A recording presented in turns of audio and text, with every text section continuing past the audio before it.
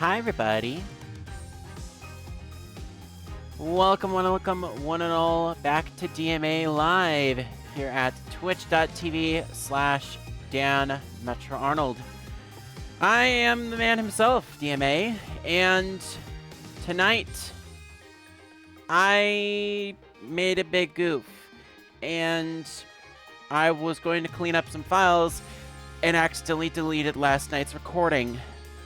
So, the entirety of episode 2 has already been recorded, or at least the first half of episode 2 has been recorded through the VOD, but I'm not scumming through like 5.5 hours of stream VOD recording to just get half of an episode salvaged. Heck no! I decided, just for the sake of simplicity, we are going to just play through the rest of the series. As much as I would like to record and get this for the main channel, it would be more efficient for me to just hard record this on my own. And there's been a lot of other people that have done various different things as well. It also gives me the luxury of being able to record the game separately and then being able to... Oh, thanks, Stream Elements, for finally letting us know that we're live. Anyway. Here's the thing.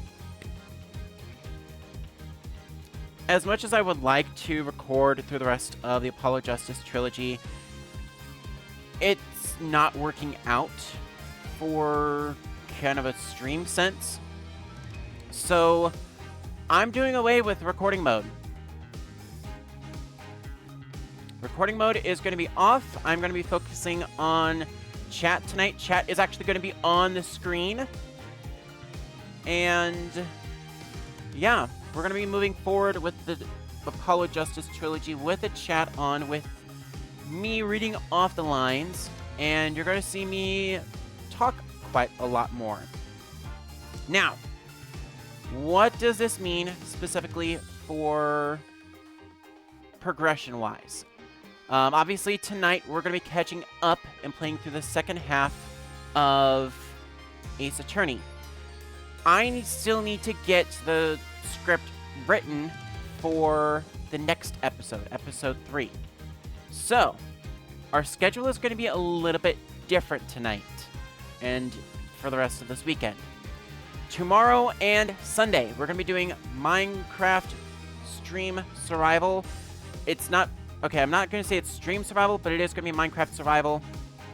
Mainly because we are going to have just some regular stuff going on. Finally got my notes up and running, by the way. So, here is our schedule. For both Saturday and Sunday, we're going to be doing Minecraft Survival. Saturday's stream is going to be fairly light. I'm only going to be streaming kind of late, probably about 6 to 9 p.m., but I might start a little bit sooner depending upon how I'm feeling. So again, no game clearing tomorrow. We're going to be putting that on pause because I'd like to do 12th, 13th, and 14th. Try to finish up the Apollo Justice trilogy, or specifically finish up Dual Destinies in that amount of time. Also, I do have a couple other changes that my favorite editor, who never really likes to talk on stream but is always around, he has given me a couple of updates that I'd like to acknowledge right now. First of all, regarding the VODs, for those that are live, we do have the VODs channel where all of our streams can be found replayed onto YouTube. I completely forgot that I could also publish the VODs here on Twitch, and I have looked back, and all the VODs are still there. So it is my intent, at least for the next little while, the next week or so, I'm going to try to get the VODs synced up, so that way I publish Monday, Wednesday.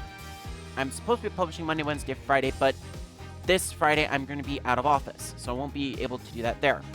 Ben might be able to save me and get something scheduled in advance for Friday, but other than that, I'm not going to be in office on Friday, Saturday, Sunday next week. So no streams for those dates as well. Also, one final note that he wanted me to pass along is that the Metro Realm is still open. The Metro Realm is open. We are bringing people on board. So !Discord in the chat if you would like to join our Discord and hang out. But the Discord that I'm bobbing up and down and chatting you guys from is actually going to be closing down fairly soon. So we're going to be getting some bots transplanted on over to TMR, the TMR Discord.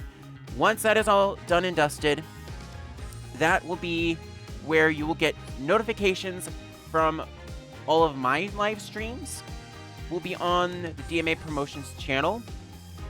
All of the notifications of my associates, so the streams that I follow regularly and would like notifications of as well, those are going to be on TMR Promotions. And how we're setting up the system is we're setting up so that we have currently access to 25 streamers. And there's going to be some streamers that are going to be posted privately. There's going to be some streamers that will be posted publicly. For those, we are going to try to set it up so that way we are able to have that little notification window come up. So that way any of my channels that I follow, such as Zow's the Blacksmith, Lord Navasa, a couple of the Hermitcrafts members that I'm affiliated with, and I lurk in their chat as well as a couple others, you will be able to see those notifications show up in real time. And I will work with content creators as well to get that list customized and published out accordingly. Now then, I have also been informed that I do have a specific message that I need to pass along. And in order for this, unfortunately, I will have to go and close my game here so I can chat. In fact, I need to go and come on over here for a little bit because I need to talk with you all very seriously here. It has come to my attention that certain individuals in this community, I'm saying like certain individuals in my community at large, so that's basically anyone within 6 degrees of myself, are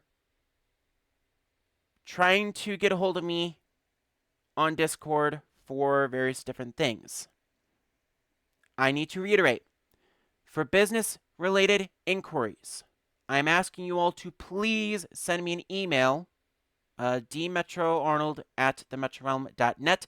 My email is hot linked down below in the description. I'm also working to try to get a command up and running. I'm not sure if it is live just yet, but I will double check here. And it doesn't look like I've got that in just yet, but after tonight's stream, I will also have a command up and running that basically says, hey, we aren't doing any business on this stream. We don't do business talks on the stream. We don't deal with like commissions and whatnot on the stream. I don't want to deal with that because it gets my mind off of the main focus of the stream, which is hanging out with you guys, having a great time, and being able to be an actual content creator again. So with that said, again, my email address is in the description. You are perfectly welcome to reach out to me. I will get back to you when I can. I cannot guarantee it will be within like 24 hours or within a business day or two, but it will be when I am able to. I will get through my emails and I will get that all done and dusted and sorted out. I am in fact checking my DMA inbox, and Yes, I do not see anything specifically in there. So, also, if anyone tries to spam my email box, you're probably just going to get tossed into the spam folder. So, yeah, that's going to happen. With that said, I believe... Oh no, I have followers only off for this stream. And... Alright. So I think that is all of the things that I have to announce. Again, VOD's channel is working on it. Our live shows starting next Sunday. I'm going to be more hard on this line. Actually, no, not next Sunday. Sorry, Tuesday the 19th. I do apologize. Tuesday the 19th, I'm going to be more committed to a very hard time of Tuesday, Thursday, Saturday, Sunday.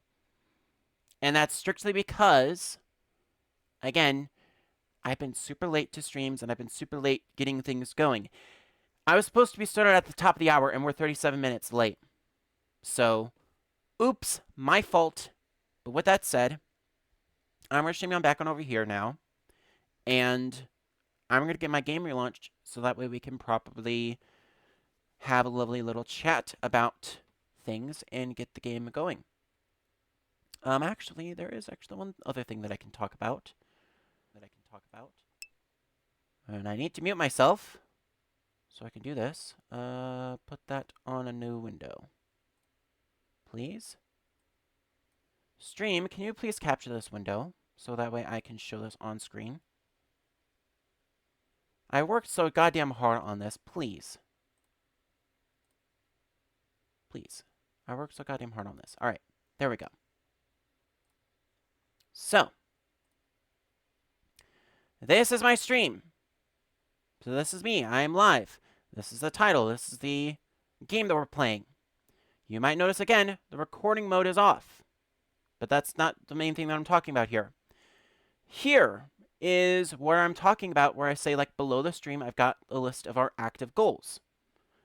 That is where I'm at right now. We're at 12 out of 50 followers. Here is a little bit about me, and here is a schedule. I finally got this all polished up. So I want to show this on screen while I'm actually talking about this. Starting officially March 19th, we are going to be hard on this schedule. Tuesday, Thursday, Saturday is going to be game cleaning.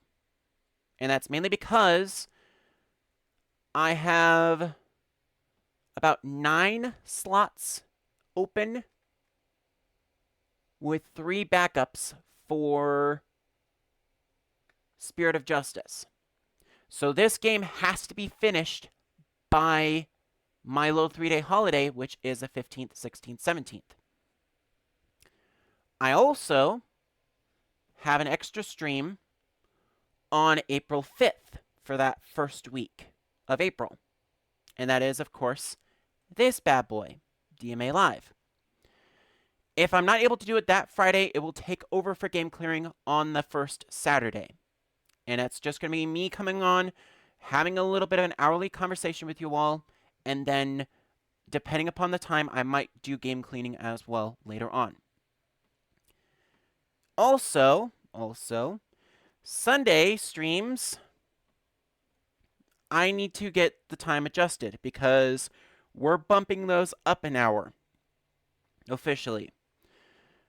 To balance out Minecraft Survival Sunday, and Board of Directors, I've decided we're going to be doing 2 3-hour block streams with an hour break in between.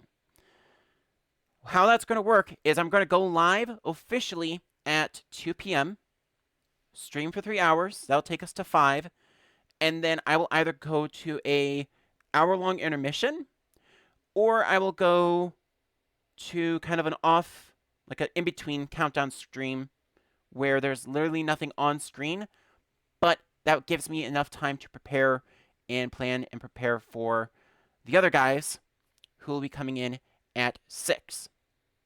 So my point of view will be on this channel. And wow. Oh, wait, I want to see this because I love actually being able to see this, but That's pretty awesome. You also notice, in fact, I've got a little dynamic follow button here too, so you can take care of that. And then, where was it? Shoot, I don't have that on here. Okay. I'm updating this as well. So I didn't exactly get this correctly updated right now, but rules, when they are officially published, will have a little message saying, advertise responsibly, ask for your post. There is supposed to be a new rule underneath this saying no business in the chat. Business inquiries must be sent to me via email. So I do apologize for entirely retconning myself from earlier, but I'm glad that I actually double-checked because I wanted to make sure that that was taken care of. Now then, with that out of the way, let us go on over to the game, shall we? In fact, I need to go and get the game set back up because I completely forgot to... Criminy.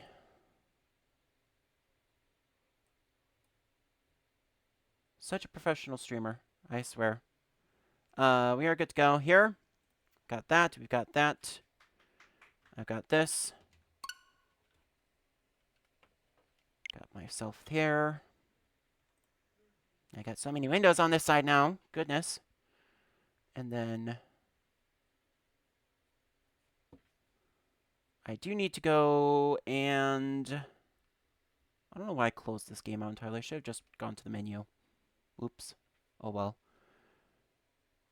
I do have a note that I want to read before I start. And I want to get a very specific song playing before I do that.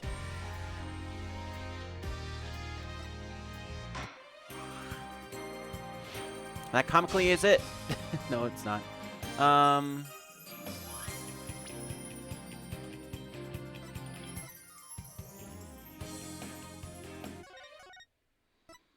Well, I am getting this figured out.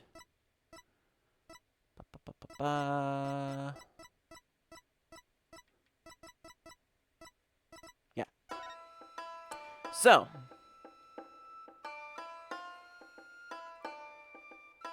I'll make sure that my screen is properly set up for this as well.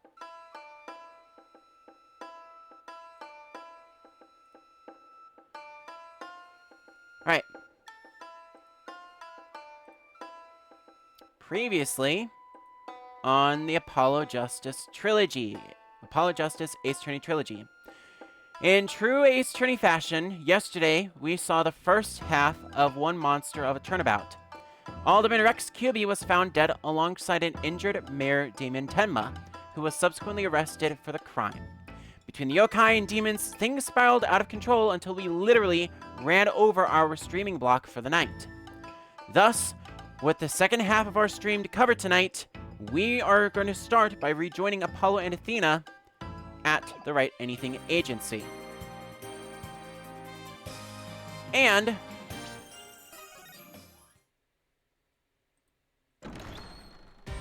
we have that too. So, that is basically it. Again, follower mode is going to be off. Chat is going to be on screen. And I'm going to actually type a message here just to make sure that I've got this all good to go. So I wanted to double check because I may have broken this last time. Okay, so you'll notice the chat shows up above me. And in fact, we'll just load things right back up. I'm going to take a quick second here just to bump down the chat and myself just to make sure that we're properly oriented. Of course, we start things back for the first time here in this game. We're finally going to start here at the Write Anything Agency. So, while we do that, I do need to move the chat down just a little bit because you guys are a little too high. There we go. And then I am going to play I'm going to replay an alert here. Which alert do I want to replay? I want to replay this alert. That's fine. Welcome, kilometers, to DMA Live once again. So, alerts are going to be showing up on screen, thankfully. I do apologize. Again, it's kind of hard to see with the very light background, but we should be good to go here. All right. With that said, I'm going to hide that, and let's go right into it. Also, I'm not going to be, I'm not going to be emphasizing too much on the voices, so I do wholeheartedly apologize. But I've got the chat open on 2 separate windows. So between the 2 windows that I've got on my screen, I'll have no excuse to miss any messages on my chat.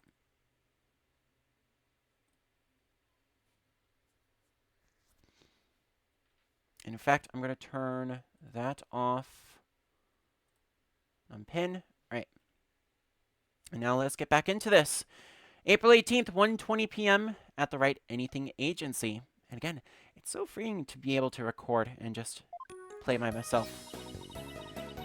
Having Yokai testify in court is unprecedented, to say the least. I am Tenma Taro, the Yokai you seek. How could such a straight-laced man be Mr. Tenma suddenly become a demon? Yeah, it's strange. Even worse, Prosecutor Blackwell is playing along. I can't even think straight anymore. I need to go out for a run. See you in a bit. Wait, what about the investigation? Yeah, I guess we're gonna be hanging out here for a little bit. Back! Eek! Whoa! Trissy, welcome back! Oh, you're in your stage outfit. Back from work? Yep, I really nailed this new magic trick I've been working on. I also heard about those tricks that were conjured up in court earlier today. You know, the demon out of nowhere trick and Polly's tightrope style defense trick. I was seriously considering a disappearing act of my own after all that craziness. Anyway, our next trick is to find a suspect other than the mayor. I know the killer must have used the air duct in their escape. And whoever did that was Tenma Taro that Mr. Filch and Jinxie saw. Right. Maybe there's some evidence in the air duct. Then the real fight starts now. Hey, before you go, let me make that evidence you no longer need disappear. But wait, no, don't do that! Ah, damn it. Well, we just lost some valuable evidence, thanks to Trucy. We've got some of the items, but I don't know what was exactly taken. Unnecessary evidence has disappeared into Trucy's magic panties. I forgot to note down which ones we needed. Oops. Hey, Keela, I don't suppose you're around, are ya? Gotta quickly check some notes here on Strategy Wiki, because I forgot to check that.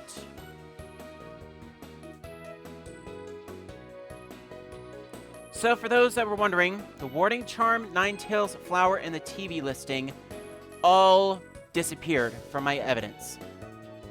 In fact, I need to copy those out and put them in my notes because I forgot to do that earlier.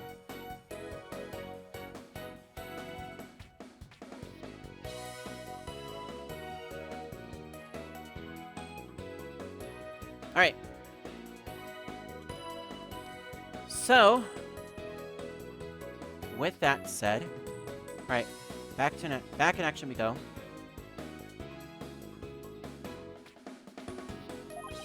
I wonder where all that stuff goes. To a great beyond where nobody knows. Okay, let's get over to the scene of a crime. Vamonos, Apollo, vamonos! Also, I forgot to mention, Athena does have fantastic, we know for a fact that Athena speaks Spanish, German, and French. So that's a fact that I missed yesterday that I've added to my notes as well. So my notes aren't perfect. So Apollo and Athena, just to recap, we have 2 goals in mind for this investigation. We need to find a third person at the scene of the crime, and we need to examine the air duct in order to prove that a person went through there. So, with our pockets ever so slightly lightened up, it's time for us to head back on over to the Fox Chamber at QB Manor. Detective Fulbright, mind if we search the air duct? Well, since you really are on the side of justice, I suppose I can let you. Plus, my own sense of justice has been called into doubt, so... I wonder if he's been like this ever since the trial. Well, his sense of justice has been beaten to a pulp. It'll probably take a while for him to recover. I sort of feel bad for him, but we have work to do. Let's go get the evidence we need. The air duct is a key. We know the Tenma Taro impersonator used it to make an escape. After murdering the alderman, the killer left the Fox Chamber through the hallway door. Then after locking the door from the outside, the killer entered the air duct in the hallway.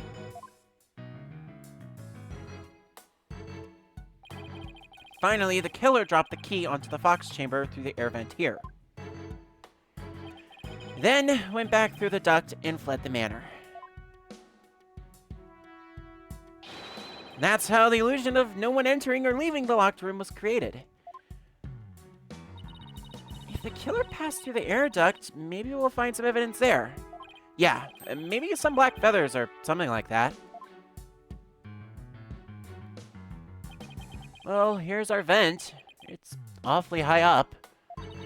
Don't worry, I brought a stepladder. Happy hunting. How nice of her to volunteer me for the job.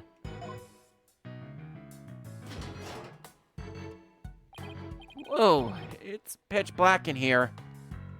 Well, here goes nothing.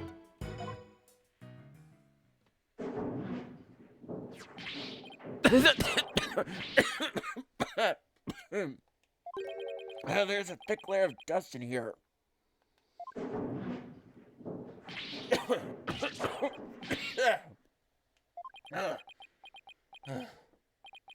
I don't get it.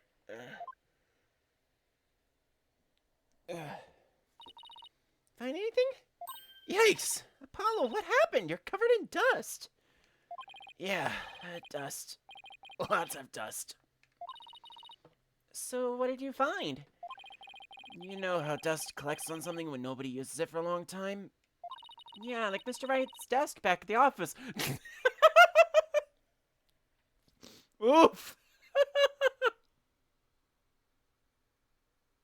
Ouch! That hurts. Right. You think it'd be possible to crawl over that sort of dust without leaving a trail? I seriously doubt it.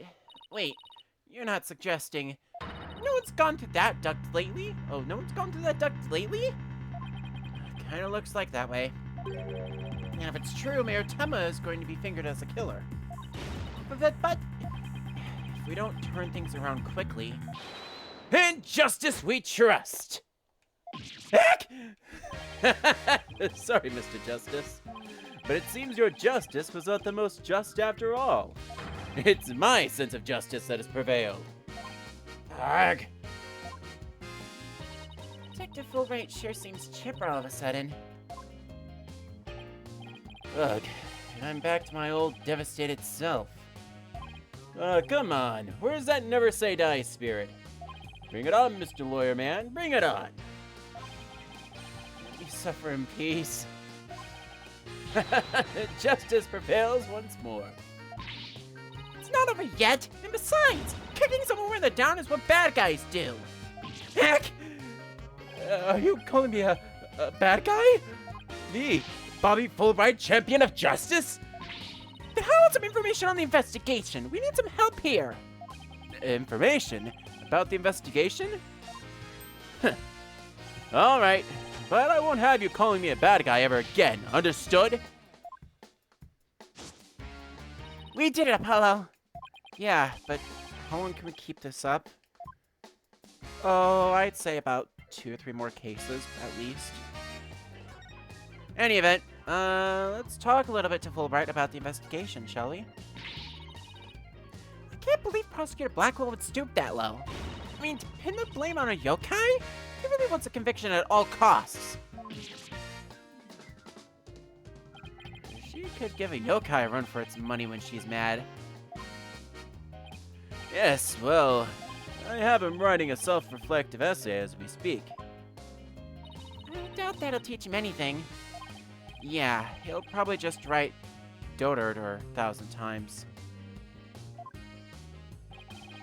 That whole yokai business is most likely a ploy to win a conviction. The truth is, Prosecutor Blackwell believes Jinxie Tenma planted that yokai stuff. Planted it in an effort to protect her father, the real killer. Yeah, right! I'd like to see him prove it. Whoa, calm down. He doesn't have any direct evidence, but we did find this. It was at the base of the cliff just outside QB Manor. Wait, that isn't the staff Tenma Taro was supposedly carrying, is it? The one and only. Miss Tenma no doubt tossed it over the cliff when she was done. No way! Well, what about Prince? Nope, no Prince, but if she was wearing a costume, there wouldn't be any anyway. Well, Prince or no Prince, it's not going to work in our favor. It sounds like the staff might have belonged to the mansion. But if that's the case, then where in the mansion did Tenma Taro get it from?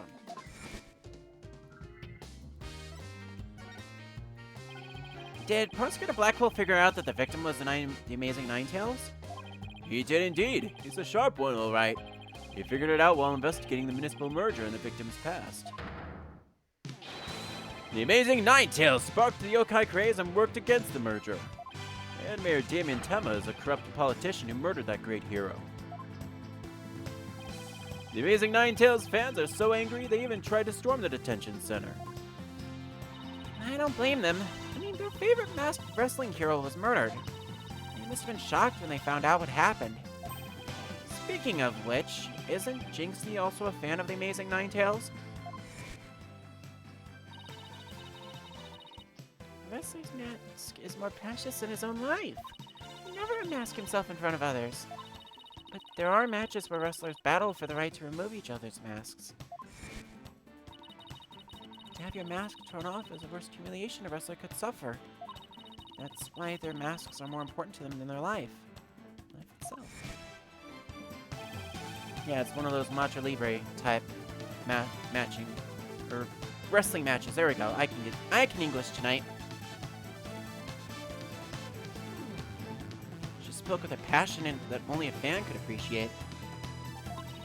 We ought to become fans ourselves and go protest in front of the prison. What? No! Did you forget that Mayor Tenma is not only Jinxie's father, but our client? Oh, yeah. You be careful now. You're defending the most hated mayor in history.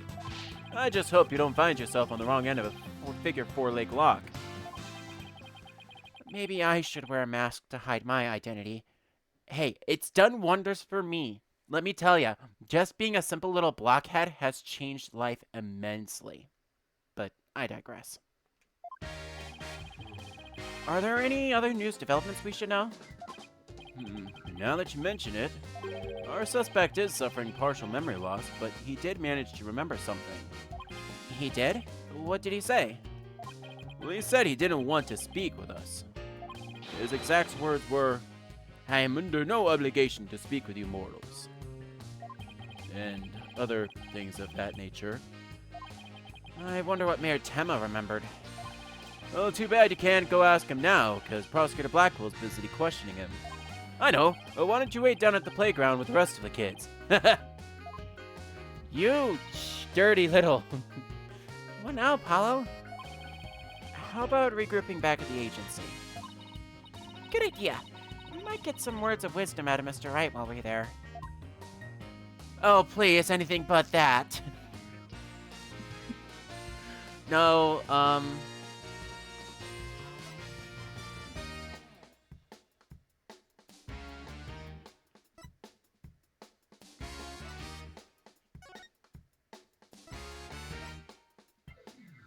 wonder, is there... We have to make a small pit stop before we do that. If we leave and go back to the Fox Chamber...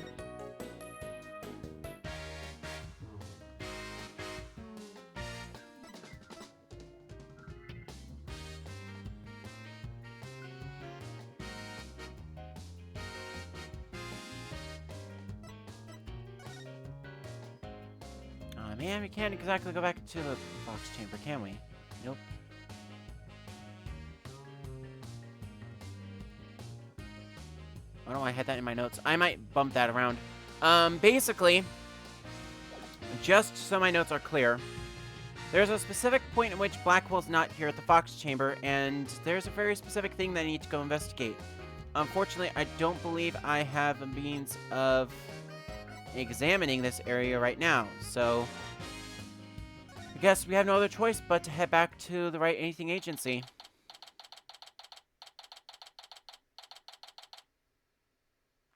So I think I might make a note of that as well to update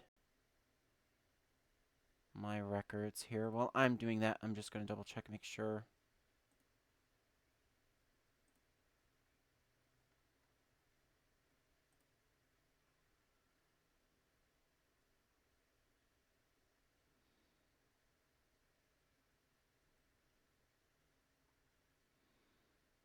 Okay. Yeah, we do have one window of opportunity in order to investigate later. And I will need to make sure that I'm aware of that for future reference. Alright. Maybe I'll go read over some past cases. And I'll go do some research on exorcisms. Hey, what's with you guys? You seem bummed out. How should I put this? It's like we're at the edge of a cliff, and the only way is down. In other words, business as usual, right? Yeah, I suppose so. Except this time, it's like we're bound and gagged, too. Time to get blindfolded with our ears plugged up. Ooh, and monsters at every turn, huh? Sounds rough. Hey, Apollo. Oh, and Athena's here, too. Mr. Wright. How goes the investigation, Apollo? Athena? I think it's safe to say that things have gotten hairier than before. Really? What happened?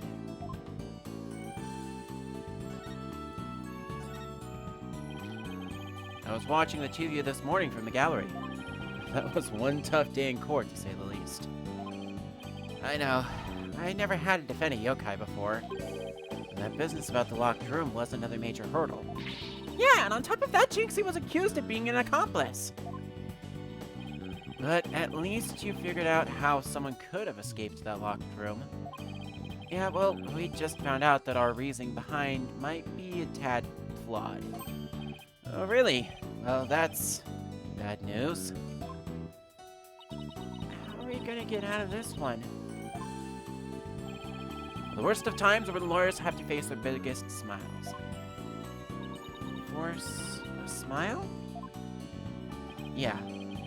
My mentor taught me that back when I was still learning the trade. She also taught me to return the basics whenever I got stuck. Return to the basics. That's right. Always believe in your client, no matter what happens. It's the lawyer's greatest and most trusted weapon. The basics. Always believe in your client, huh? So, Mr. Wright, how long have you known Athena? I met her during a trip to Europe. Huh? You were in Europe? Why haven't I heard about this before? Yeah, I went there a few times to study the various legal systems over there. Oh, okay. Wait a minute. I thought you worked as a pianist after you quit practicing law. I did, but an old friend of mine needed help with some legal work from time to time, so... Oh, I guess you were never very far from the courtroom then. It was like fate brought us together. And thanks to Mr. Wright that I became a lawyer at all. I knew she was the lawyer material from the moment I met her. And I have high hopes for her ability to analyze people's emotions. Nothing special. Maybe I've underestimated that analytical psychology of hers. It's just, I thought if my special ability could help defend innocent people, then I had to do everything in my power to bring it to the courtroom. That's when I really started hitting the books hard. I'm still amazed she actually became a lawyer. And at the tender age of 18, no less. Wow, that's almost superhuman.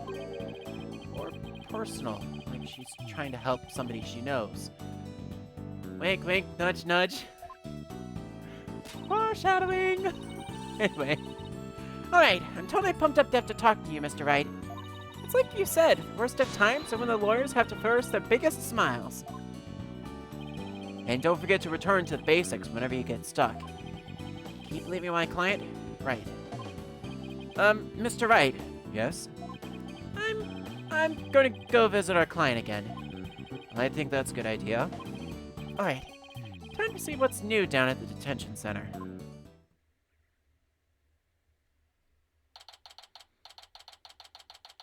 April 18th, detention center, visitor's room.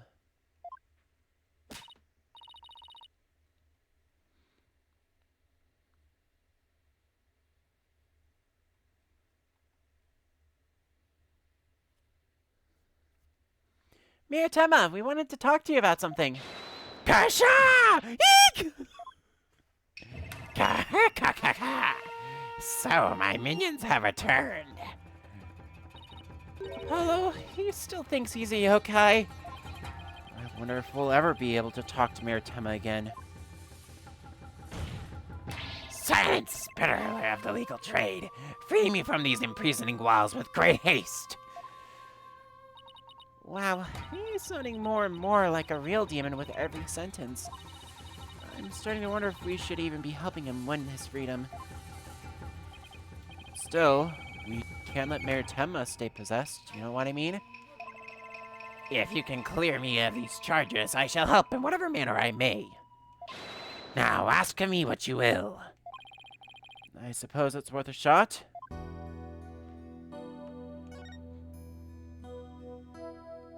So we have the option to talk to Tenma Taro, aka Damien Tenma.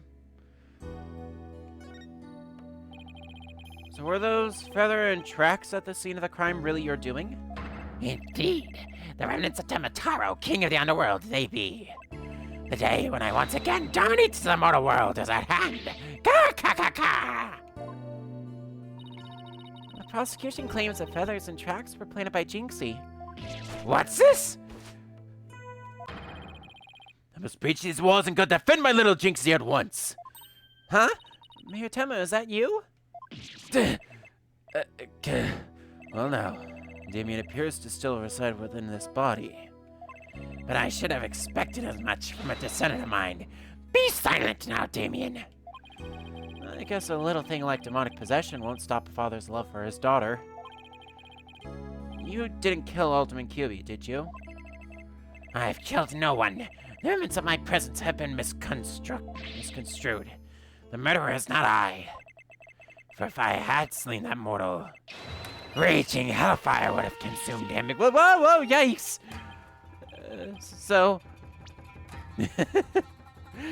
Raging hellfire would have consumed him, leaving naught but ash. Yikes! So, you're saying there must have been somebody else there? Come to think of it, the mayor had mentioned that he had been clubbed with a statue. I'd better ask about this, too.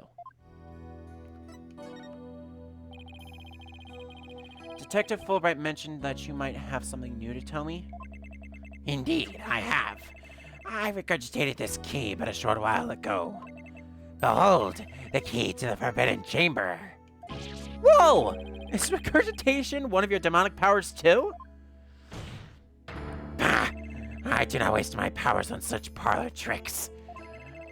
Take the key from the killer, dead Damien, whereupon he swallowed it. He sought to bar the killer entry to the Forbidden Chamber. So he wanted to keep it shut tight? But no fingerprints shall you find upon the key. How do you know that? Wait, is that another of your demonic powers then? Foolish mortal! You would have me, Tenma Taro, act as an asinine alchemist? But I asked the jailer, and my will was done. Quite eagerly, I must add. Is it honored to serve, your malevolence? Guess I'm not the only one he scares the living daylights out of. Can we ask you how to use this key? We couldn't find a keyhole anywhere in or around the door. Curse that infernal door. But if had I known its manner of opening long, long ago, would I have made my return. He has a point there. Maybe Jinxie knows something about how the whole thing works. With that, the Forbidden Chamber key has been added to the court record. Also, this man's voice, Tenma Taro, is just gonna kill my voice, I tell ya. I don't know why I agreed to do Tenma Taro in such a voice, but you know.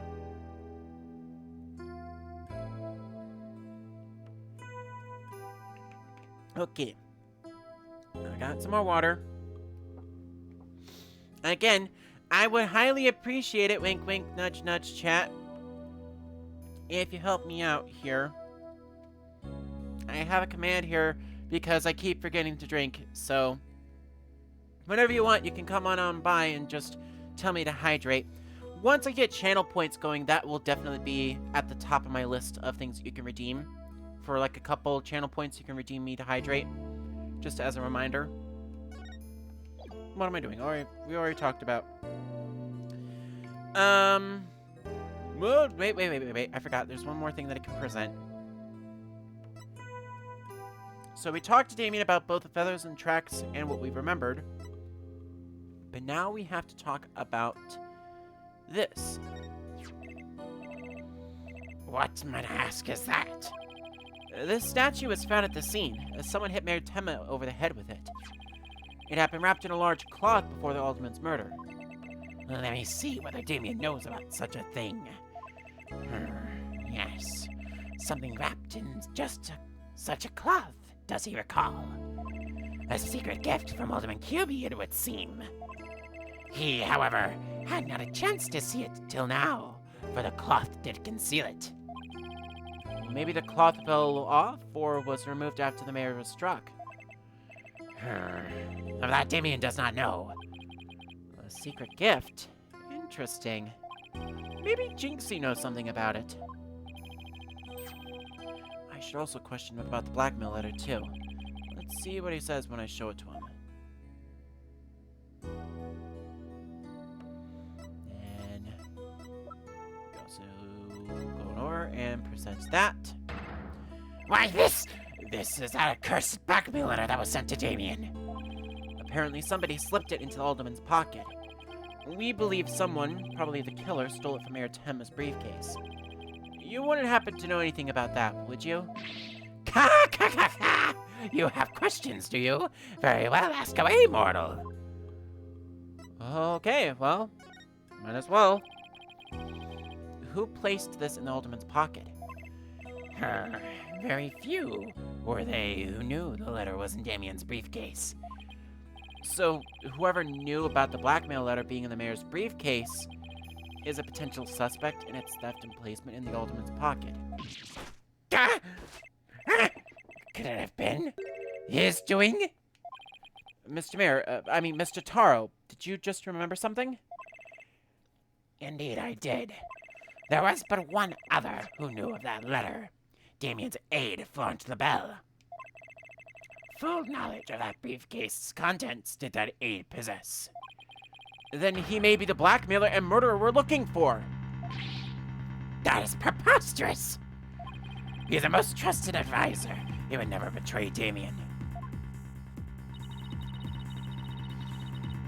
It seems like Mayor Tenma is a bit too trusting of those around him. Still, this is huge.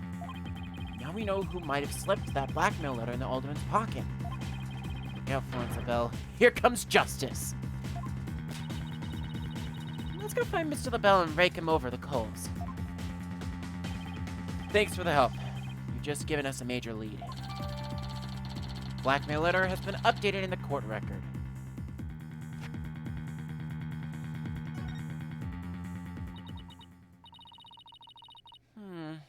There's something that still bothers me. If Mr. LaBelle is a killer, what could have motivated him to open the Forbidden Chamber? We should probably search it for clues. Only one problem. How do you open a locked door that doesn't have a keyhole? Let's go talk to Jinxie. Maybe she can help. So with that, we obviously have 3 things that we need to talk about with Jinxie. We need to talk about that secret gift in the Forbidden Chamber before we confront LaBelle. Therefore, our best course of action is actually moving to Yokai Lane.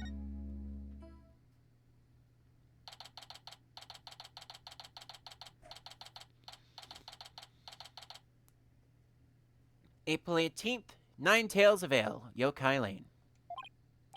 Hey, isn't that... Uh-oh. You dare imprison me? Jinxie? Jinxie! She's acting really strange.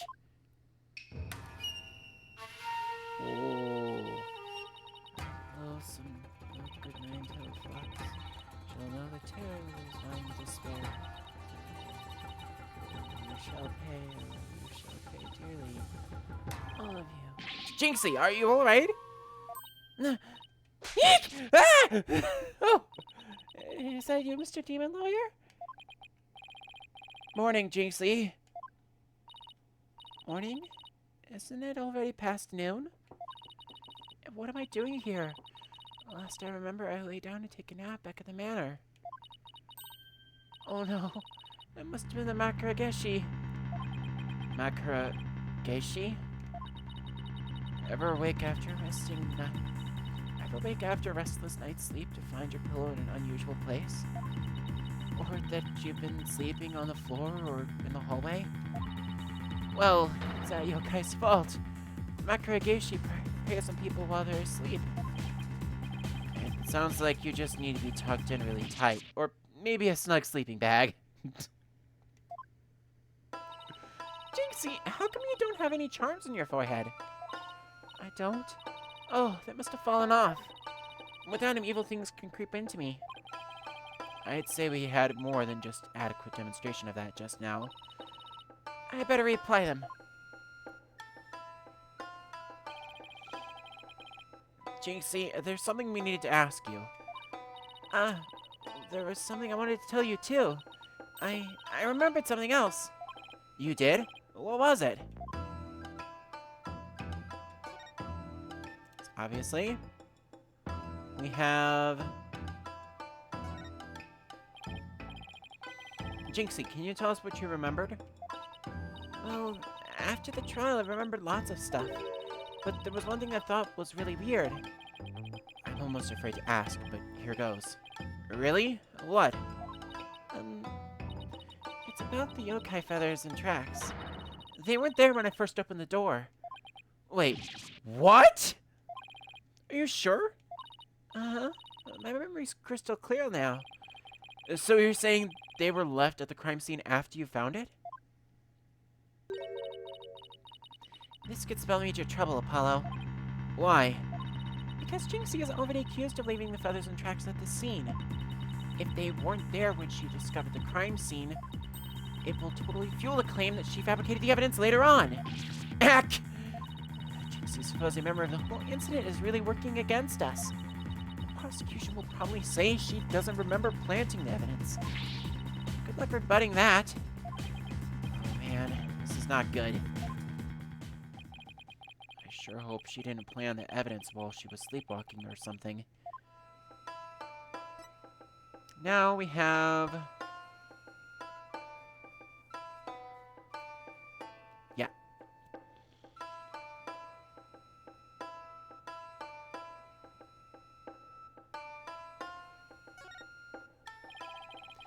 Jinxie, you wouldn't happen to know how to open the Forbidden Chamber, would you? That door doesn't even have a keyhole. Well, it's supposed to have a secret mechanism. They say you have to figure it out before the keyhole will appear. A secret mechanism? Really? Uh-huh. It's hidden in the Fox Chamber. But only Alderman QB knew what it was and how it worked. The Alderman of Ninetales Vale sure loved his secrets. Apollo, let's go see if we can find that secret mechanism. Whoa, slow it down! There's something else I need to ask about. Jinxie, is there only one key to the Forbidden Chamber? Uh-huh. Even the Manor's Master Key won't open it. That's because it's a very special room. It must never be opened. Guess that means nobody entered the Forbidden Chamber after the murder. After all, we know Mayor Tenma took that key from the killer and swallowed it, so... So, the Mayor's efforts to keep the killer out of the Forbidden Chamber were not in vain. The Forbidden Chamber key has been updated in the court record.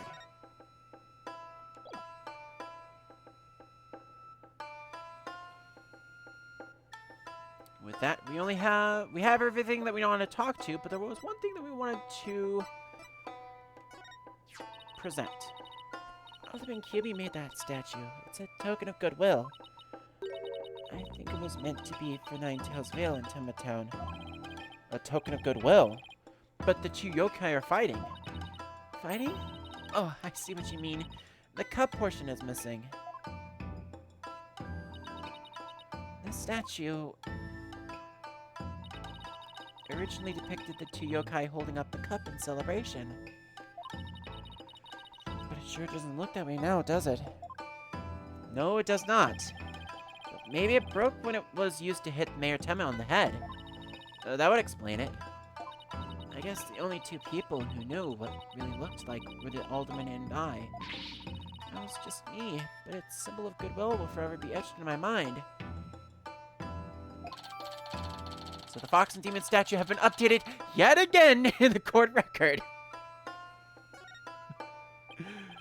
I'm going to recur on that theme that it gets updated multiple times again. So, is there anything else we should know about Jinxie?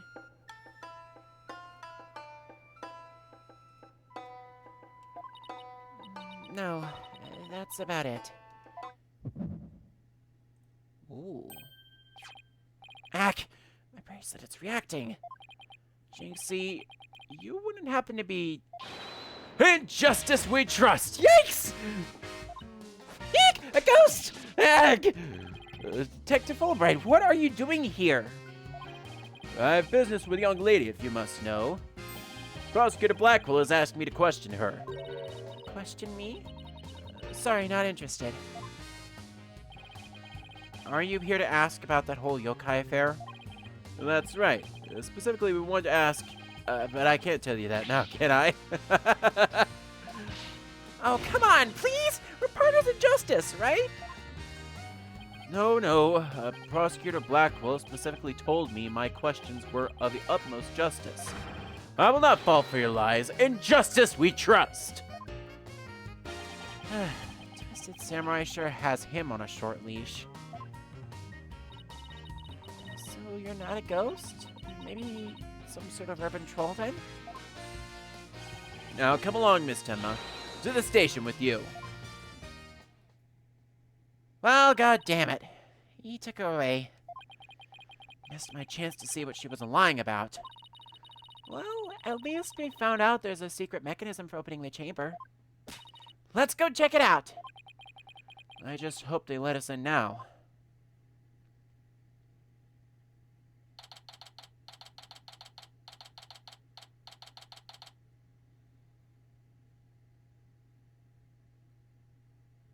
Oh. Okay. So the bracelet, of course, was reacting. She was definitely hiding something. Hang on a sec. So when we asked if there was anything else that we should know, Jinxie says that that was all there was to it. The bracelet starts reacting, though, and she was definitely hiding something. However, just when we wanted to ask her about it, Fulbright comes to question her. We'll have to figure out what she's hiding later on. For now, we need to talk to LaBelle about that blackmail letter. We can find him in the garden at QB Manor, which, thank Frost, we can move there automatically. Oh, what a fabulous scent. I'm so glad I had these carnations imported from England. Nothing but the finest will do. Perhaps I should place one aside for our dearly departed alderman. Hey, it's Mr. LaBelle! Apollo, let's ask him about you-know-what. Oh yeah, before we search the Fox Chamber, we should ask about that blackmail letter. Why, if it isn't the mayor's little lawyers, what do you want with me? Oh, there's something we wanted to ask. Where is that ringing coming from? You'll have to excuse me. Hello, LaBelle here. What the? Those things on his shoulders are cell phones? Yes, about that. You must forgive me. This whole matter with Mayor Tenma has been a complete nightmare. Where do you buy clothes like that? Where can I get a pair? Sorry. Surprised? This is my own special design. It's the ultimate in functional beauty. Functional beauty? Are you sure about that? Looks a bit unwieldy to me. Ack! You simply don't have an eye for beauty. Having an eye for beauty means looking like this guy? I'd rather be blind. Yeah, I wholeheartedly agree. So, what do you want with me? Or what do you want with me? Well, both Jinxie and Mr. Filch said they saw Tenma Taro. But what about you, Mr. LaBelle? If you were in the foyer, why didn't you see Jack? Very well, I admit it. That's right. I floated the bell and saw the demon Tenma Taro. Did see something. Then why did you lie about not seeing him? I was simply trying to protect you, little Jinxie. Protect Jinxie? What do you mean? Why, don't tell me you haven't heard of that strange little habit of hers. Which one are we talking about? The one where she wanders around making mischief without knowing what she's doing? Rumor has it she's possessed by Tenma Taro. That one's new to me. Well, there you have it. Anytime you hear about a Tenma Taro sighting, little Jinxie should be your prime suspect. Tell us more about that rumor.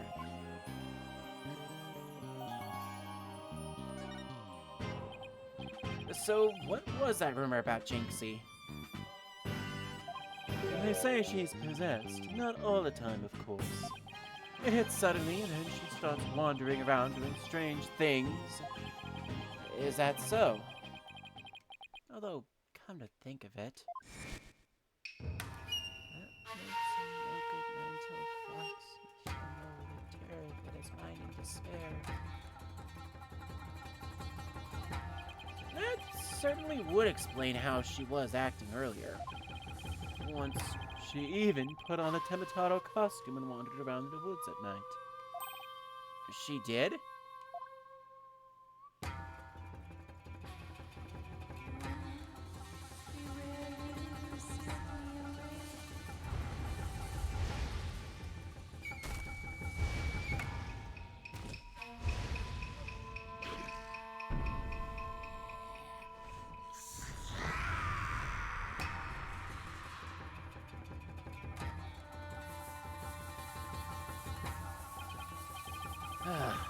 I wish I never asked.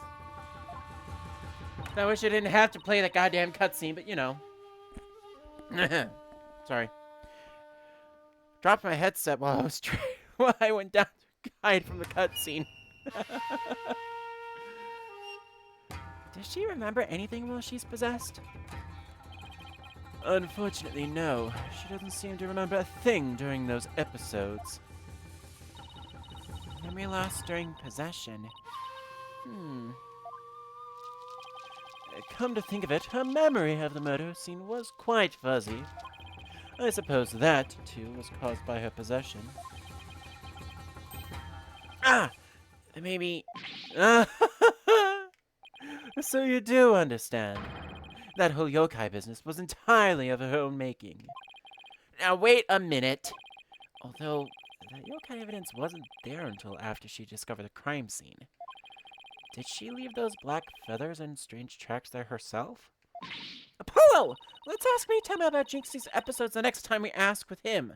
Next time we talk with him. Right. But now, obviously we need to talk about that with Mayor Tenma later, but let's bring this up with... What is that? It's a blackmail letter, but it wasn't sent to Alderman Kyubi. It was sent to Mayor Tenma. And your point being, someone took the letter from the mayor's briefcase and then placed it in the alderman's pocket after he was murdered. Oh, you don't say. You wouldn't happen to be the one who made the switch, would you? After all, you're the only other one who knew that the blackmail letter was in his briefcase. So naturally, perhaps that shot of cologne will make those scales fall from your eyes. Well, my eyes fall off from your sockets. Is it possible that you would like to frame me as a potential suspect? What would make you raise such an outrageous allegation in the first place? Oh, well... My only crime is being born as beautiful as you see here. In other words, you have nothing. Now, let me show you what to do with this garbage. Ah! You can't destroy evidence like that! What do you mean I can't? I just did! Feel a little lighter now? You've just won a one-way trip to the top of my most annoying people ever list, buddy. Are we done with your silly questions now? I'm a very busy man, you know. I guess that's it for now. Hello, LaBelle speaking. Really? You wish to carry my new product at your store? Oh, but I'm afraid it's my own private brand. It's not available to the public. What? And then I shouldn't advertise it on TV? But I don't understand. I is the embodiment of beauty. It is my duty to announce my good looks to the world. Stop the bus. I'm getting off. Everyone wants my exclusive Just Leave Belle brand products. It's a crown jewel of my collection, born of my long, relentless pursuit of beauty. But now that it's become so popular, it's been an absolute nightmare. You don't say. Well, they can't have it. It's just for me. It's not meant for you peasants. Peasants? This is my latest product. I'm calling it Color Me the Belle.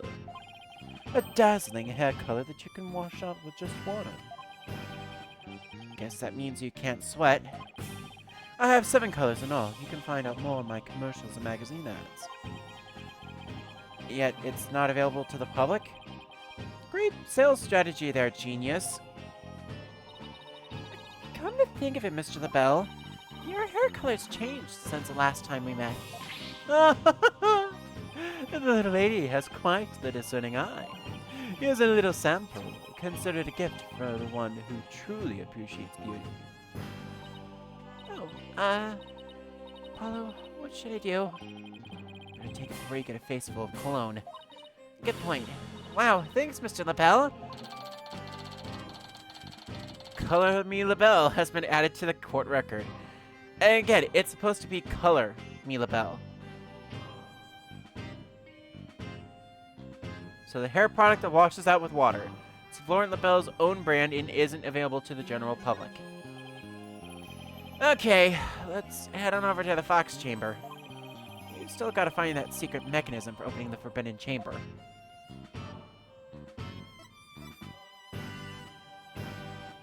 With that,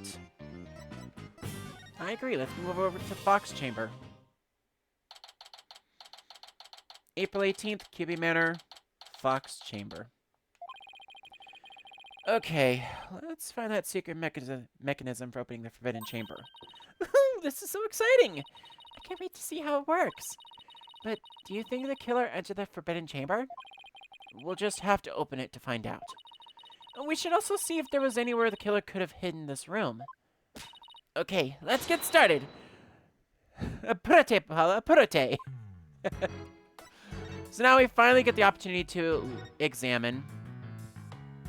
And I want to examine the air vent once again without Fulbright here this time. There really is no escaping here through the air duct.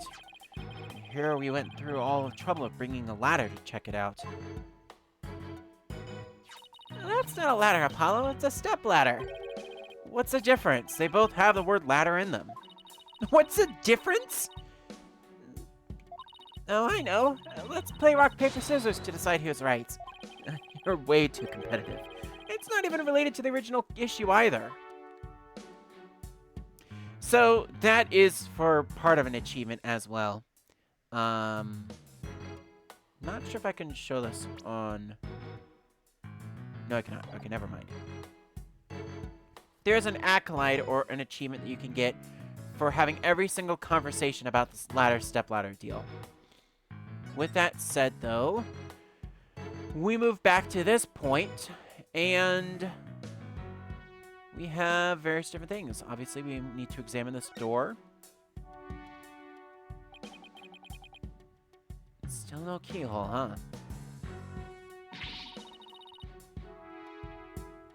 Yeah, and the door won't budge. It's just like those spiky bangs of yours.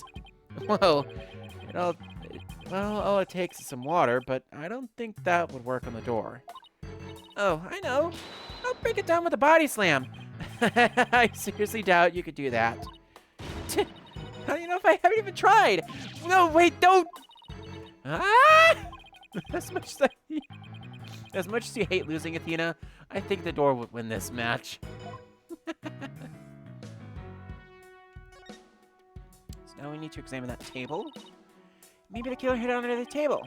That would be a terrible hiding place. The Alderman's body would have been right above. Maybe you're right. Guess the undersign is a bit... Wait, there's something under the table.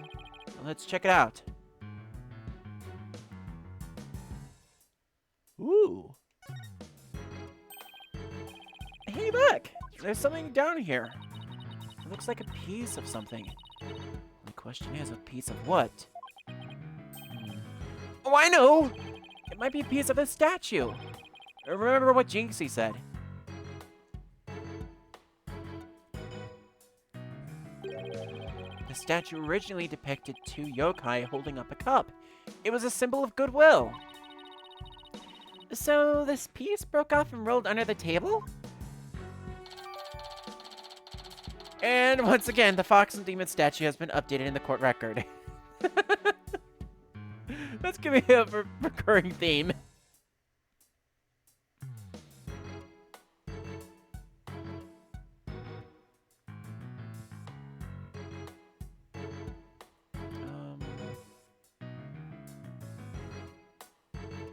There's one of the statues there.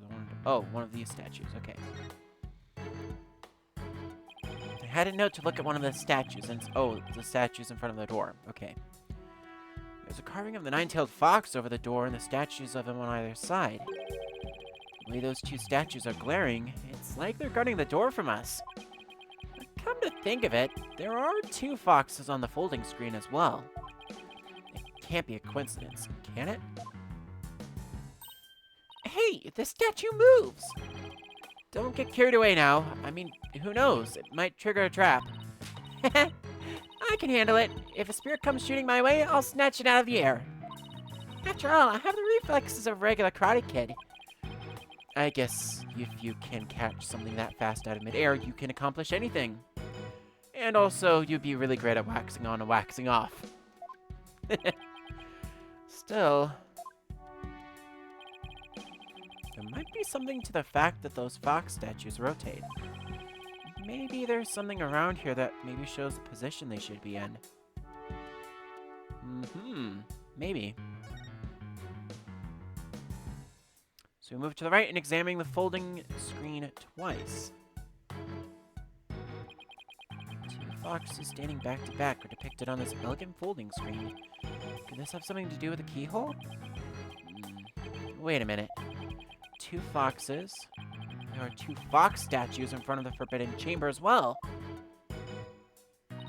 Maybe the keyhole will appear if we do something to this folding screen. But I don't see anything unusual about it. Well, it does have 2 foxes on it, and there are 2 foxes in the front of the door. And maybe there's a clue somewhere in this room.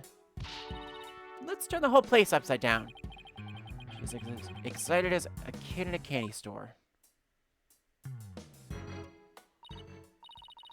Well, I can't think of anywhere else to look. You find anything on Apollo? We'll never find the keyhole to the Forbidden Chamber at this rate. Well, there's something about that folding screen.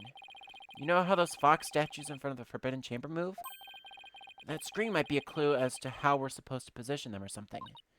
Hey, I bet you're right. Let's go over that screen with a fine-tooth comb. So yet again, we move over to the right and examine this again. On a closer inspection, I think there's more to the screen than meets the eye. Let's check every last inch of it.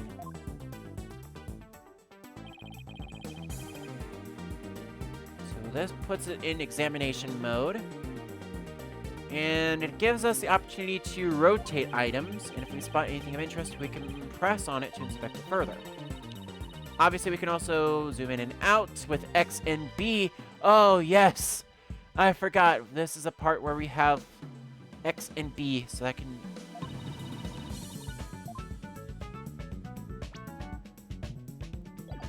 Because Y is used for the chat history, it allows us the opportunity to zoom in and zoom out.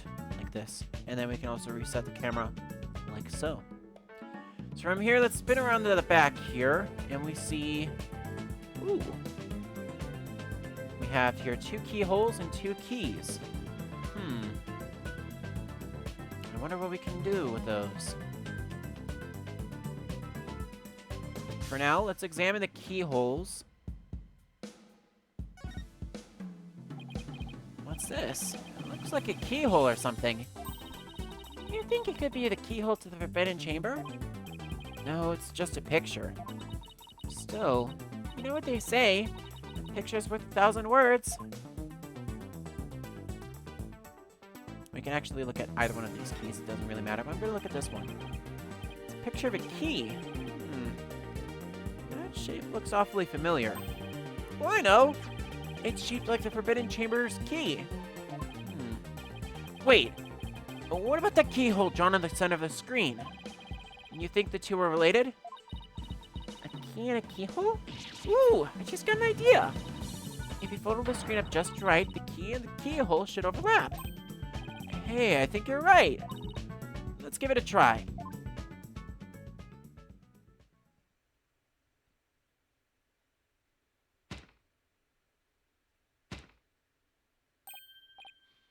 Look, a door!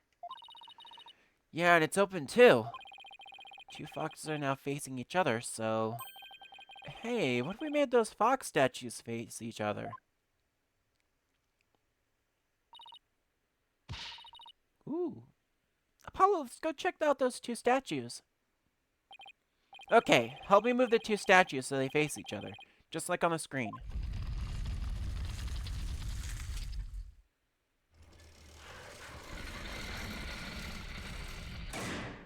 Oh! Look! A lock appeared. Now we can use that key.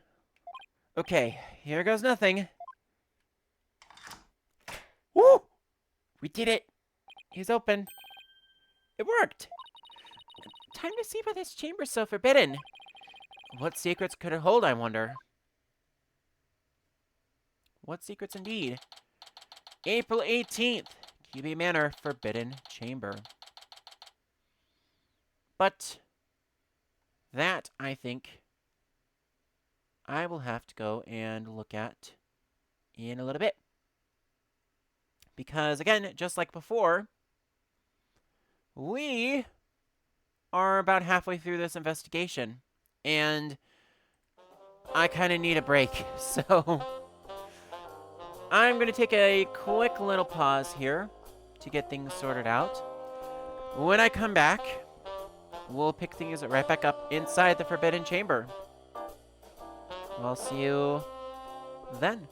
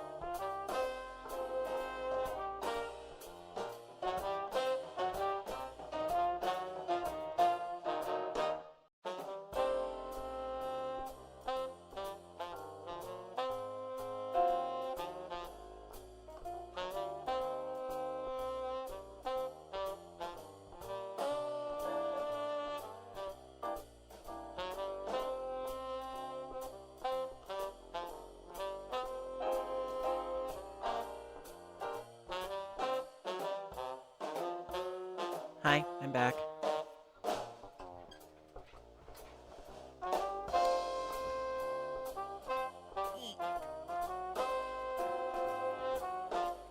I had to go out to the pantry to get some snacks, so I do apologize.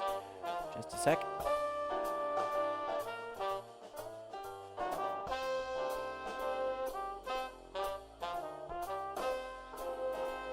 Didn't want to accidentally turn this intermission into an ASMR stream of me playing around with a bag of chips and whatnot, so... I'm turning myself back on the screen. Hi!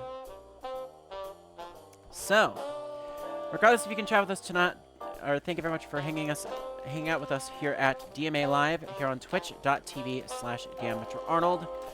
I do have a special offer for those hiding in the chat. If you would like a shout out once per stream, you can type in the command !lurk, L-U-R-K, in the chat. And just for doing that, we'll give you an audible thanks for dropping on by. Now, a couple of things I want to state before I continue. One, again, we are not recording the rest of the Apollo Justice trilogy, and that is just going to be playing on our own for that sake.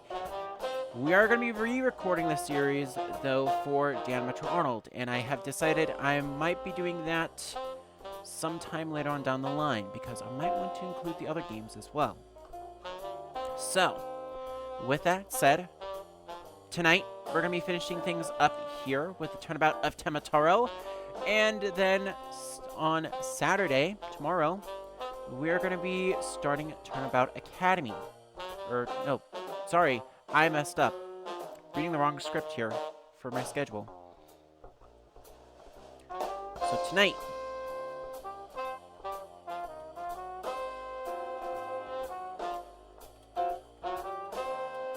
Tenma Taro Turnabout Time. Say that 5 times fast, will ya? Yep. Okay, I'm gonna update my script here on the fly really quickly. And then our next event is actually going to be Saturday, where we're going to be doing some Minecraft survival. That is going to be starting late.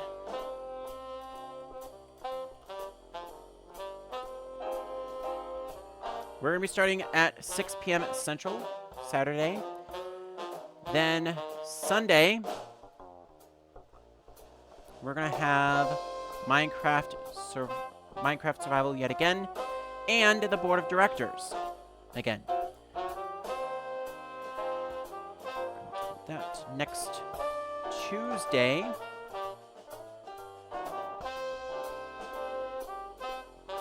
we're going to have the next episode of Apollo Justice Ace Attorney Trilogy.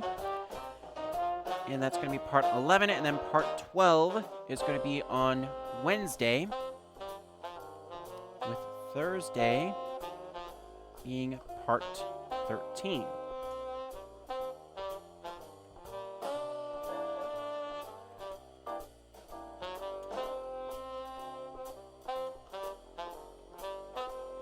That will also be starting at 3 p.m. All right. So apologies, I'm getting my schedule sorted out as I need to go and update that on my Discord. Speaking of the Discord, hey, we have a Discord open. The Metro Realm is now open to the public once more. Everything related to MK Intermedia and myself can be found over at the invite link or by going onto our website, themetrorealm.net/Discord. I also do have a couple of opportunities for some bonus episodes that I would like to take the opportunity to share with you all. Firstly, I am working my butt off as best I can to try to get to 50 followers in order to play through the bonus episode of Ace Attorney Dual Destinies. That is going to be Turnabout Reclaimed. Below the stream, I also have the other goals, but I do have them in front of me here that I will be reading out right now. Firstly, upon reaching 100 followers, I will also be playing through Turnabout Time Traveler, which is the bonus episode of the third game in this trilogy, Ace Attorney Spirit of Justice. And there is a new incentive that I actually need to talk about, because I have decided I am going through with the Easter Sunday screening of Asinine Attorney regardless. So, at 150 followers, I will have that screening. Or, sorry. There is a new incentive that I need to talk about, and I believe that is... Sorry, we have decided. This incentive is going to be at 50 followers. At 75 followers, this is the new incentive that I have just gotten confirmation of. At 75 followers, Ben, the Millennium, is going to hang out with us for a stream, and is going to actually help me play through one of these episodes. So if we get to 75 followers before the finale episode, Ben the Millennium is going to be doing the finale. And that is strictly because he really wants to voice a very specific character, and I can't necessarily guarantee that I will be able to do that, but if you wanted to hear Ben the Millennium's voice on stream, as well as my voice on stream, 75 followers by the end of the Apollo Justice trilogy. Oh, he was joking. Okay, never mind then. Don't worry. I'll cut all of this out in post. Yeah.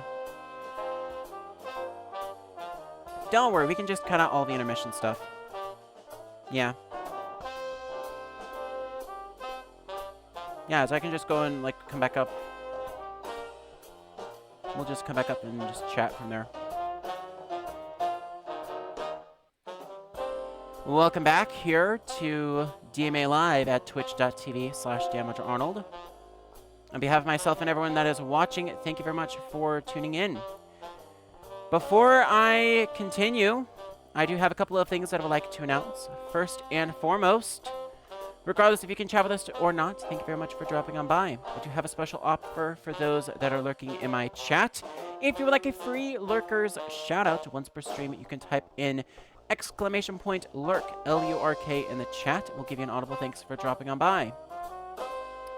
I also have a couple other commands that are on the title of my stream that I would like to also acknowledge. Firstly, our community Discord for the Metro Realm is now open once more to the public. Access to the server is available for those that are interested in joining via our website, themetrorealm.net/discord, or by typing in the command !Discord into the chat. We have also made a small amendment to our goals at this present time. So you may have noticed that the follower goals were previously on screen. We are making amendments to them right now. But the current goal exists. It maintains at 50 followers. We'll be playing through Turnabout Reclaimed on the next stream available, following the completion of Ace Attorney Dual Destinies. This will be covered at the latest on April 2nd when reached. At 100 followers, actually no, sorry, that goal is being modified to 75 followers.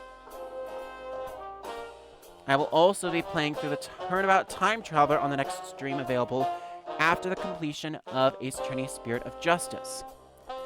And then lastly, we have moved the goal up just ever so slightly. So I need to go into studio mode just to make sure that this is working. Alright. So there's been an update to the stream goals. And I need to go on over here to the desktop. I don't have the music here, so do apologize. We're going to go on over here to this. So you can see below the stream, we have all of my panels. We have an update on the incentive goals.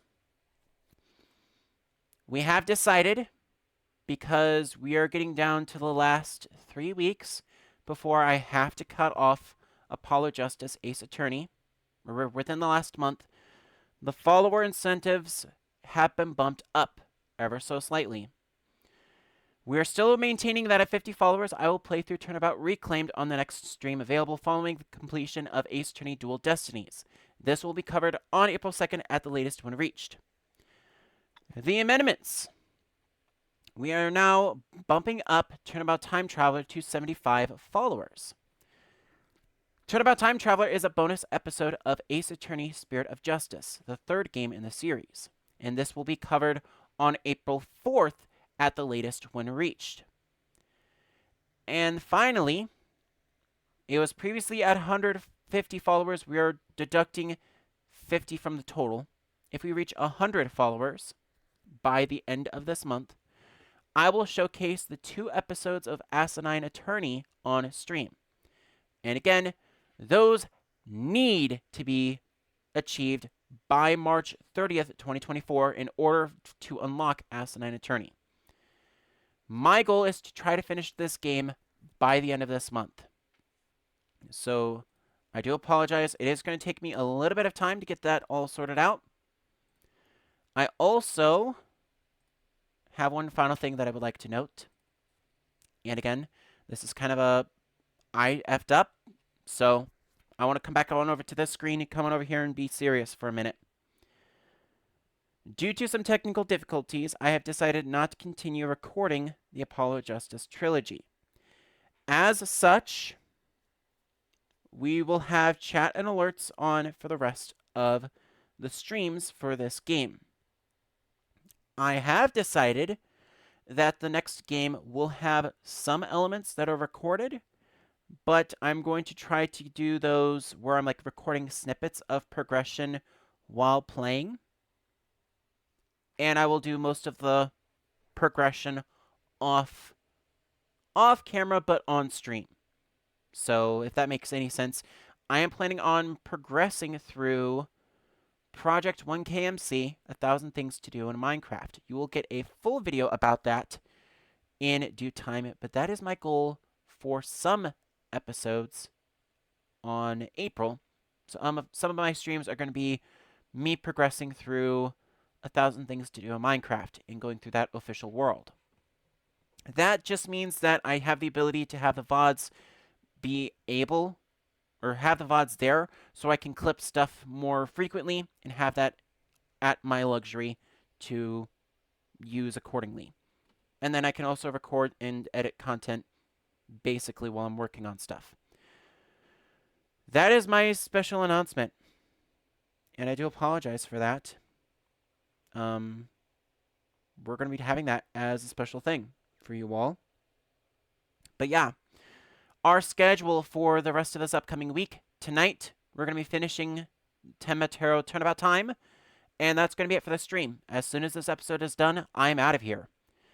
Saturday, we'll be back with some Minecraft Survival. That will be starting late at 6 p.m. Central. And then on Sunday, we'll be doing some Minecraft Survival and the Board of Directors. That will be, the Board of Directors will be over on the Navas's channel, but I will have a perspective on my end as well. So I will be streaming on my end over here too. Lastly, the following week, Tuesday, Wednesday, Thursday, because there will be no Saturday stream, I have gotten clearance to do a Wednesday stream for next week. So Tuesday, Wednesday, Thursday, I'm going to try to finish through Dual Destinies in those 3 streams. That gives me 18 hours, so I should have no excuses to bum rush through everything. And because I'm playing this without recording it, I can focus on you guys and just hanging out and gaming. Now, with that said and all done and dusted, I'm going to bump on over back here, head on over to this scene where I've been hidden the entire time, and we return to our regularly scheduled mayhem already in progress. But before I do that, I'm actually going to save in this time slot because this is save slot 3. This is the 3rd session of Dual Destinies that I've been playing. So that's what we're doing.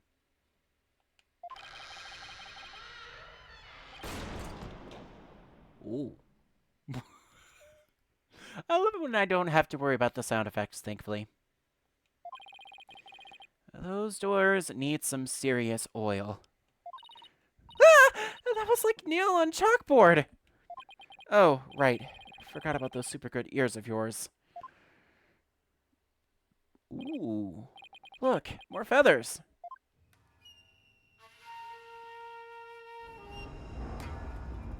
Whoa. Eek! What the heck is that? Is that a Tenma Taro statue? But there's something odd about it. All I know is I don't like it, but I can't explain why. You okay, Athena? You look kind of pale. You're not scared, are you? What of this thing? Don't make me laugh. Really? Hey, look! What is it? Over there on the left. There's a bunch of staves on that rack. They kind of look like the staff we saw earlier. You mean the one Jinxie said she saw Tenma Taro carrying? Yeah, I bet our Tenma Taro impersonator really did come in here at some point. Well, what are we waiting for? Let's search the place. Okay. Obviously, we do exactly as we're told. And we're going to search the place. And my notes got bumped up all the way to the top. Hang on a sec. Will I get those properly there? Alright. So we're here inside the Forbidden Chamber, and we have various different things that we can investigate. There's obviously this humongous statue. There's these things here. I was told for dialogue's sake, I wanted to investigate the statue first. Whoa, that's one big statue. Must be something like 15 feet tall. And look, this Tenma Taro has a staff. But the Tenma Taro on the scroll didn't have one. I wonder why. I feel like this could be significant, but why? I wonder. Let's take a closer look. First, to go around this table here. Ah! Apollo, are you sure that's a good idea? Hey, it looks like there's some sort of compartment in the base of a statue. Don't open it! Who knows what might be in there?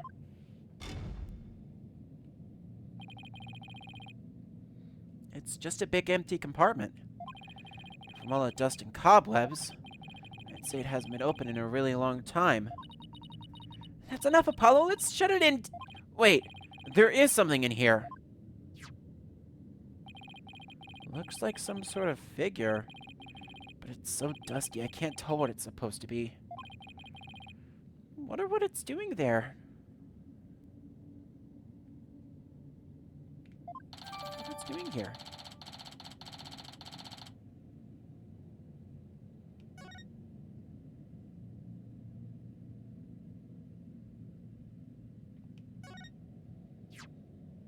What's this? Whatever it is, the packaging is really gaudy. The fact that there's no dust on it means it hasn't been in here very long. Oh, it's hand cream. Let's see what brand it is. Je suis Labelle? Labelle? What the? But then, wouldn't that mean Labelle was here? I guess so. But why?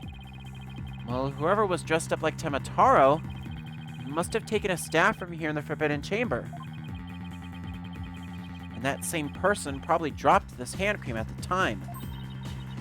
In other words, the Tenma Taro impersonator we're looking for is none other than Flora LaBelle. This might be a big break for us in court tomorrow. Now all we have to do is get the truth out of Mayor Tenma. Hand cream has been added to the court record. fact, does that probably show? Okay, yeah. So I had these reversed. I had Hand Cream, Forbidden Chamber figure. And then there's a scroll on the table here that I wanted to look at. Nope. This statue's probably twice as tall as Prosecutor Blackwell. Yeah, and he towers over me as it is. It's like if you took something really, really scary like a spider and made it 15 feet tall. A 15-foot tall spider? What? I was just exaggerating for dramatic effect. Well, Prosecutor Blackwell may be scary, but a 15-foot spider is utterly terrifying. Okay. I was trying to get close to the table. Looks like an old scroll, and there's something drawn on it.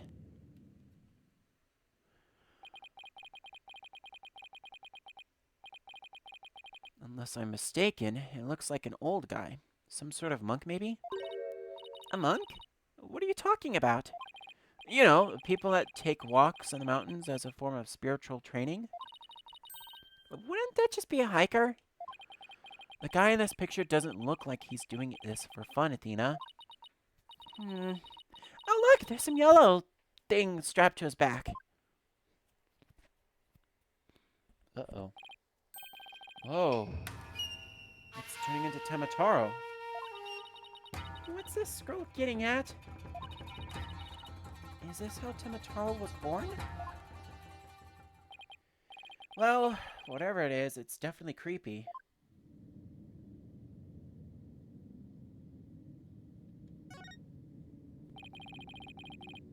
Hey, there's a bunch of staves here. And it looks like one's missing. The Tenma Taro Jinxie saw must have taken it. I'd have to agree. These look like the one Detective Fulbright showed us. Why do you think there are so many here? Maybe they're spares. Tenma Taro might be, you know, absent-minded or something. But the fact that he has spare staffs handy, well, it shows that he's aware of his faults and is trying to deal with them. Or at least, that's my take on it. Maybe this will remind her to deal with her own faults. But I won't hold my breath.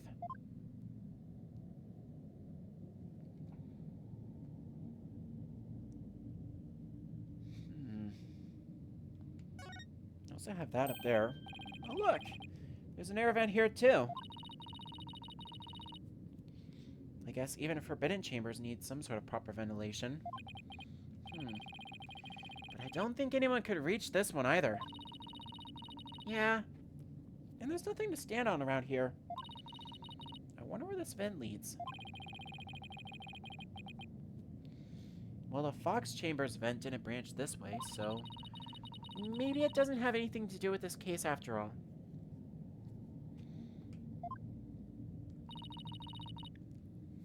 Guess that about wraps it up. What now? Well, we should probably talk to some of the witnesses again. You mean like Mr. Filch and Jinxie? Yeah. I really want to ask Mr. Filch about the village superstitions in Tenma Taro. You do that. Meanwhile, I'm going to take care of something real quick.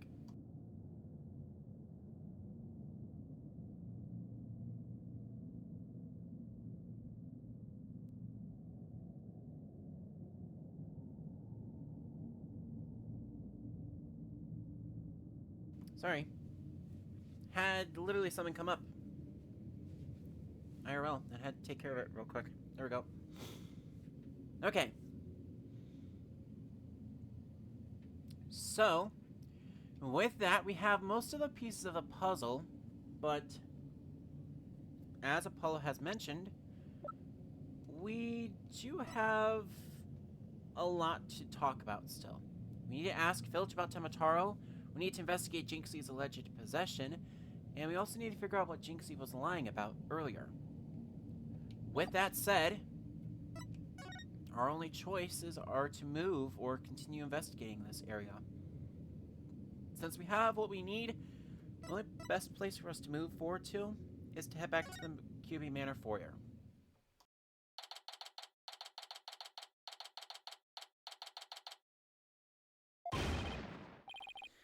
It's the curse! The curse! The curse of Tenma Taro! You outsiders are ignoring them superstitions at our peril. Mind your own business, will you? Ag! Ouch! What's all that about? What's all this about a curse? Tenma Taro's gonna curse us all unless you stop sticking your nose where it don't belong. Stop the investigation. Listen to what them superstitions say. Right, how about obeying the law before you go obeying the superstitions? Huh? Hey, what are you doing with Widget around your neck? He's mine! You know better than to go around stealing people's stuff like that. The same goes for my bracelet. Sorry, I promise I won't do it again. You almost kidded my sweet little Widget. A big jerk! I'm sorry! I guess you can't teach an old raccoon dog new tricks. As long as we have him here, I guess we should ask him about what happened.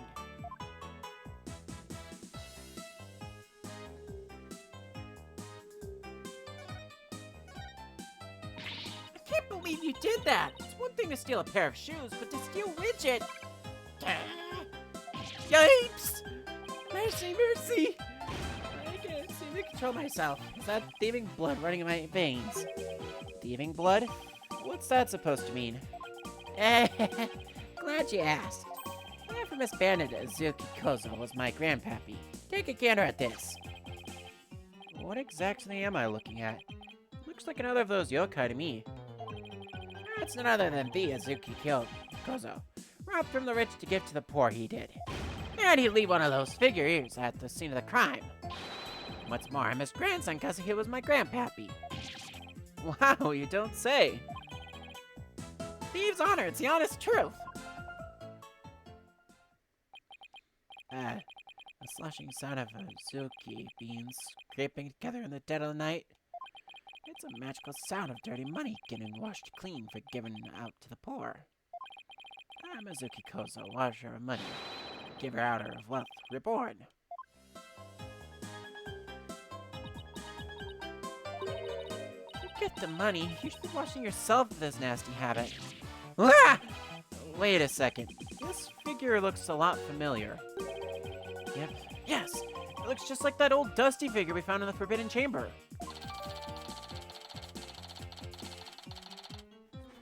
The Forbidden Chamber figure has been updated in the court record. Hey! What are you doing with that there figure? Oh, this? We found it in the Forbidden Chamber. Looks like it had been there practically forever. Could it be my grandpappy broke into the Forbidden Chamber way back? Hey, that reminds me. You once told me there's treasure in their chamber. Treasure?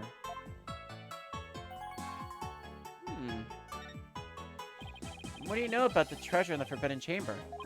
Only that it's the greatest get-rich-quick chance in the universe. Grandpappy told me all about it. Said there's an amazing treasure in there. There's something amazing in there? I didn't see anything like that, though.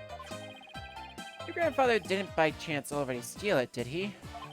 Seeing how there was one of his figures in there, just might be.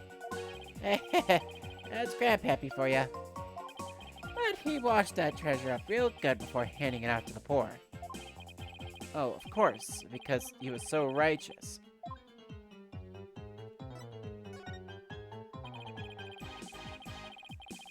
In court, you mentioned seeing Tenma Taro near the scene of the crime. Sorry I didn't come clean right away, but the superstitions got the better of me. The people of Ninetales Vale sure seem like a superstitious bunch. I'm not surprised you wouldn't want to talk about seeing Tenma Taro. Darn right! Them superstitions scare me out of my wits, I tell ya! That's why I'm gonna do exactly what they say from now on. So you plan on staying here in Ninetales Vale? Yep! I'm gonna keep living right here and keep the old ways, just like Grandpappy did. And superstitions are like a rule book to me. Wait, so you're saying you actually believe in those old wives' tales? Ain't you been listening to a word I said? You're going to do exactly what them superstitions say. Well, I guess that's baloney.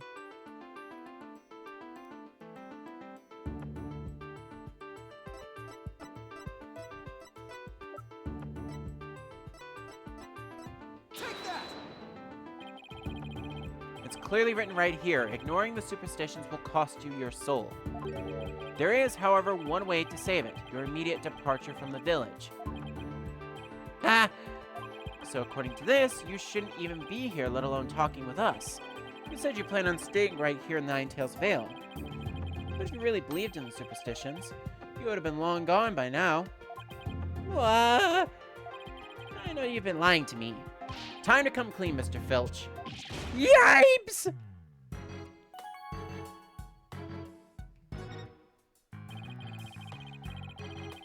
You were lying about believing in the superstitions, weren't you? Sorry, but I didn't have no choice. So what was the real reason why you couldn't talk about seeing Tenma Taro? It's all that pretty boy's fault, Mr. LaBelle, if you know what I mean. Oh, I think I do. He told me not to say a word about seeing Tenma Taro. Said if I did, he'd do me what them superstitions said would happen. So it was Mr. LaBelle who muzzled you. Why would Mr. LaBelle want to scare you into silence? Mr. LaBelle was trying to protect that little maid girl. It was on account of that rumor. What about her being possessed? That rumor again. I guess we really do have to talk to Mayor Tenma about the possession rumor. Ouch! Hey, watch it! Village superstitions were stolen by Filch. I'll be taking this back now. Kinda like family to me.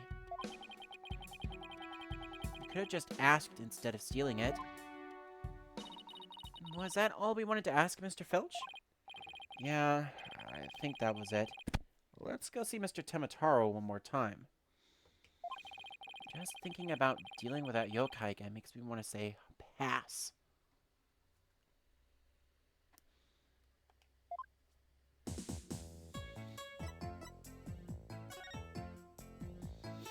So now that we know the truth, it's probably best that we head on over to the detention center and start talking with Mr. Tenma Taro.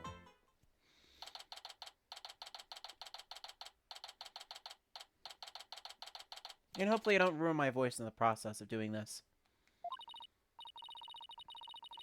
Lord Tenma, your attorneys are here to see you, your malevolence.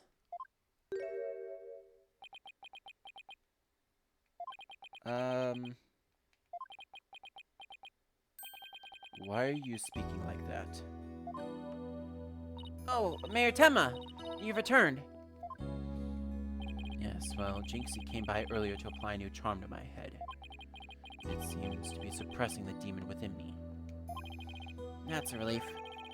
Maybe we'll actually get somewhere this time. So, what can I do for you today? We'd like to ask about the rumor that Jinxie is possessed. Nah. She allegedly left the yokai evidence at the scene while under a demon's power. At least, that's what the prosecution is going to claim at tomorrow's trial.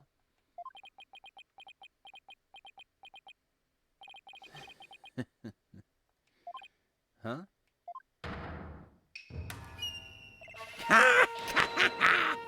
No match here is this warning charm for me. Ah! The charm! Tenma Taro's back!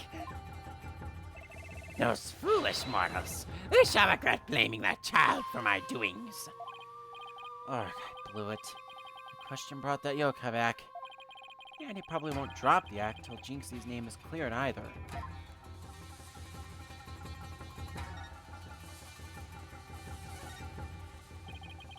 We'd like to ask you about something your aide Float the Bell mentioned.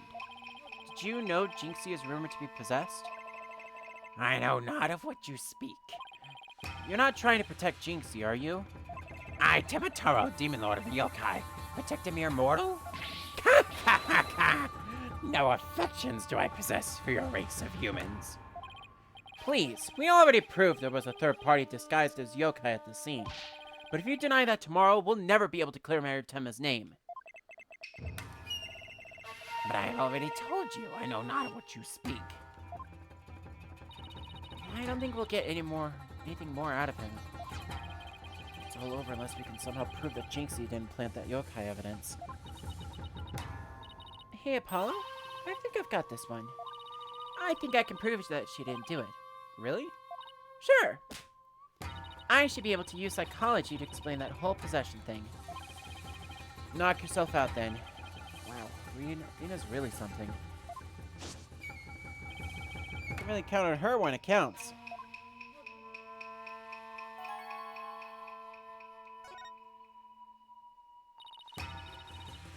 Mayor Tenma, Jinxie isn't possessed. I believe her so-called possession episodes are a form of somnambulism. Somnambulism? You mean sleepwalking?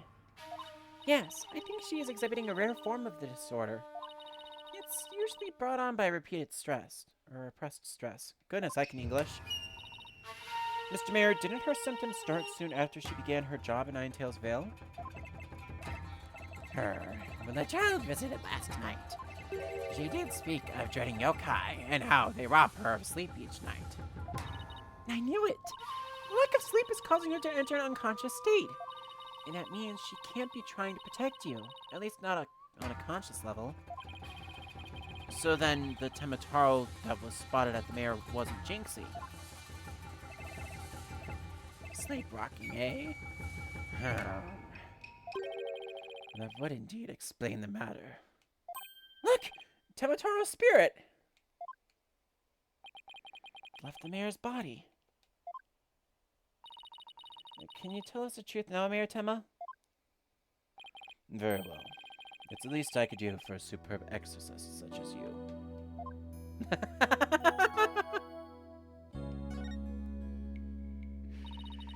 Mayor Tenma, you didn't leave those feathers and tracks at the scene, did you?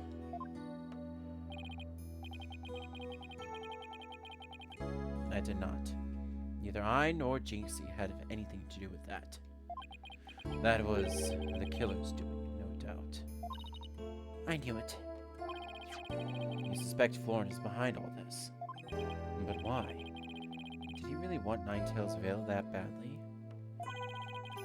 Can you think of any reason why? Looking back, he did seem fixated on Tenma Taro for a spell. Could it be... Perhaps he was attempting to release Tenma Taro.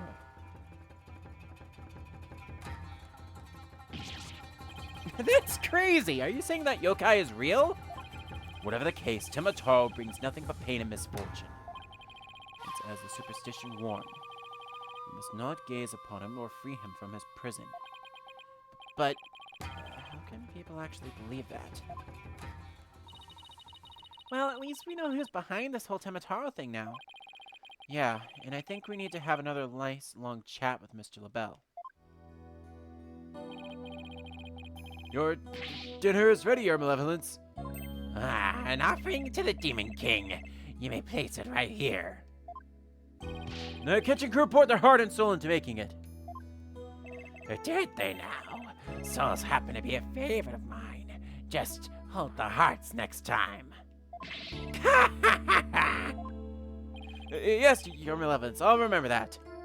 How long is he planning to keep up this yokai charade? Well, we've already talked to Mr. Philjameer Tenma, so why don't we go see Florin LaBelle next? Now that we know the truth, he won't be able to claim that Tenma Taro was Jinxie or the mayor anymore. But the real question is, how are we going to get him to admit it was him? How indeed? We shall only figure that out when we move automatically to the foyer of QB Manor. Okay, now let's practice that again, Filchi, from the top. Mr. LaBelle was in the foyer at the time of the crime. And when we, heard a scream, heck. What was the next part again? Again! You have the memory capacity of a flea. It's the 13th time, you know. Now, 100 times more and we're done. What on earth are they practicing? I ain't cut out for this. Oopsie daisy! Ooh! Oh, begging your pardon, Mr. LaBelle, sir. It's just all this practice. Yipes! Unbelievable! What if you had sullied my outfit in those grubby paws of yours? Did filch LaBelle's wallet just now? So, what do you think they're up to this time, Apollo? Oh, it's you two. Eavesdropping, are we? You peasants are so tacky. Oh, what do you want with me? Your confession to being the Tenma Taro imposter would be nice right about now. We're back to talking with LaBelle, who apparently was preparing Filch for testimony for trial tomorrow. Mr. Filch filled me in on a conversation you two had, and about how you told him not to say a word about seeing Tenma Taro. Filch, you fool! Ah! I told you not to. I told you nothing good would come of you running that mouth. So why did you want to keep Mr. Filch quiet like that, Mr. LaBelle?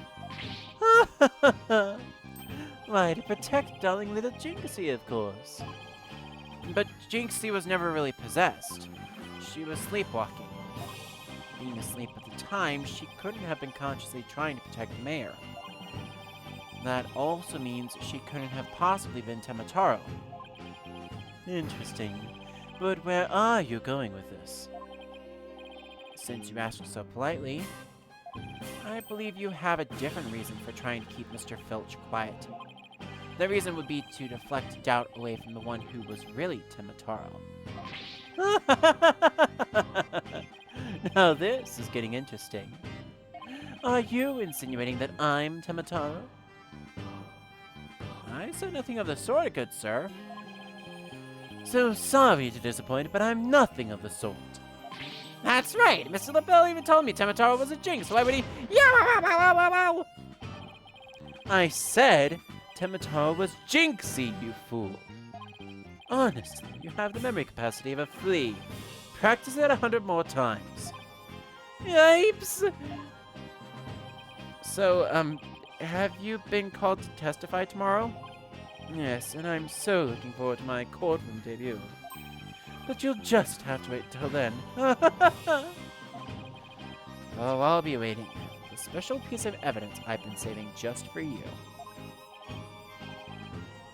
Filchy, wake up, you lazy bones! Huh? What? Was I sleeping? Must have been that sweet cologne of yours, Mr. LaBelle. Made me right sleepy, it did.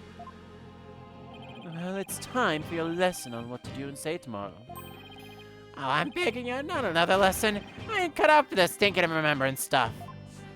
Arrgh! Right up the schnozzler. Keep quiet and do exactly as I say. No, please. Anything but another lesson. There they go. Missed our chance to get the truth out of him. Yeah, but we'll get the proof we need in court tomorrow, one way or another. All that's left now is that lie Jinxie told. We better go clear that up before tomorrow. You think they're done questioning Jinxie? Maybe. Let's go see if she's over at Yokai Lane shopping for more charms. And with this, we move back to Ninetales Vale, Yokai Lane.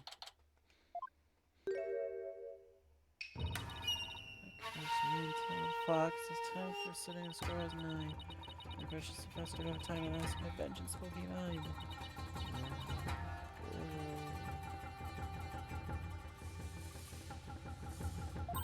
She must be possessed or sleepwalking again. Maybe if I speak softly, I won't startle her and get a charm plastered on my forehead. Psst. See? Huh? Oh, hello, Mr. Demon Lawyer. Ah, my charms must have fallen off again. Phew. Guess I can avoid a charm slap by toning down my cords of steel. Are they done questioning you, Jinxie? Uh-huh. On the way back, I stopped here to buy a new charm that was just released. Yeah, which one? Oh, the one with Nine-Tailed Fox and Tenma Taro. It shows them dancing together. Really? Two bitter rivals dancing together? Uh-huh. It's a charm for rebuilding burnt bridges. Oh, right. For the municipal merger issue. No, it's for the demon lawyer and the insomniac prosecutor. It'll stop you two from fighting like you did in the court this morning. We weren't fighting, it was just a spirited debate. It's what we learned. Stop! No fighting! Charm slapped again. Apollo, if you're done playing around, let's find out what she's lying about. Right. Jinxie, it seems like you're starting to remember things. You already said the feathers and tracks weren't there when you discovered the crime. Have you remembered anything else that seems important? Eek! Like what? Well, tell us what you saw that day. Maybe you'll remember something else this time. Eek! When I opened the door, Papa and Alderman Cubie were collapsed in the fox chamber. That's when Papa told me to call an ambulance and the police. That's all he said before he passed out in the chair. I knew it. She is holding something back.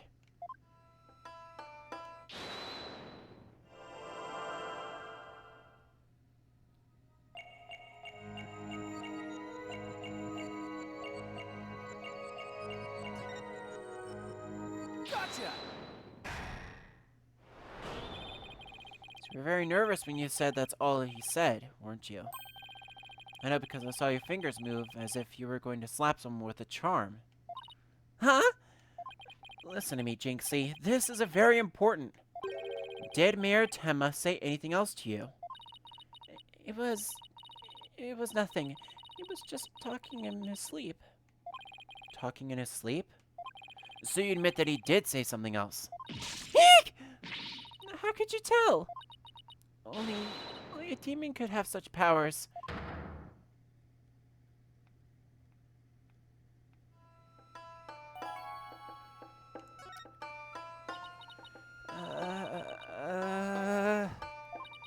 Like I said, he was just talking in his sleep.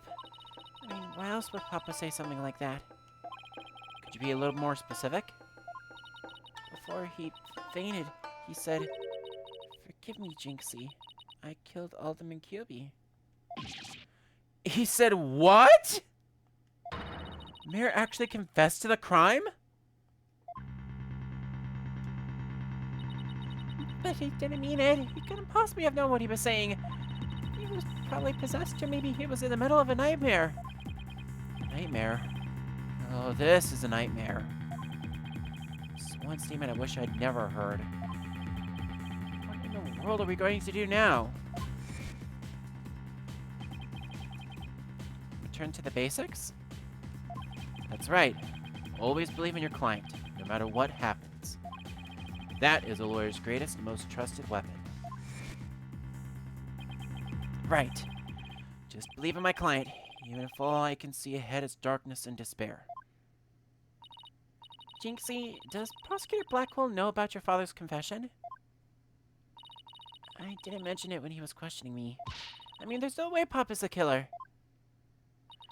Why would the mayor confess like that? Could he really have been dreaming, or simply delirious? Who knows? I sure feel like I'm living in a nightmare right now. Apollo, what are we going to do about tomorrow's trial? Well, the crime scene was locked tight until Jinxie arrived, and our clients even confessed. Not only that, Jinxie has been accused of planting the Yokai evidence. Both the mayor and Jinxie are going to prison if we don't do something. I know. Well, let's see here. Our lack of a third party in the locked room is a major problem. Jinxie has testified that when she first opened the door, Alderman Cubie and Mayor Tenma were the only people she saw in the Fox Chamber. But the real killer must have been hiding in there as well. Considering the room was locked tight, that's the only logical explanation. Our mystery person must then fled the Fox Chamber when it was opened. And that's when Jinxie saw what she thought was Tenma Taro. But Papa and the alderman were the only two people in there. I didn't see anyone else. What's going on here? Bell's extremely pale, but he's far from transparent. So just how did he hide himself at the scene of a crime? Whatever it takes in court tomorrow, Apollo, we have to take down that dirty, rotten Tenma Taro flirt in the Bell. Right. We'll get him with a legal exorcism, justice style. And with that, we'll have to take care of things when we are continued. We are now officially another hour of progression into this. We started this specific segment at 5:09, and it's only been about a little bit, but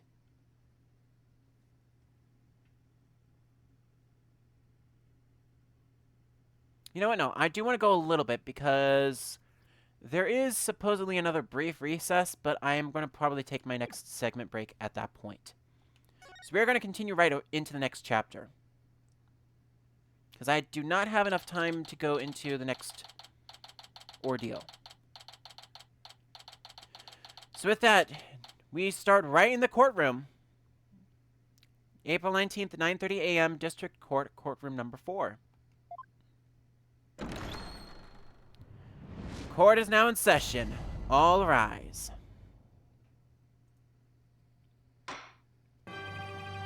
Court is back in session for the trial of Damien Tenma. Apollo Justice Defense Team Leader is ready, Your Honor. Peter Sykes, Assistant Defender, is ready too, Your Honor. Je suis prêt.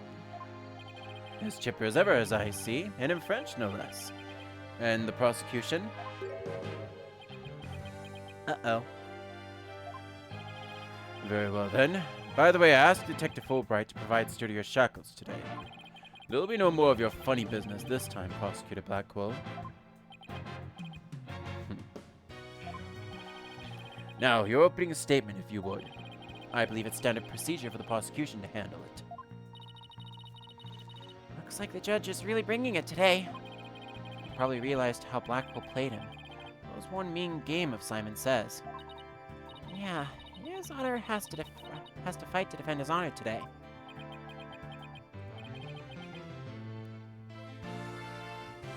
Your boldness.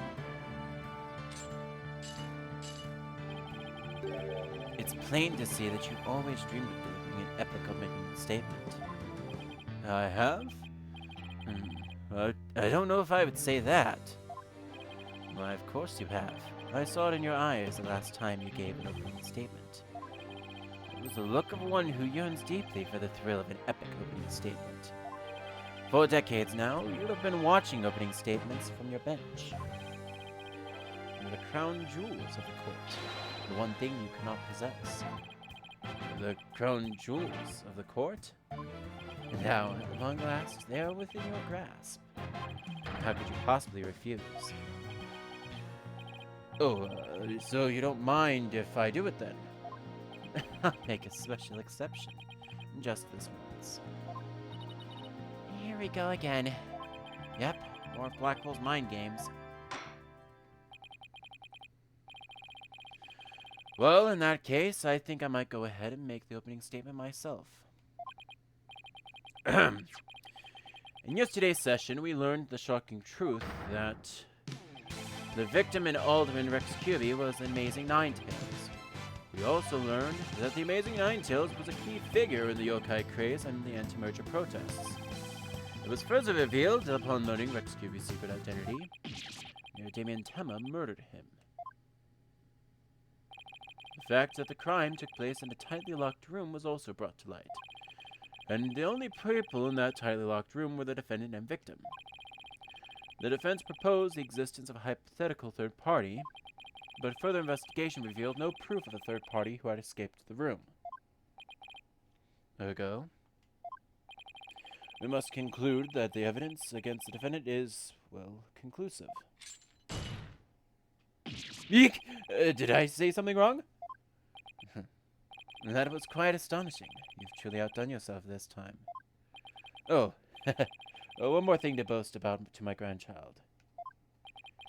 Well, this was not an unexpected turn of events. Now then, it seems the prosecution has called a new witness to testify. Inexplicable yokai evidence left at the scene of the crime. Huh. Does that not demand some sort of explanation?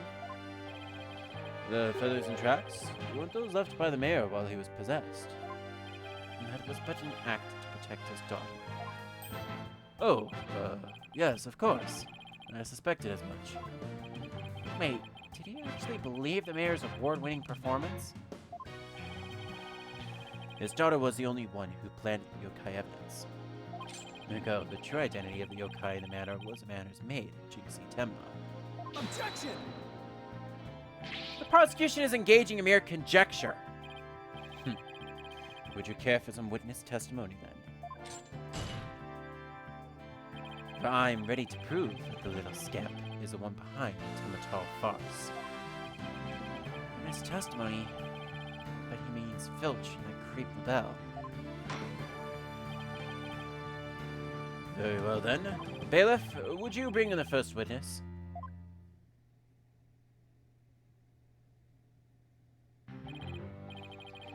Mr. Filch, you made quite the hasty exit yesterday. See that it doesn't happen again today. I've been known for my hasty retreat since I was a kid. Bit of a trademark of mine. Indeed. You managed to give a total of 5 bailiffs the slip. Not like those amateurs could ever nab me. Yipes! Perhaps we should shackle you by the neck. That would keep you in place. Yipes! No, please, I'm liable to rip my own head off if I start running. Your statement, now. Yes, sir. Mr. Blackhead, sir. He may be in a hasty retreat, but there's no escaping Prosecutor Blackwell. Yeah, Blackwell doesn't strike me as a give-up-easy type. Now then, Mr. Filch, your testimony, please. Specifically, the true nature of the yokai you saw in the manor shortly after the crime.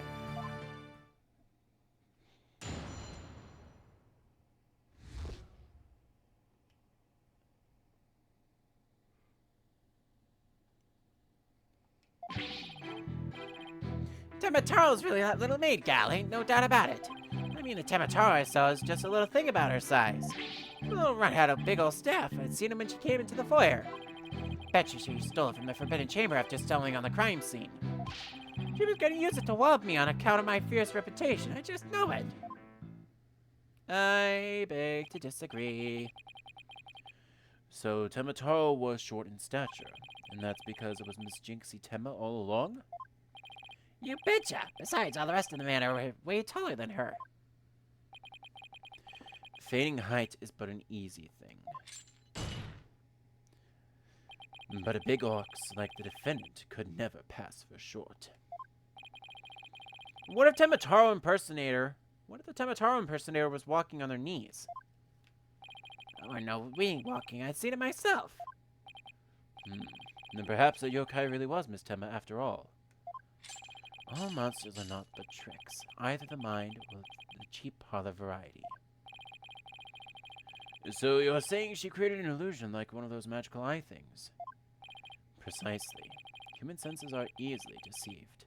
Take the fellow in the cell next to me. Each night he cries and screams about some ghost he thinks he sees. But in truth, it was simply the janitor. Ho ho ho!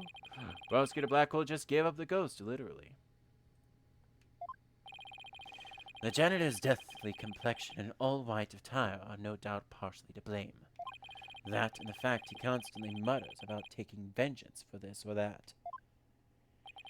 That actually sounds like a real ghost to me. The defense may now cross-examine the witness.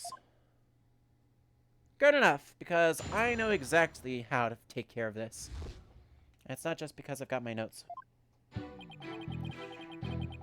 Tenma Taro's really that little maid gal, ain't no doubt about it. I mean, the Tenma Taro I saw was just the thing about her size. But the little runt had a big old staff. I'd seen it when she came into the foyer. Bet she stole it from the Forbidden Chamber after stumbling on the crime scene. I disagree. Objection! It would seem that Tenma Taro was, in fact, not this innocent little girl. Huh? How'd you figure that? Well, you claimed that Tenma Taro you saw had one of those staves from the Forbidden Chamber. But it would have been impossible for Miss Tenma to get a hold of one. Care to elaborate, Mr. Justice? Naturally, Your Honor, the mayor swallowed this key shortly after the murder. He wanted to keep the killer out of the Forbidden Chamber. What's this? This key was deep in the mayor's stomach when Miss Tenma discovered the crime scene.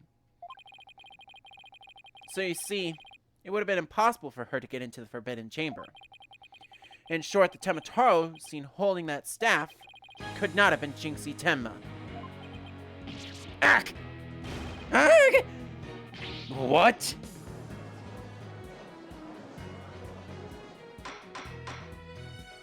But then who does the defense believe was impersonating Tenma Taro? Our Tenma Taro impersonator is none other than Mayor Tenma's objection. Such accusations beg evidence. Aside from his ghastly appearance, can you prove he is the yokai we seek?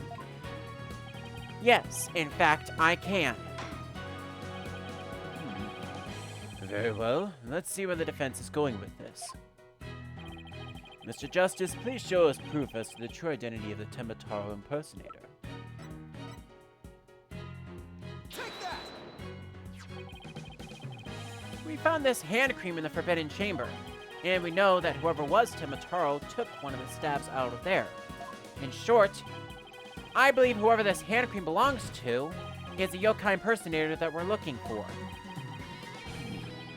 But Mr. Justice, how would you propose to identify the hand cream's owner? I'm glad you asked, Your Honor. The defense requests a fingerprint analysis on this piece of evidence. It might tell us who it belongs to. Interesting. Do you expect to find the yokai's prints there? Very well.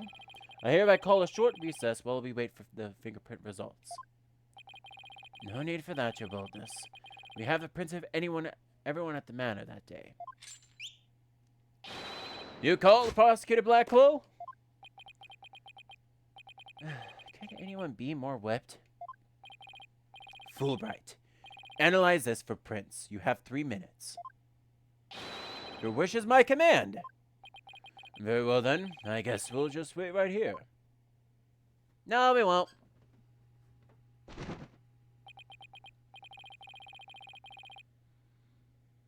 It would seem the fingerprint analysis is complete. You know what? Frosted will do it another little bit. So what do the results show? What in the world? They're Florent LaBelle's prints, aren't they?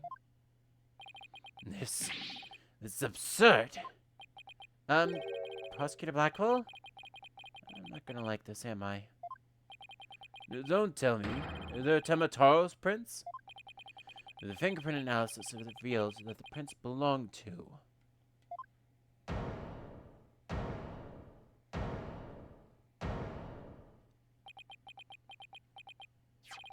Phineas Filch. Objection! What? Wait, what? What? Mr. LaBelle wasn't the one who entered the Forbidden Chamber? Objection! Why, you tricksy little Tanuki. Explain yourself now! Just sure that them prints are mine. I mean, I pilfered the hand cream from Mr. LaBelle after all. So you're the one who entered the Forbidden Chamber? So what if I did? Got a problem with it? Yipes! You fool of a Tanuki!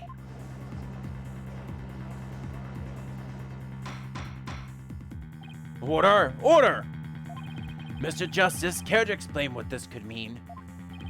Excellent question. The fact that Mr. Filch was in the Forbidden Chamber... Wait a second. Does that mean the Tenma Taro holding that staff was... Phineas Filch? Yipes! The cat out of the bag! Mr. Filch is Tenma Taro?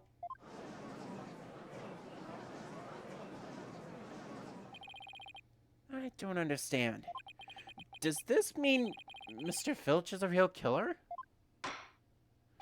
The witness will explain himself this instant. Begging your pardon, your ownership, But I was just doing what the alderman told me. He wanted me to be Tenma Taro in the village exorcism ritual. Oh, you mean the event at Ninetails Vale Festival? So that was you inside the Tenma Taro costume? Yep. And after the event, I went to watch that pro wrestling program. Let it bore me to tears on account of the wrestlers being complete jobbers. So he didn't actually watch the entire wrestling match. That's when I got a look at the Tenma Taro costume and I got a great idea. Nobody can tell it's me while I'm wearing it. And because of them superstitions, no matter what I do, the villagers won't say a word. In other words, you use the superstitions to effectively render yourself invisible. Why did you want to enter the Forbidden Chamber in the first place? Because of the treasure there! Thought that was my big chance to sneak in and grab it. Treasure? Only it's at the greatest get-rich-quick chance in the universe. Grandpappy told me all about it, so there's an amazing treasure in there. Even though not knowing his grandfather had already pilfered it? Guess that's one tale that didn't get passed down from grandpappy to grandson. Wait, then how exactly did you get into the Forbidden Chamber? There was a meeting in the Fox Chamber that day. Plus, the mayor swallowed the only key that could open the Forbidden Chamber's door. You couldn't have possibly gotten in. I cut through the air vent in the foyer. The vent's left of the alderman's picture. I went on in and made a nice little hole. Used that to get into the air duct that leads to the Forbidden Chamber, I did. You what? But how's that even possible? Wait a sec. Remember that air vent in the Forbidden Chamber? So Mr. Filch found a way to get into that air duct. And that's how he got from the foyer vent to the Forbidden Chamber vent? Apparently. So Tenma Taro was nothing more than a cat burglar, or rather, a tanuki burglar. And we're back to being without anyone to charge for the alderman's murder.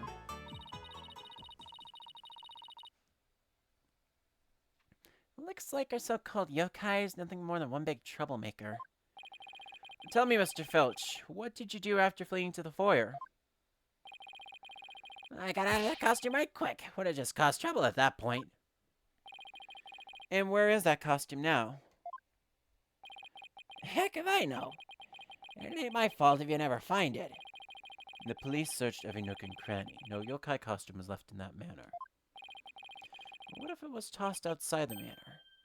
Ah!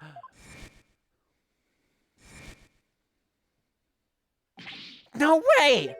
But maybe, just maybe, the defense seems to have hit it upon an idea. Well, go on, Mr. Justice. Okay, here's what I think. Mr. Filch, did you get rid of the costume here?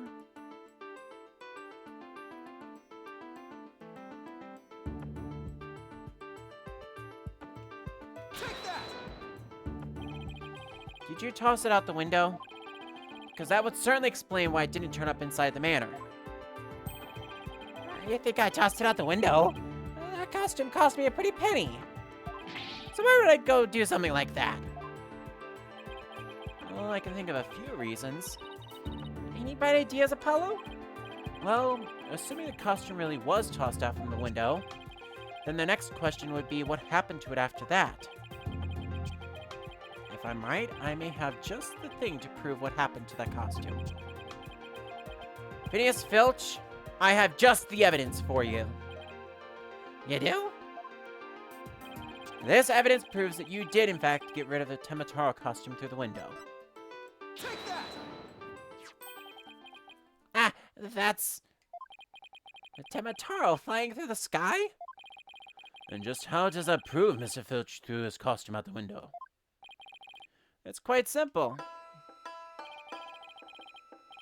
That's not Tenma Taro in the photo. It's a costume Mr. Filch threw out. That's crazy talk. You ain't serious, are you? There's a steep cliff right outside the foyer window, meaning the manor is pretty high up. The costume flew through the air after it was tossed out, and that's when the photo was taken. In other words, the photo of Tenma Taro really was a flight of fancy. What? Yikes! Oh my, so there really was never a yokai. I can't keep any of them cats bagged. Can I still file a claim for the lost costume? This more than proves the defense's position.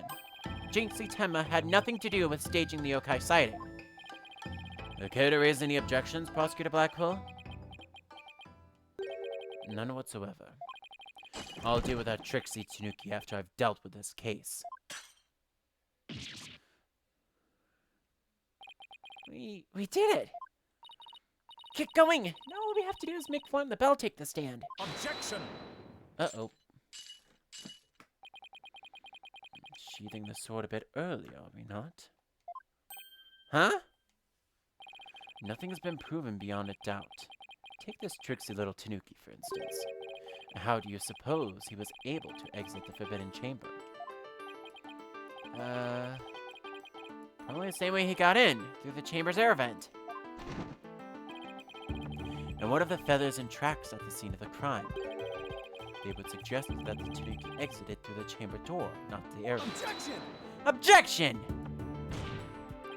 But the Forbidden Chamber doesn't open from the inside, so what you're saying makes no sense. Right?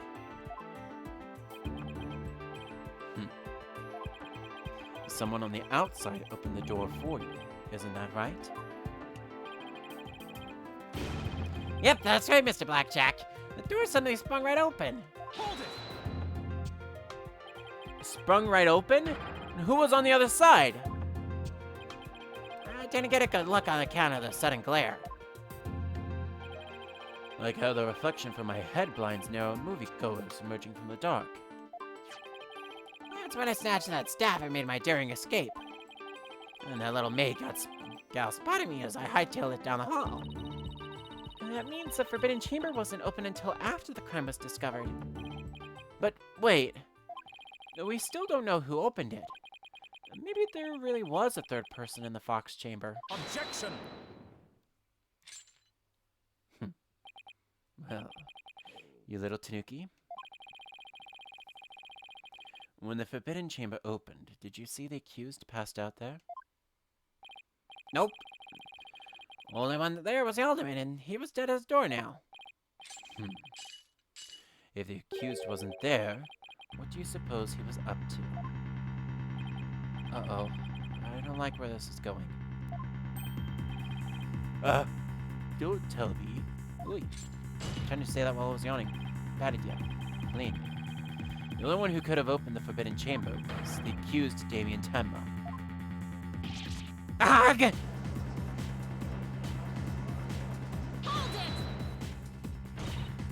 Wait a second! There has to be somebody else besides me at Tenma there. Really? And who might that be? Oh, well, that would be... Objection! It seems our feisty little lass has forgotten the most important thing. Evidence. I didn't forget. I was just testing your attention to details. Miss Sykes, you can't prove your point without proof of some sort. It's a proven fact. Sorry. I guess I put my foot in my mouth again. No, Athena, we're definitely onto something here. We are? Think about it. If Filch was stuck inside the Forbidden Chamber, one of the alibis we heard would no longer hold any water. The defense would like to call a new witness to the stand. Someone who knew Mr. Filch was stuck in the Forbidden Chamber. And by virtue of knowing this, has an alibi that no longer adds up. Ah, not that insufferable. Very well, the court will hear what Mr. Justice has to say. Whose alibi no longer adds up? Yeah, I figured this was coming. Take that! Why, that's the defendant's aide, Flo in the Bell. Didn't he claim to be in the foyer at the time of the crime? True, But in his alibi, he also claimed that Mr. Filch was in the foyer too. However, as we all know now, Mr. Filch was not there with Mr. LaBelle at the time. Ergo, Mr. LaBelle's alibi has disappeared. Urgh! For LaBelle's alibi was one big lie. Isn't that right, Mr. Filch? I reckon there ain't no keeping that cat in the bag here neither.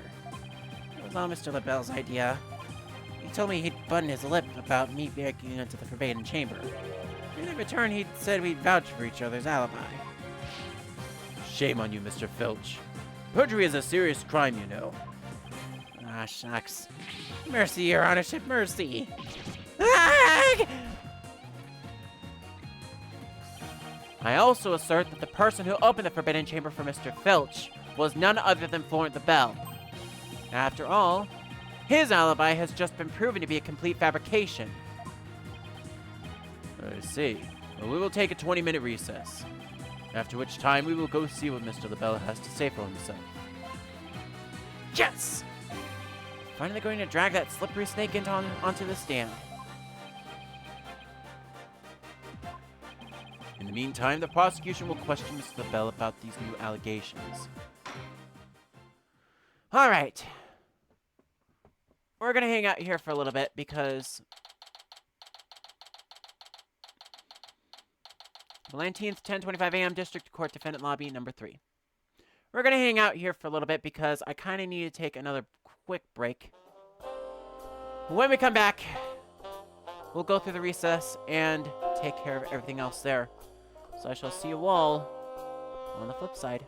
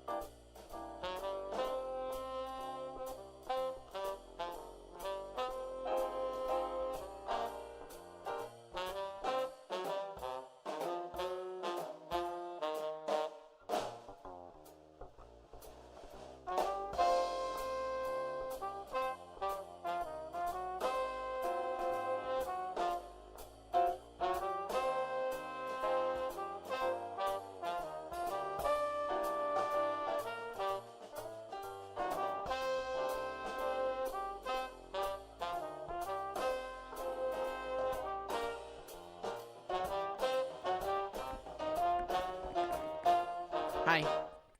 I'm back. I'm back. I'm gonna let this timer expire before I pop back up, but I wanted to take a quick second to acknowledge a couple of things as well. Firstly,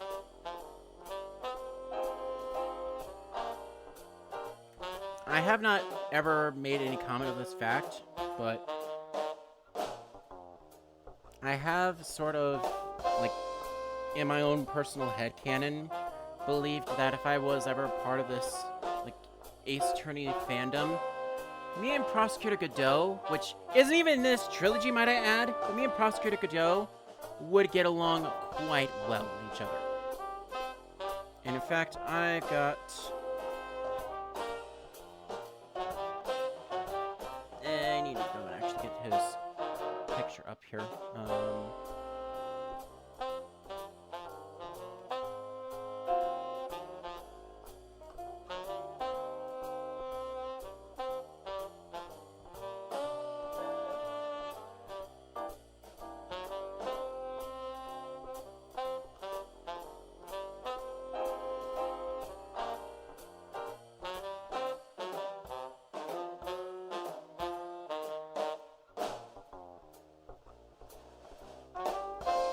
Like, I kid you not,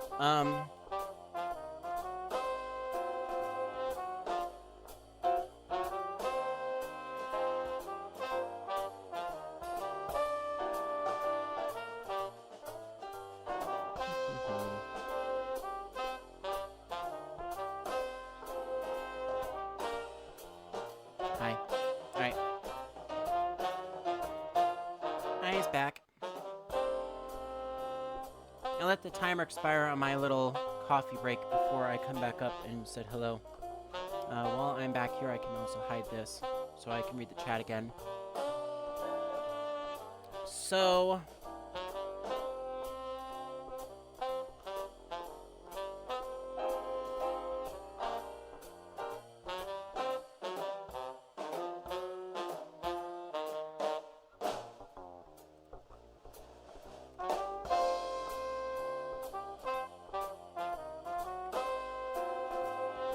I'm sure there's probably an image of this somewhere online, so I do apologize. I'm taking a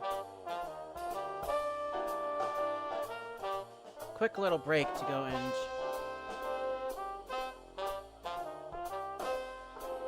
figure something out here.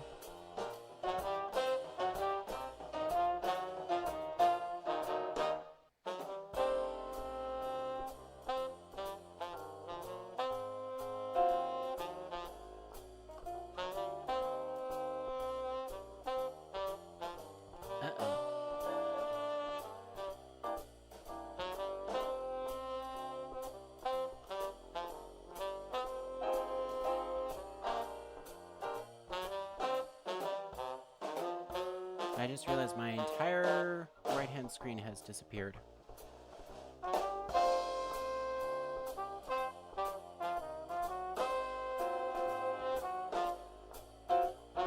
it's basically been frozen for I don't know how long. Well...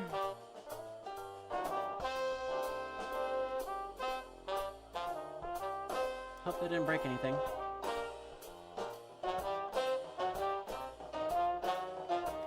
Hang on a sec. I'm gonna be right back.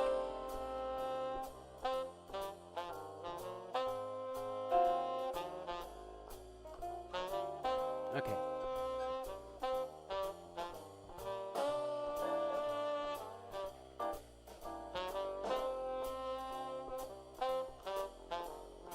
Something apparently broke on my side, and everything got borked. So I'm just gonna try to shimmy some stuff around here really quickly. That's all good. Volume can be a little bit bigger. All right. See, this is why I shouldn't be doing this stuff on the fly. But, you know.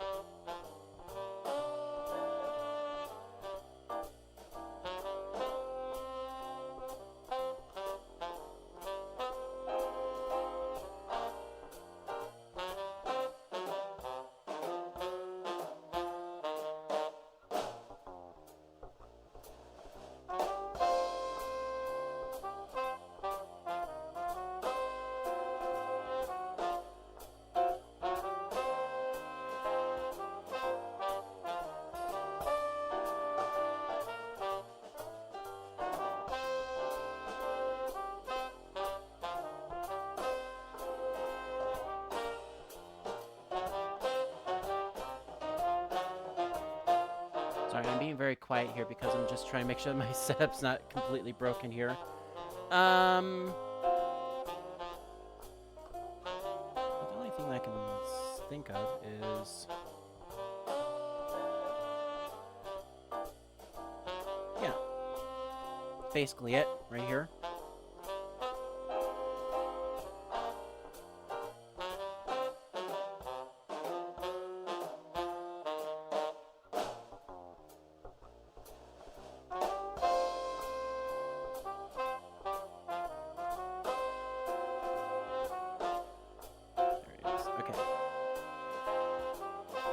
So I'm going to bring this up on screen right now. This is basically Prosecutor Godot in a nutshell. And again, I don't have the intermissions. I need to put the intermission music on this screen, honestly. Or like have a little button that I can just like trigger and it immediately turns the music on. And I can hit the button to turn the music off as well. Maybe I might make that same keybind as... when I cut to intermission, I'll make that the whole, like, start the music, and then it'll be in the background, playing whenever I want to. But then, you know, if I go back to the intermission scene, and then if I'm on, like, this scene again, it doesn't show up. And anyway, this is it. This is Prosecutor Godot. This is basically my spirit animal of the Ace Attorney series, but unfortunately, I do like a little bit of cream and sugar in my coffee, so do excuse me while I take a nice good sip of this. Awesome. Okay. Now, let's chat for a little bit, because I do want to chat for a little while. I got some stuff that I want to cover, and I've got to take a quick sec, and I've got to be serious again. Not that serious. No, no, no. Get back on that scene. No, I don't want to be that serious, no. Yeah, I gotta be serious here for a minute here, guys.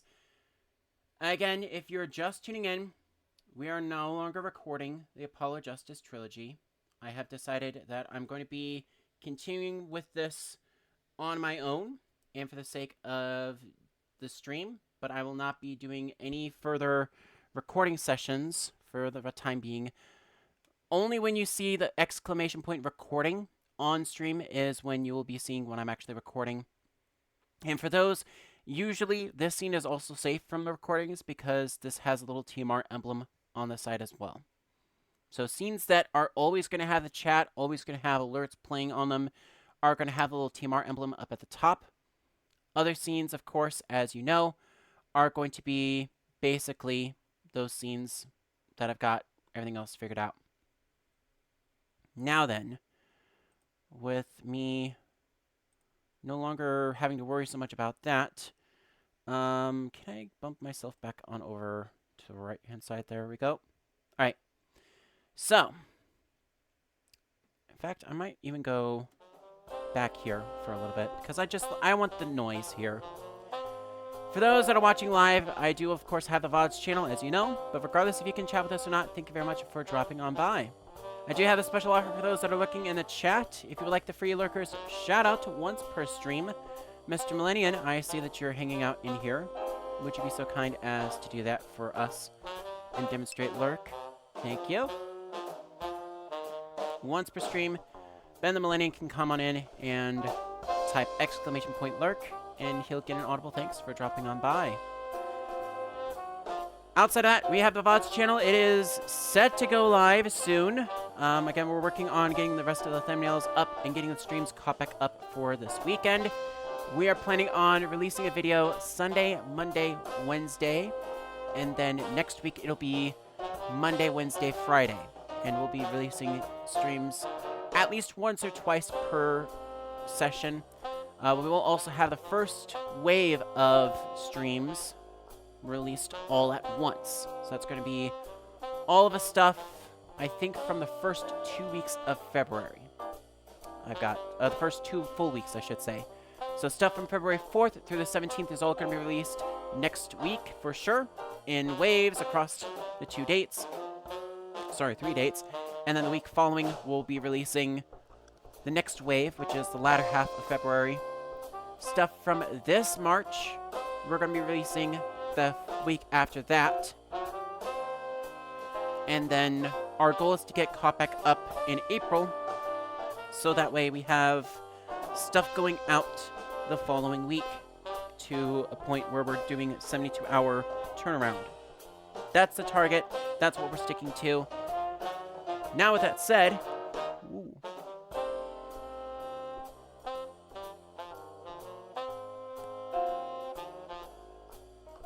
Sorry, I got distracted for a little bit there.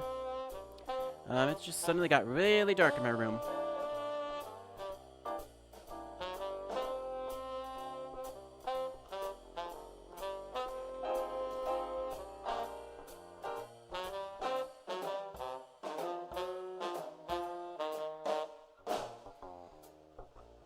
I think I might have a light going out in my room, but I'm gonna see what I can do about it.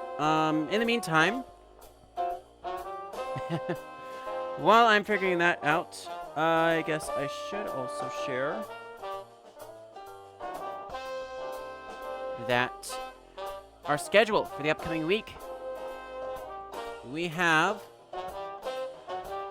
Tenma Taro Turnabout Time will be finishing off tonight. Saturday and Sunday we'll be doing some Minecraft Survival. The Saturday edition will be starting late at 6 p.m. Central Time. That is because of some scheduling conflicts that I've got with another thing. And then Sunday, I'm going to be starting an hour early. And we'll be doing Minecraft Survival from 2 to 5.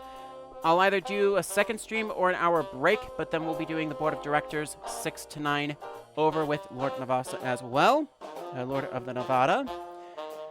Then next Tuesday, Wednesday, Thursday, we are going to be continuing through the Apollo Justice Trilogy. All three of those dates, we're going to be starting as close to 3 p.m. as I can. And we're going to just go through it as best as possible. We'll have a Turnabout Academy and I believe Turnabout Countdown as well. In fact, I just realized we're only on the second episode, so yeah, we're going to have 2, 3, or 3, 4, 5 to cover. So Turnabout Countdown. No, we already covered Turnabout Countdown. Hang on a sec. Hang on a minute. Let me get my lists up here because I did not list my...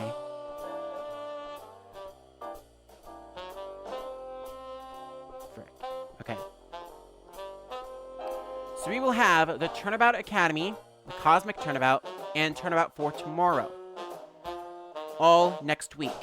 That's going to be the 12th, 13th, 14th. We also, like I said, have a bonus stream that we could be playing at that point following. For reaching 50 followers, the first bonus stream opportunity will be unlocked, and that will be playing Turnabout Reclaimed. That will be inserted before I start any of the episodes of Spirit of Justice. If we do not manage to complete that, we do have a carryover where I will be playing that towards the end on April 2nd. That will be after the Apollo Justice Trilogy streams. So that is the goal for that. Then we have 6 episodes for Spirit of Justice. So that's going to take through the next 2 weeks, last 2 weeks of March. So Tuesday, Thursday, Saturday for sure. And then that Sunday, the 24th, is going to be, again, Minecraft Survival Board of Directors, or it might just be Board of Directors. And then the week following Easter will be our bonus streams for Apollo Justice Trilogy. Or we'll just do some Minecraft if we don't meet those goals. We'll see. I'm not all too sure. What I do know for now is that we have a game to get back to. And things got kind of dark in both the game and in real life. So, give me a quick second here to get everything sorted back out. And then we shall pick things right back up with the stream.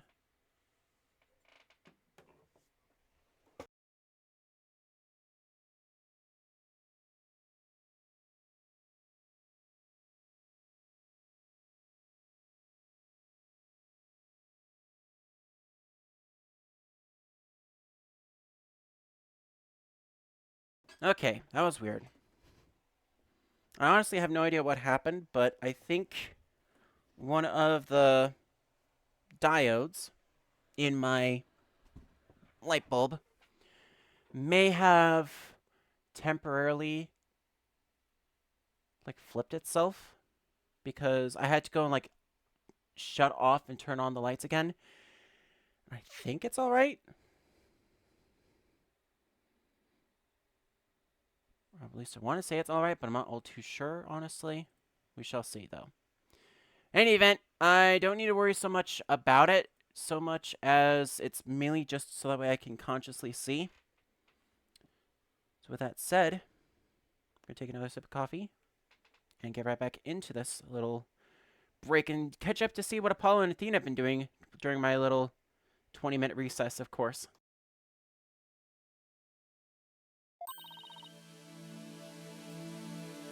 Oops, I also need to turn myself on. Hang on a sec. Need to come back in. Hi. We did it, Apollo. We finally dragged Miss LaBelle into court. Yeah. Hey, why the long face? I can't help but feel I'm missing something important. Plus, Prosecutor Blackwell's bound to mount a counterattack. You really are a worrywart, aren't you? It'll be fine. That mystery figure who opened the Forbidden Chamber for Mr. Filch had to be Florent LaBelle.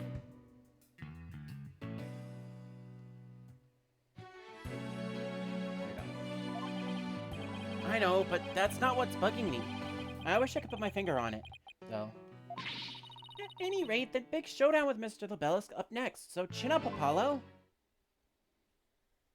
And that's it, literally. April 19th, 11 o'clock a.m. District Court. Courtroom number 4. Oh, wait a minute. That was like 10:25. So yeah, it must have taken a little bit longer.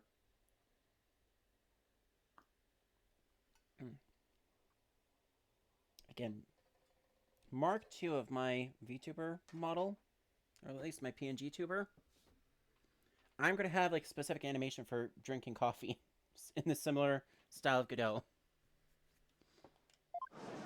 Alright.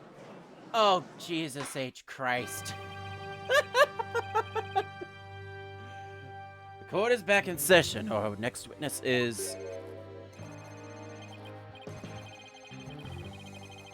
Yes, I'm acting on behalf of the mayor of this very important matter. It seems the witness is predisposed at the moment. Surely you jest. I will hold you to your promise. Remember that. Oh, my deepest apologies. This is Florent LaBelle, personal aide to the Mayor Tenma, or should I say, the accused. Ouch. Looks like the poor mayor hasn't suffered enough. Well, what business do you have with me? I'm a very busy man, so let's make this as brief as possible. I'm sorry, I can't stand you with that pale skin, green hair, purple outfit. I just can't stand it. I'm gonna accidentally call this guy like some sort of meme about a gesture or what is the term? Like some sort of wild card exactly. I can't obviously say the real name. Don't worry about it. Don't worry about it in the chat. I know about that name, but I really don't want to say it. Anyway. This guy has got to be kidding me, so here goes. Your baldness. Right. Mr. Filch's testimony has revealed a hole in your alibi. And for this reason, you are suspected of having some sort of connection with the case at hand. To think to be associated with this entirely lurid affair. Well, I'm not. So may I go now? I have very important matters to attend to. Objection! I don't think so, Mr. LaBelle. Do you realize what a serious crime you've committed? Witness, you are being accused of perjury. This is your chance to clear the air. Fine. truth is I faked my alibi for a very good reason. The mayor was obviously the killer, so I created a fake alibi to confuse the matter. You see, as his personal aide, I felt I had to protect him. Sorry. You think this is funny? Without your alibi, you're a suspect too. What were you really doing at the time of the crime? Peasant. How dare you accuse me, one of the beautiful people of the... Stop stalling and tell the court what you were really doing at the time of the crime. Silence.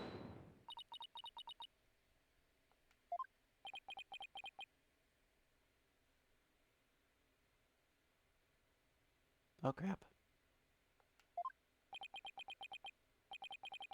Enough jabbering. The swords have been drawn. The time for talk has passed. Swords? What swords? This is a duel to the death. The fate of the accused rests in our hands. Be gone, ye of cowardly heart. The battlefield hath no place for ye. Again? Oh my. Spare me, please. Oh, shaft. Chains cannot hold Mr. Blackwell.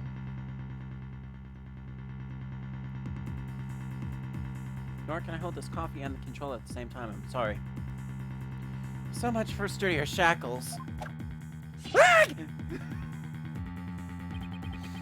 Those chains hinted my vow that heads would rule this day. This gives keeping your heading on in court a whole new meaning. Will the witness please deliver the accused's death knell? I know what I speak. Most certainly. His goose is already cooked. Time to stick a fork in him. What he has to say can't be good. As I told Prosecutor Blackwell during the recess, I rushed right over to the Fox chamber when I heard little Jinxie scream. What? Then, drumroll please, I saw Mayor Tenma opening the forbidden chamber doors. But there you have it. The mystery man who opened the chamber door, as witnessed by one Phineas Filch, was the accused. There was never any third party. Oh, and that's not all. I heard something quite startling that seemed a crime. Startling sounds bad. Mayor, who was barely conscious, muttered this. Forgive me, Jinxie, I killed the alderman. That's right. The mayor actually confessed to the murder right then and there. Oh, shit. That was not what I wanted to do. He confessed?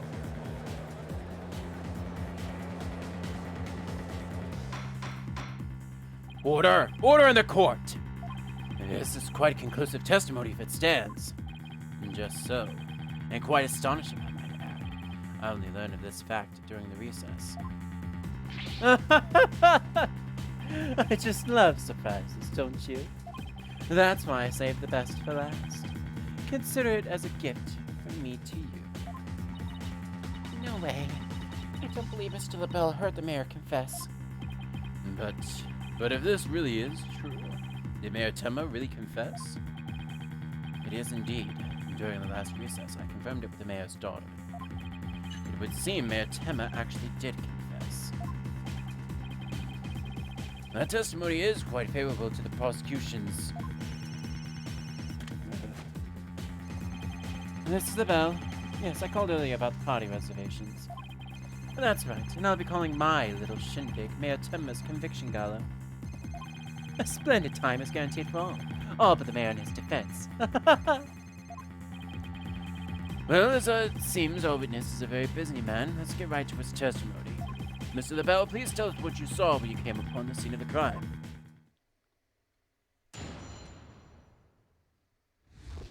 What LaBelle saw indeed. I was in the hallway hiding in the shadows. That's when I heard the confession. Upon learning of the father's crime, little Jinxie fled without ever noticing me. Immediately after that, the mayor came too, stood up and opened the forbidden chamber. As I ran in terror, the demon emerged from his prison. In shock, I fled down the hallway to my right, to the one with the phone at the end.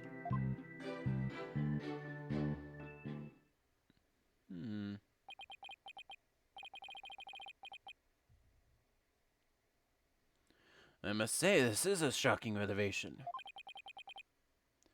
Quite unexpected. To think the defendant had actually confessed then and there to his crime. Perhaps the guilt was too much to bear, so he confided in his daughter. But you realize you should not have withheld such crucial testimony from the court? Once again, sorry. It's just, I feared being accused if I mentioned coming upon that most unpleasant scene. Ugh. Why did the mayor's confession have to be brought up by this guy? We better do something before the judge declares the mayor guilty. As a death row inmate once told me years ago, there is a time to fight and a time to yield. A time to live and a time to die. Ugh! It's laying it on real thick now. The defense may now cross-examine the witness. Okay. Unfortunately, major sip of coffee time.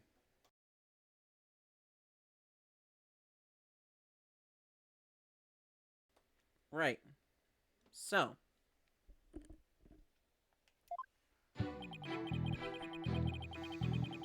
The bell claimed he was in the hallway hiding in the shadows, and that's when he heard the confession. Upon learning of the father's crime, Jinxie fled without ever noticing it.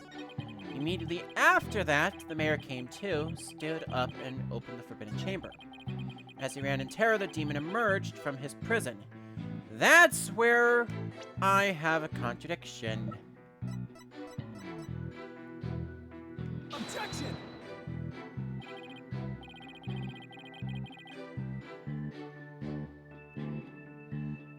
Oh, wait.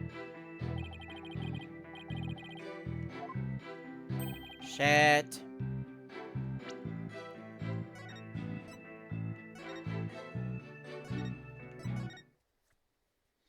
Shit. Gonna backtrack just a little bit here because I pressed on the wrong statement.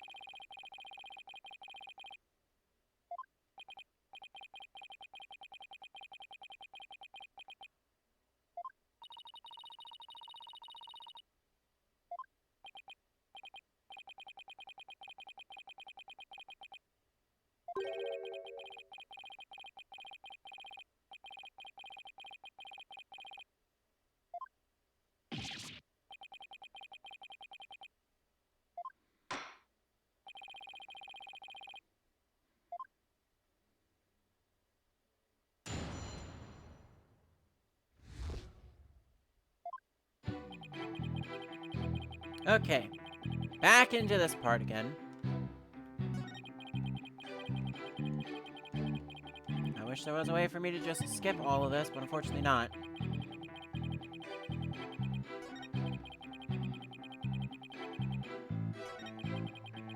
Chuck fled down the hallway to my right, to the one with the phone at the end.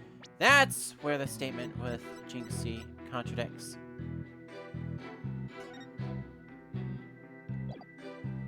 Objection! Alright.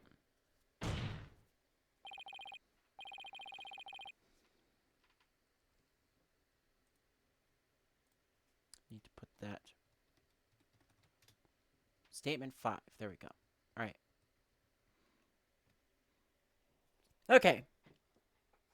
I may have had statement 4 in my notes, so I do apologize. I had to go and do a little... I've had to do like 3 retcons on my own notes this stream. So I think I may have to go and ask some people over at Strategy Wiki for a little bit of clarification. What on earth do you mean? Yes, care to fill the rest of us in, Mr. Justice? If Mr. LaBelle had really fled down into the hall with a phone in it, he would have crossed paths with Miss Tenma. Oops. What's this? After she discovered the crime scene, she immediately went to call the police. Then, after making her call, she went back to the main hallway, whereupon she encountered the demon Yokai, or whatever you want to call it.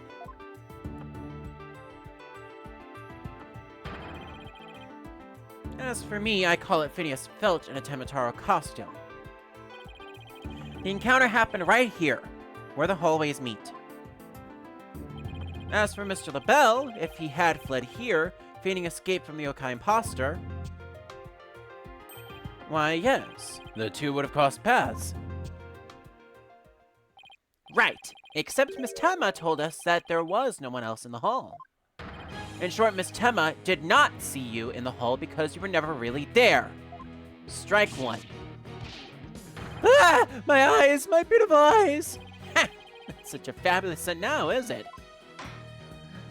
But Mr. Justice, the witness also stated that she heard the mayor confess. If he was lying about hearing the confession from the hall, then where was he when he heard it? Inside the Fox Chamber, where else? But isn't that within the very crime scene? It is, Your Honor, and that means he is not really a witness. Rather, he's the third party that I've been alleging this whole time. What?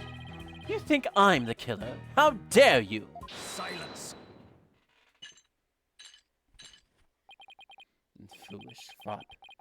A true man knows when he is beaten.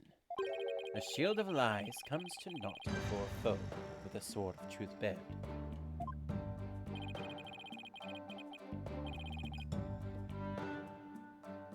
Prosecutor Beckwell, what are you? I thought we were on the same side. You are mistaken. There are no sides here save for my cold, steely edge of judgment.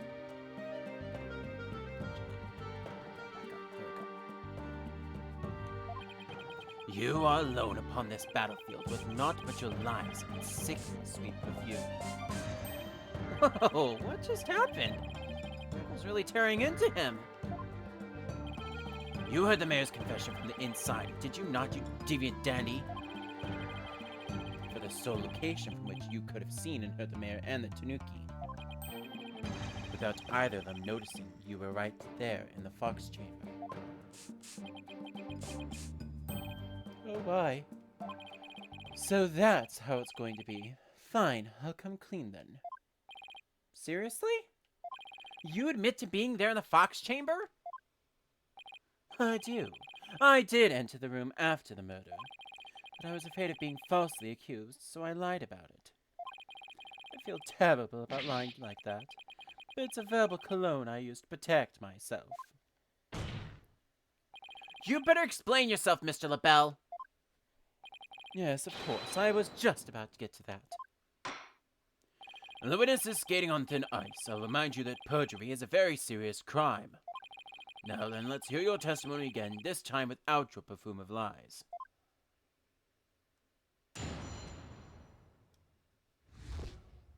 Alright. And the Fox Chamber. I did enter the Fox Chamber after the murder, but I didn't enter until after Jinxie had heard the confession and left. I heard the mayor groan and hid behind the folding screen there. What I saw there up close was absolutely horrifying. So you see, I was there, but merely watching from behind the screen.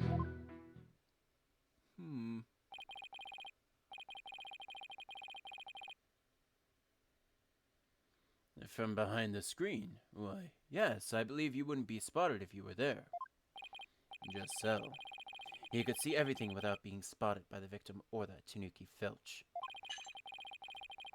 Suffice to say, he was a mere witness to this event, rather than an actual third party.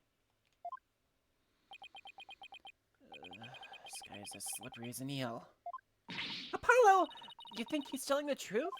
Well, he was in the Fox Chamber, so at least that much must be true. The defense may cross-examine our slightly voyeuristic witness. Yeah, no, I think I need a little bit more information, honestly.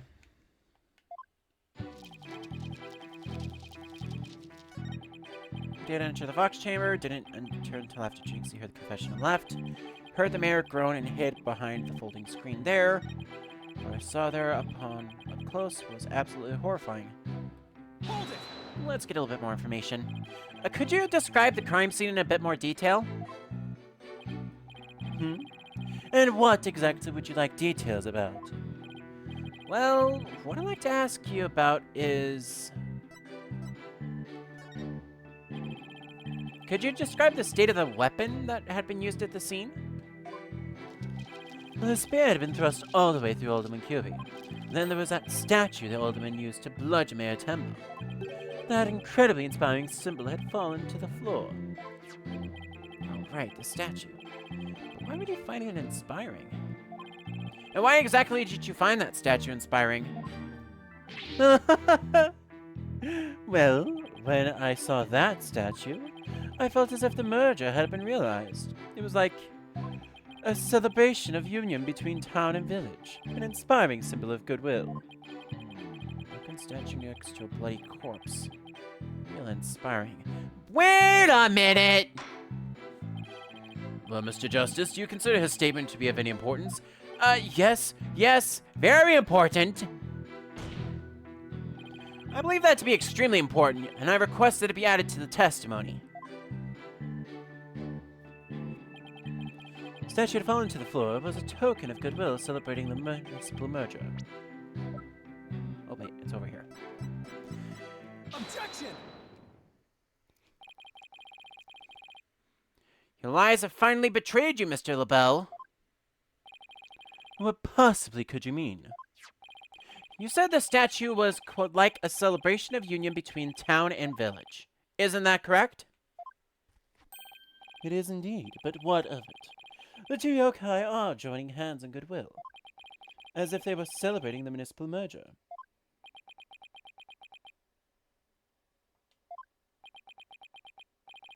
Something the matter? So, how'd you really know that this statue was meant to be a symbol of goodwill again? What? Justice don't know. Explain yourself, and make it quick. This statue was meant to symbolize goodwill in its original form, but that was a secret. A secret? Whatever do you mean? What I mean is that it broke when someone used it to strike Mayor Tenma on the head. What's left clearly makes it look like the two yokai were battling it out. Heep! The statue's secret and its true form were lost inside that locked room. For Miss Tenma is the only living soul who should know what it once looked like. So, Mr. LaBelle, where could you have possibly seen that statue in its original form? What do you mean, where? The only possible answer is this. You saw the statue in its original form. Right there in the room where their alderman was murdered before it was broken. How dare you! Mr. Justice, are you accusing the witness with some sort of crime? Yes, I am. Flying the bell, I accuse you of the murder of Alderman Rex Cuby.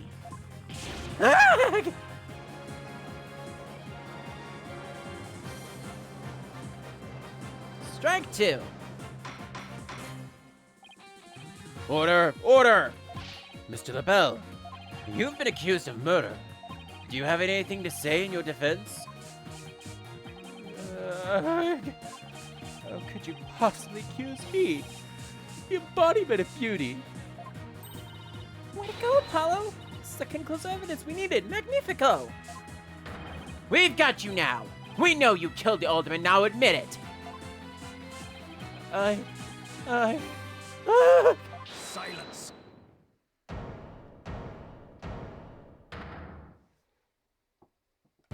Enough of your silly games, Justice Donald.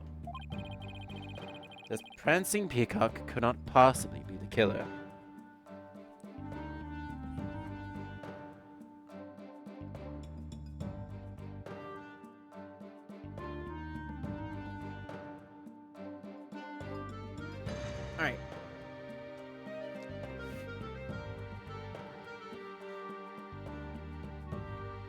So for context slash stream VOD, my editor has been messaging me every now and then to make sure that I've been drinking and whatnot. Or drinking water and whatnot. Anyway. Objection! What are you talking about? His alibi has already crumbled to dust. And I just proved that he was in the Fox Chamber while it was still locked tight. Silence! Why could he have not seen the statue in its true form before the murder? After all, he was close friends with the alderman. Go. Yes, that's right. I clearly remember it now. Alderman Kirby told me about it. About what the statue actually looked like. I mean, he was a good friend of mine. Sure he was, and I buy that story anywhere. Objection! Yeah, right!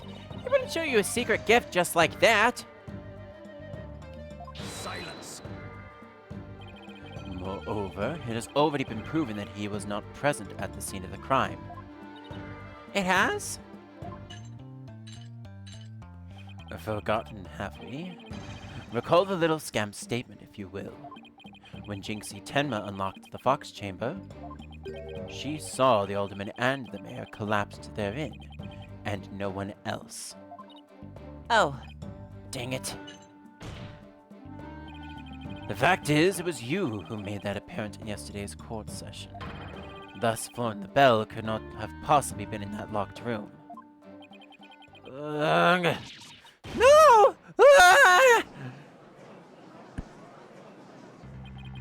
I just don't get it. How could Jinxie not have seen the bell?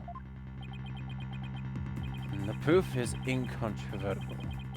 No room for debate exists. Am I not right, your baldness? It does seem awfully conclusive. The facts point to the defendant and the victim being the only two people in the locked room. Moreover, the defendant has already confessed. Objection! Silence! You cannot defend the indefensible. Your role in the charade is now over, Justice Turner. But... Your baldness. This trial would last an eternity if it were to keep crossing blades with these simpletons. It is high time you brought down the hammer of justice.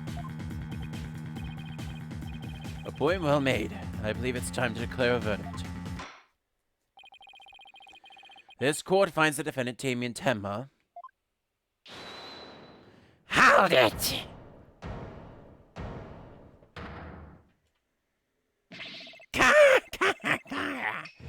It would seem that my time is at hand. Mayor Tenma?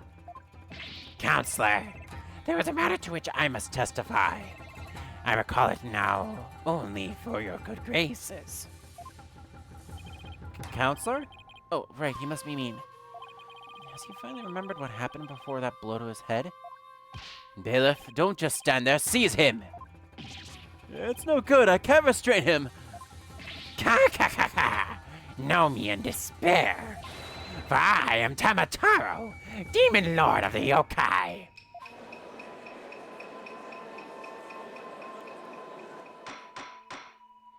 Mr. Justice, do something! When am I responsible for court security? Apollo, this is our chance. We might get some new information out of him. Your Honor, seeing as our client has something new to say, I believe due process demands that we hear him out, even if he is a yokai. When you put it that way... Still, I believe testimony by yokai is unprecedented in the legal world. Unprecedented in absurdity, more like. Alright then, Mr. Damon Tenma, or should I say, Mr. Tenma Taro. Your testimony, if you please. I shall now speak of recollections most real, courtesy of my host, Damien Tenma. Heed these words, mortal, for hear them, but once you shall. I love doing Tenma Taro's voice. The ruler of demonkind. Also, I love this cross-examination. Barely conscious was Damien there amid the darkness. Suddenly, 2 yokai did appear. On one side, I, Tenma Taro, ruler of humankind, and on the other, my mortal enemy, the 9-tailed fox. What? Uh,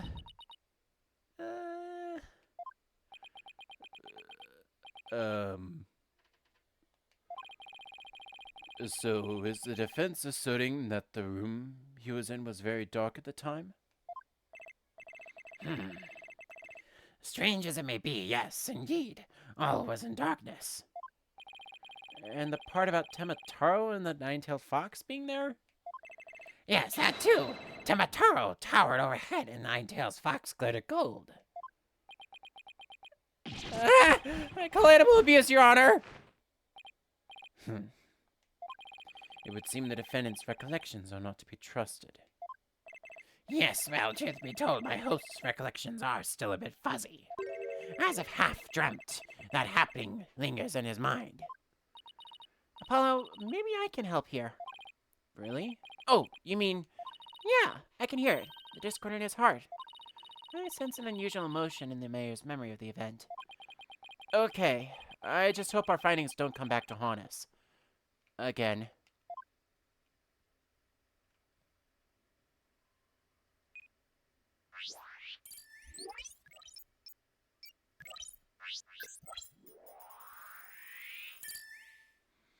Alright, Mood Matrix number 2 for Tenma Taro.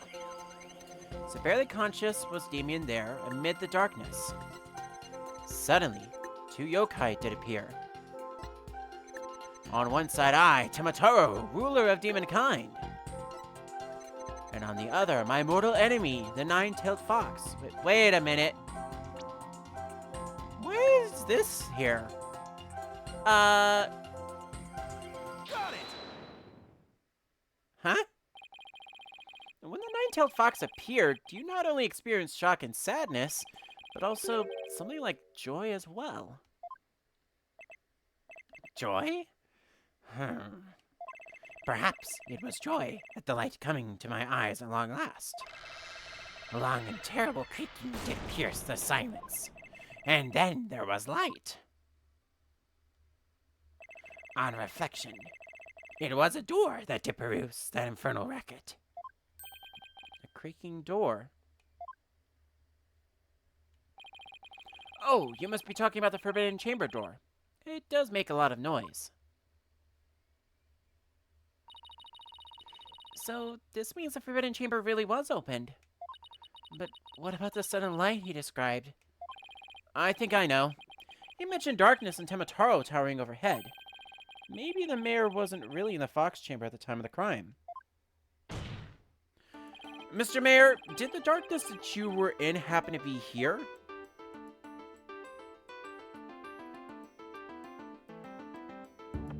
Take that! The Forbidden Chamber? Was it not the Fox Chamber where the murder did occur? Yes, but it all makes sense if you were in the Forbidden Chamber. That terrible creaking sound was probably the Forbidden Chamber's door opening. And the towering Tenma Taro you saw? Most likely the Forbidden Chamber statue. Why, yes! That would explain it. The darkness and the staff in the demon's grasp.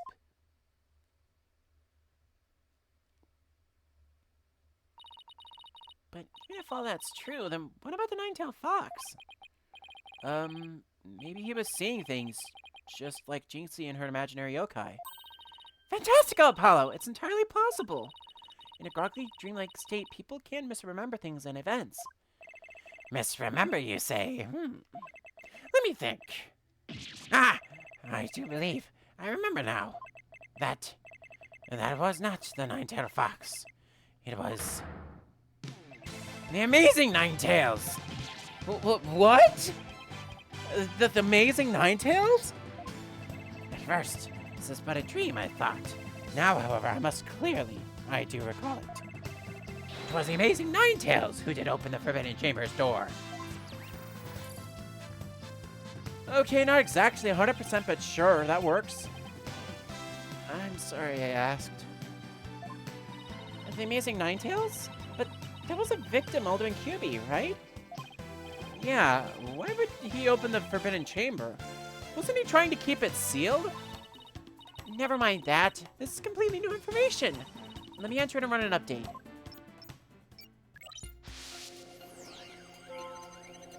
Barely conscious was Damien there in the Forbidden Chamber. Amid the darkness, a mighty statue of Tenma Taro loomed overhead. Suddenly, the door did open, and a shaft of light did pierce the gloom.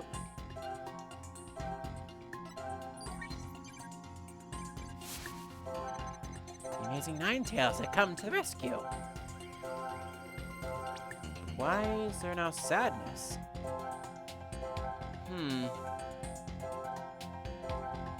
I think we've got issues beyond issues here. When the amazing Ninetales opened the chamber, banishing the darkness within, you felt joy, but didn't you also feel shock and sadness? Yes. In the hazy depths of my mind, I do recollect something of that nature. I believe it was a fiend's cape of red. For when I did behold it, a great wave of sadness did inexplicably wash over me. Okay, well, we've got one more thing to take care of. A cape of red? Apollo, we've reduced the noise level. Oh, but there's still a little left. Mayor Tenma, why were you sad when you saw the red cape? Why, indeed. What could this mean? I guess his memory is still a little spotty. I know because his latest recollection contradicts the evidence. Yeah, it's one of those contradictions that slaps you right across the face. Something this obvious could arise when someone is trying to force a fuzzy memory into a definitive shape. Apollo, I know what you have to do. You need to present evidence that contradicts the image you see. Oh, so it's basically the same as usual cross-examination process. Okay, time to review the evidence. Look out here. Look out, contradiction. Here comes justice. And yet again. So the mood matrix does allow us to, whenever there's evidence that contradicts the testimony, we can also still present it. And also try to knock down some of the mood. Alright, one sec. While I'm keying over to the right statement here, I'm going to take the last major sip of my coffee before it gets too cold.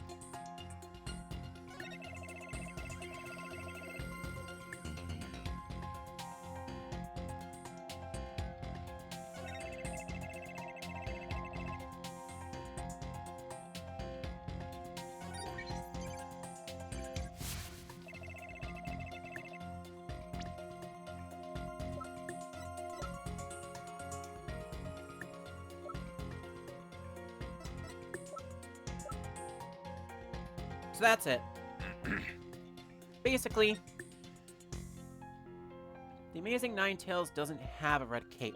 Therefore, this is what contradicts the testimony. Objection! You said the Amazing Ninetales cape was red. Are you sure about that? Yes, well, I do believe it was a red cape I saw, but... Mayor Tenma, does this cape look red to you? Oh, that certainly does not look red. Not even scarlet or crimson either. Nevertheless, upon my liberation, something red did fill my as yet hazy field of view. And I thought to myself, the Amazing Ninetales is arrayed in a cape of red. So you mistook the red something for his cape, huh? Apparently so, and remembering it now brings a great sadness upon me. So the red something probably wasn't a cape after all. Maybe that great sadness he mentioned is what's interfering with his memory. Well, we would have seen the fox chamber behind the Amazing Ninetales. What red object could he have seen there that would have been that shocking? I know! Could it have been... Mr. Mayor, was the red thing you saw this? Take that! Something red that could produce a deep sadness.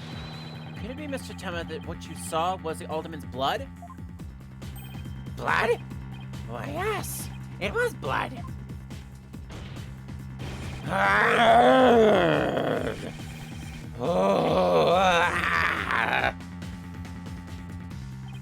It's all coming back to me now. It wasn't a red cape that I saw. It was lying behind the amazing Ninetales, the Alderman's bloody body. Eek!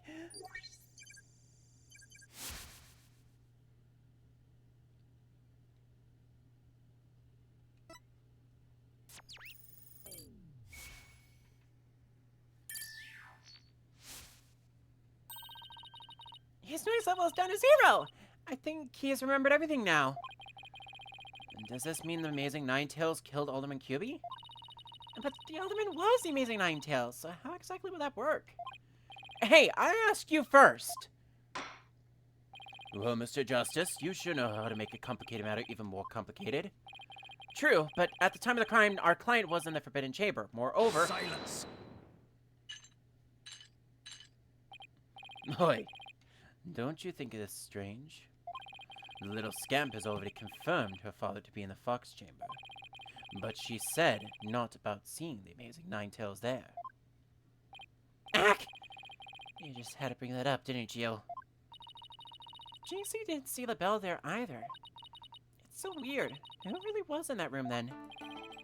Would the defense care to share any theories with the court? Or can you explain the inconsistency between the defendant's testimony and his daughter's? Well... I think I can. Yes, of course, I can explain it. If I don't, we're in serious trouble. Not with more of your bluffs and fairy tales, I trust. Fair warning, Justice Dono, I shall have your head if you fail to explain this. Eep! What about a good old-fashioned penalty? Well, Mr. Justice, let's see if you have a head worth keeping on your shoulders. First of all, Mr. LaBelle was definitely in the Fox Chamber while it was locked. We also know that Mayor Tenma was in the Forbidden Chamber based on his testimony. These two facts are crucial to my explanation. So let us consider the following question. If the facts point to Florent LaBelle and the victim being there at the scene, why did Jinxie Tenma see the victim and her father, Mayor Tenma? A very good question indeed. And I suppose you have an answer for us. Sadly, you'd be supposing wrong. You think she could have mistaken the bell for the mayor? Well, if she did, then the question is, why did she do that? Well, how about that explanation, Mr. Justice? I believe the time for questions is over. The defense asserts that Florent LaBelle was at the scene of the crime. However, Jinxie Tenma has testified that she saw her father collapse there. If she has in fact misremembered the event, what could have made her do it?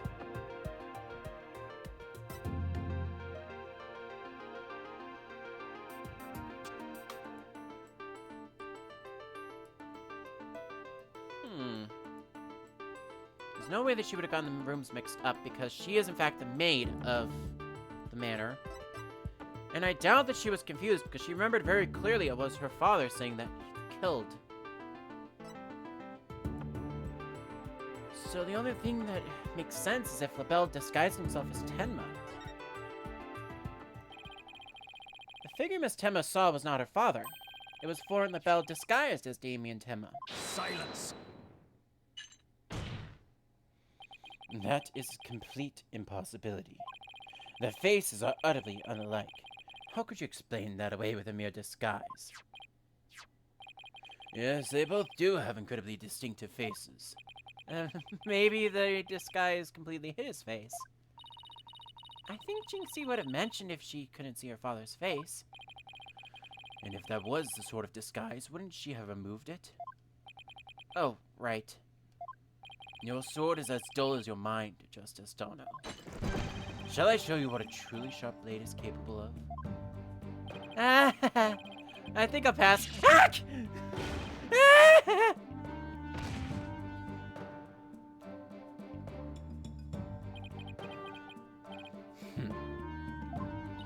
You okay, Apollo? I'm not fine, am I? Well, now that we have that little fairy tale out of the way. Your baldness, your verdict, if you will. Mr. Justice, I believe it's time for a verdict if you have no further arguments.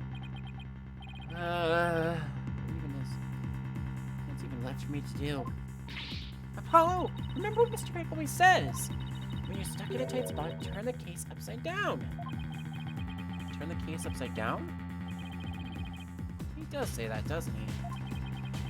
I don't quite see how it applies here. Still, it never hurts to give it a try, I guess. Let's see. Rather than Jinxie didn't remove the disguise, maybe she couldn't remove it. And rather than she didn't tell anyone about the disguise, maybe it was that she couldn't talk about it.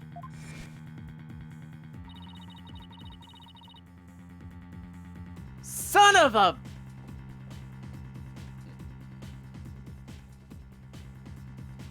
I figured it out. And also, I'm borderline laughing right now because it did not get caught on the mic, but Dimitri, my dad, just finished that whole son of a... I swear, my dad and I finish each other's sandwiches. Anyway. Jinxie, a wrestler's match is more precious than his own life. He never unmasked himself in front of others. But there are matches where wrestlers battle for the right to remove each other's masks. To have your mask torn off is the worst humiliation a wrestler could suffer. That's why their masks are more important to them than life itself. And what about the fact that it was the amazing Ninetales who opened the door? A mask that can't be removed in front of others? Can these facts turn things around?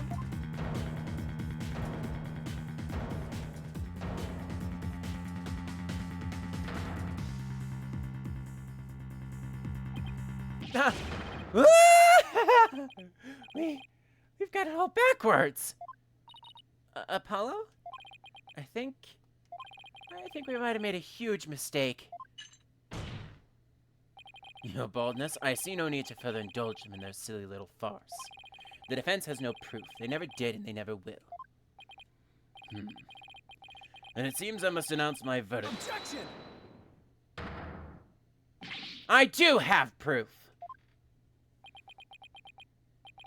Do you now? Alright, but this better be good, Mr. Justice. We can solve the remaining riddles by turning all of our assumptions upside down. Why Jinxie Tenma mistook Mr. LaBelle for her father. Why she couldn't remove the costume or tell anyone about it in the first place. These riddles are inextricably linked to Mayor Tenma's secret identity. A shocking secret identity that will turn the entire premise of this case upside down.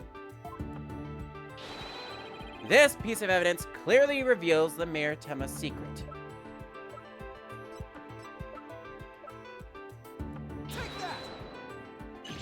Gah! What absolute claptrap! Poppycock balderdash! We thought the Alderman was the amazing Ninetales. Oh, wrong line. We thought the Alderman was the amazing Ninetales and the mayor was Tenma Taro. That's why we believed the mayor killed Alderman in his lust for Ninetales' veil. And it was a basis for the prosecution's entire case against our client. However, we've got the whole thing backwards. Mayor Tenma wasn't Tenma Taro at all. He was the amazing Ninetales.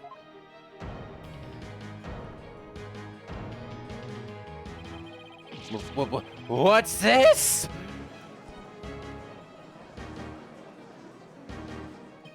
You'd best explain yourself, Justice Dono. And from where you derived such a far-fetched conclusion. Jinxie no doubt knew the true identity of the amazing Ninetales, but she couldn't tell anyone no matter what. That's why she didn't say it was the amazing Ninetales she saw passed out. Even though, unbeknownst to her, it was really Florent LaBelle in disguise. Silence.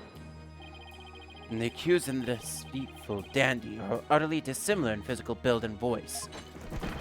Little Scamp would have seen the difference. Objection! Objection! Remember, Mr. LaBelle had his very own brand of cosmetics. Why couldn't he fake a different build, too? And anyone speaking through a mask would naturally sound different. Silence! Why did she not simply pull the mask off? Objection! A masked wrestler's disguise is more precious than life itself. As a huge fan of the Amazing Ninetales, she would never dare unmask him.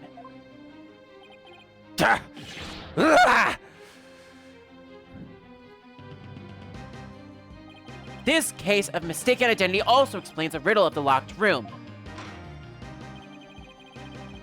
And then by all means, Mr. Justice, answer it for us already. First, Mr. LaBelle entered the room where the mayor and alderman were talking. I suspect he brought with him coffee laced with some sort of sedative. Once the alderman was out cold. That's when Mr. LaBelle killed him. Next, he took the mayor, who he had also drugged, into the Forbidden Chamber. Then he returned to the Fox Chamber, slipped into some of the mayor's spare clothes, and completed the disguise by donning the Amazing Ninetales mask. With his entire charade in place, Mr. LaBelle then let out a scream. The scream that led Jinxie Tenma to the scene. So then, the person who said, "I killed Alderman Kyubi" was... Yep. It was Florent LaBelle in disguise. The mayor never actually confessed. Silence! This is no more than guesswork and speculation. Now stop your yabbering and... Objection! No, you twisted samurai. This time you stop your jabbering, and let me finish making my case. Durd! Once Miss Tenma left the scene, Mr. LaBelle, still wearing the mayor's clothes and mask, opened the Forbidden Chamber so he could drag the mayor back out into the Fox Chamber. Oh, so the Amazing Ninetales the mayor saw was... Right. It was LaBelle opening the Forbidden Chamber. The second time Mr. LaBelle opened the door to the Forbidden Chamber, he happened to catch the thieving Mr. Filch by surprise. Startled, Mr. Filch, in his Tenma Taro disguise, ran as fast as he could away from the room. As he did, he left behind him a trail of feathers and tracks, and gave Miss Tenma the scare of her life in the hallway. With no one left to witness the events that occurred, Mr. LaBelle then proceeded to drag the sleeping mayor back to the Fox Chamber. I see. Well, that all certainly does make sense. Then, after dragging the mayor back to the Fox Chamber, Mr. LaBelle threw the mask out the window and fled the room. Silence! For this absurdity theory to work, it requires that the defendant be the Amazing Ninetales. However, he was the one pushing for the municipal merger. That such an individual could possibly be the Amazing Ninetales is preposterous. Objection! The mayor was blackmailed into pursuing the merger. Miss Tenma's life would have been in danger if he had openly voiced his opposition. That's why he created the secret identity as the Amazing Ninetales. Gah! This is madness. No one could possibly hatch such an insane plot. No one except a killer as insane as his plot. And I'd say Florent LaBelle more than qualifies. Foolish mortal, it is at your own peril that you forget who I am. Mayor Tenma, it's okay now. Jinxie will be safe just as soon as Mr. LaBelle is arrested. You are the Amazing Ninetales, aren't you?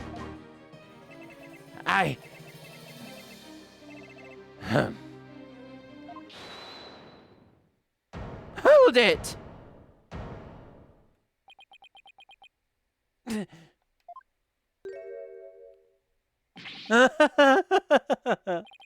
You have quite the active imagination. Mayor Tenma is not the Amazing Ninetales. Objection! What do you mean? Well, has the mayor admitted to it yet? But that's just... And even if he did admit to such nonsense, I would reveal the truth behind Tenma Taro right here and now. What? Why, you would dare reveal a secret? My good friend the alderman told me all about it. But it wouldn't be good to expose the truth.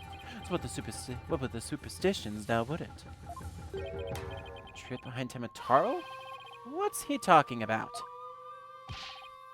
So, go ahead, say it. Say, I am the Amazing Ninetales. I dare you. Objection! Wait! Will somebody please explain what the heck is going on here? Mayor Tenma will do anything to keep the truth behind Tenma Taro a secret. A dark, terrible truth that has been kept secret by the village superstitions. And if the mayor admits to being the Amazing Ninetales, you'll expose this truth? Right. I won't have him walking free because of some nonsense you made up. So what now, Justice Dono? Without the mayor's admission, your theory is as useless as you are in battle. I'll show you who is useless. Apollo, don't give up now. I know. Your Honor, I believe Mr. LaBelle's statements warrant a thorough cross-examination. After all, the true identity of the Amazing Ninetales is a cornerstone of this case. You do have a point there. Please answer this court, Mr. LaBelle. Is the defendant the Amazing Ninetales or not?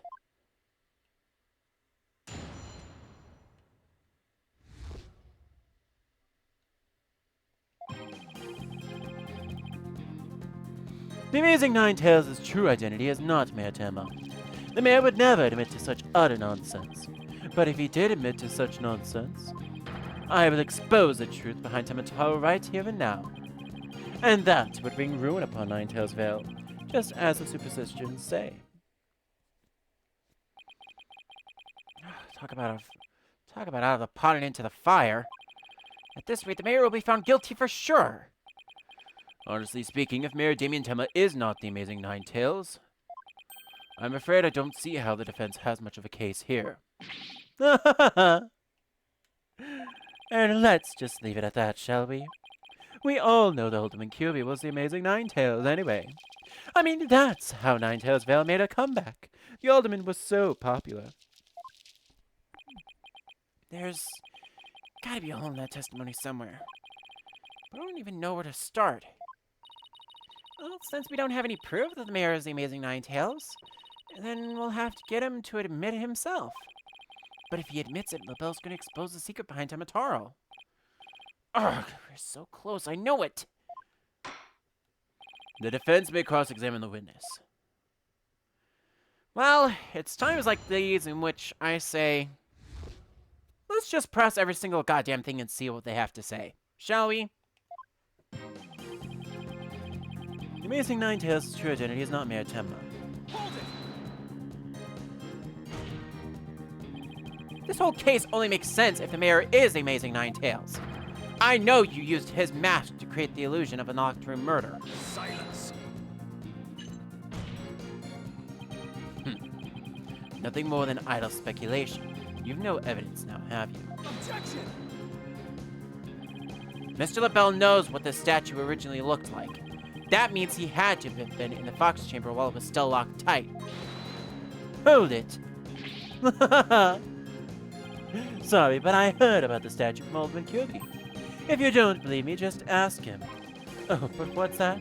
The Alderman's dead?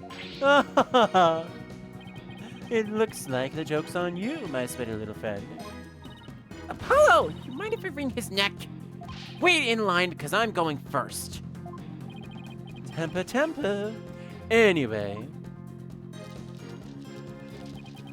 The mayor would never admit to such utter nonsense. Hold it!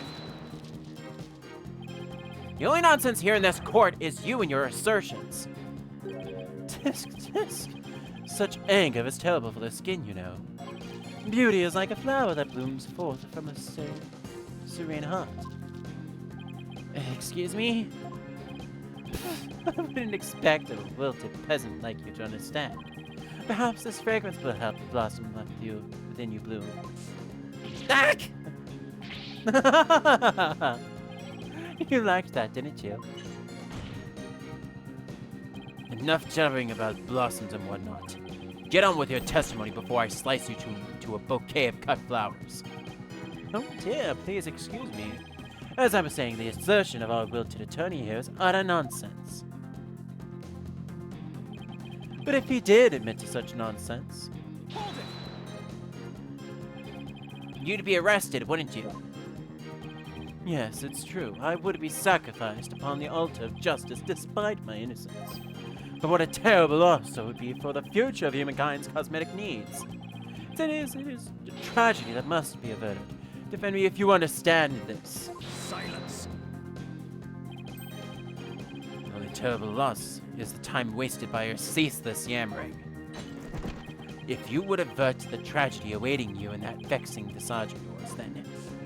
Yes, I know. Get on with my testimony. Anyhow, suffice to say, should the mayor admit to the defense's nonsense, I will make good on my threat, and... I will expose the truth behind Tenma Taro right here and now. Hold it! And just how did you learn of this so-called truth behind Tenma Taro? Alderman QB told me all about it. The secret of the Forbidden Chamber and the truth behind Tenma Taro. Why would he share secrets like that with you, Mr. LaBelle? Because of the Alderman's wife. I was looking after her while she was hospitalized. He appreciated it so much, he shared the secrets with me. Wait, did he threaten the Alderman in addition to the mayor? Don't tell me that's how he learned to open the Forbidden Chamber. Needless to say, I'm not above revealing the truth behind Tenma Taro. And that would bring ruin upon Ninetales just as the superstitions say. Hold it! Do not gaze upon Tenma Taro. Do not tell others if you see him. Isn't that what the village superstitions say? Exactly. Telling others what Tenma Taro looks like would reveal the truth. That's why the superstitions were written down in the first place. And ruin coming to the village if you free him? Is that a warning not to expose the truth? Bingo! And that truth is, Tenma Taro is a great, greed-inspiring fortune. Yeah, that's what the whole Battle of Ninetales is all about. Tenma Taro is a great fortune. Well, come to think of it, Only thing that's the greatest get-rich-quick chance in the universe. Grandpappy told me all about it. Said there's amazing treasure in there. could Tenma Taro actually be... Yeah.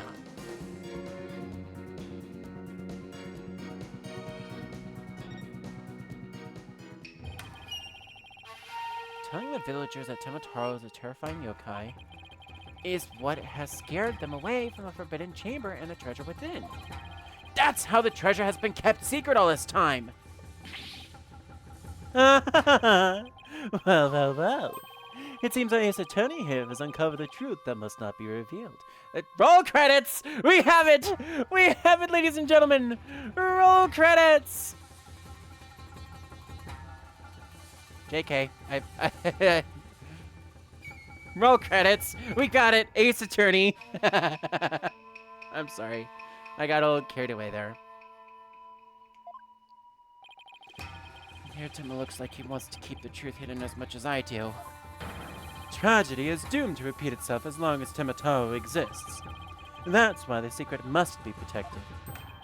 As long as Tenma Taro exists, huh? Mr. LaBelle, please add that statement to your testimony. Tragedy is doomed to repeat as long as Tenma Taro exists. Well, luckily for you... Oh, wait. Objection! Mr. LaBelle, what if Tenma Taro no longer existed? Revealing the truth would no longer be an issue, would it? If Tenma Taro no longer existed? What on earth are you talking about? Oh, apparently you haven't heard. Tenma Taro no longer exists. But I guess you didn't get to do a thorough search after the key was taken from you. Because when we searched the Forbidden Chamber, there wasn't any treasure there. Really? Well, maybe you weren't looking in the right place. Sorry, but I have proof that Tenma Taro no longer exists. Take a look at this figure. What do we have here? It looks like some sort of creature. We found this in the Forbidden Chamber. It's an Azuki Kozo figure. The great thief Azuki Kozo used to leave them at the scene of his crimes. Are you suggesting that the Tenma Taro has been stolen? Yep. Phineas Filch's grandfather, Master Thief, was a culprit. And by that hideous marauder caretaker's grandfather, no less. No! My beautiful golden Tenma Taro was... The greed inspired by Tenma Taro can no longer bring ruin upon Ninetales Vale. Isn't that right, Mayor Tenma? The root of tragedy would indeed seem to be gone. In fact, I now recall the alderman revealing the secret to me on the day of our meeting. He must have been speaking of Tenma Taro. For he said to me, the gold ingot was gone. The gold ingot? You mean the treasure that is Tenma Taro's true form? Recall, if you will, the scroll in the Forbidden Chamber. Tenma Taro is a yellowish object shown there. A giant gold ingot that my nomadic ancestors bestowed upon Ninetales Vale.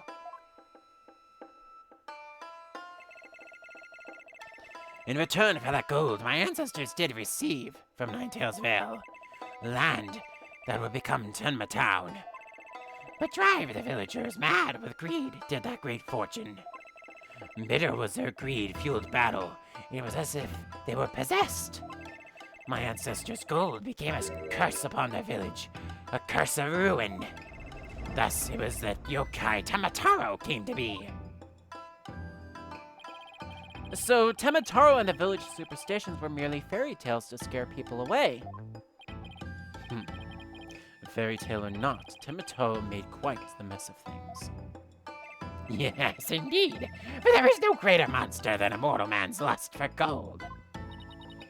Well, you know what they say, the love of money is the root of all evil. My ancestors did bring a terrible thing here to Ninetales Vale. A thing so terrible that Tenma Taro, a monster just as terrible, had to be created to keep it a secret. Yet we have naught but love for the little village to which we owe our very existence. Tenma Town would never seek to take over Ninetales Vale in a merger. Oh my, that was quite a shocking lesson in history. Mr. Mayor, now that we know Tenma Taro no longer exists, are you ready to admit your secret? That you are the amazing Ninetales, aren't you? Hold it! No! Don't do it! Please, no!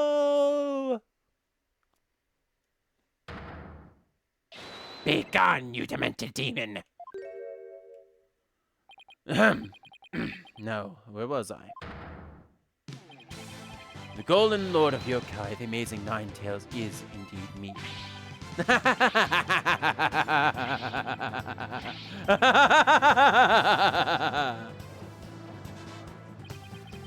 And that means Jinxie. Yes? The man wearing the mayor's clothes, who you saw collapsed in the Fox Chamber, was he wearing the amazing Ninetales mask? Uh-huh. That's what made me think of his papa. He said he was going to reveal his secret identity to Alderman QB that day, so it really wasn't Papa I saw there, was it? It was Florence's idea from the start. He advised me to reveal my secret identity to the Alderman. Yeesh. Your Goldberg machines have less elaborate setups than LaBelle's scheme. You may rest easy now, little Jinxie. That monster's deception is through. Ka ka ka ka!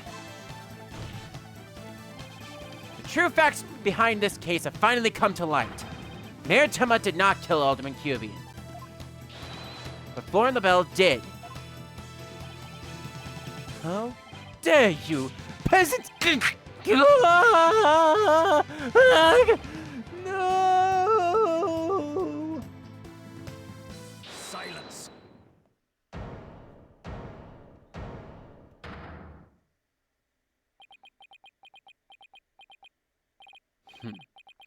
Justice Dono. You should at least have a real blade in your hands if you desire to cross swords with me. Or have you not mistaken this battlefield for a training ground? What's this guy want now? Evidence is like a razor-sharp blade that cuts through bone as though it were butter. But you have only blind guesses, a dull blade incapable of cutting even a cake.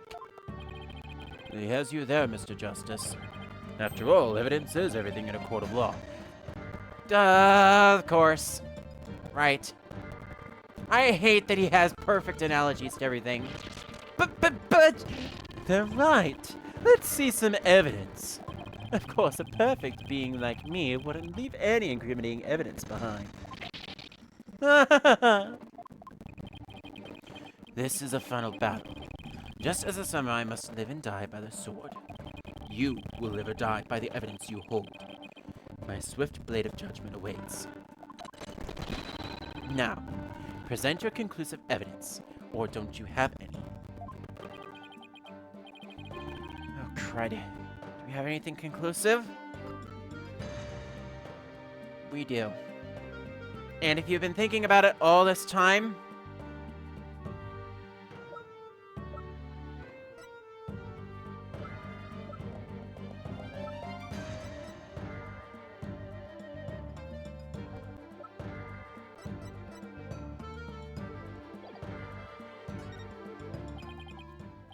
evidence? Oh, I have evidence. As I call it, we have the final nail in the coffin. You do? Of course. It's just a conclusive evidence we need too. We're going to finally prove that Mayor Tenma is innocent. Here comes justice. So let's review the facts. The most damning evidence against the mayor was the crime scene itself. The mayor and the victim were the only two people found in the room. Also, we thought the alderman was killed because he was the Amazing Ninetales. But as we know now, of course, we were way off. The Amazing Ninetales is really Mayor Damien Tenma. That's why when his daughter Jinxie saw the Amazing Ninetales collapse at the scene, she mistook him for her father. Those are the facts we have revealed. However, Mr. LaBelle asserts that he did not leave any evidence at the scene of the crime. But he didn't say anything about evidence outside the crime scene. Maybe he isn't as clever as he thinks he is. Does any of the evidence found outside of the crime scene match any of the clues?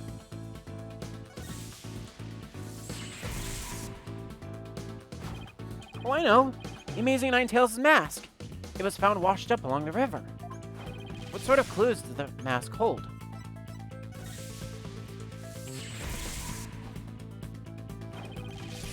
What about the hair left in the mask?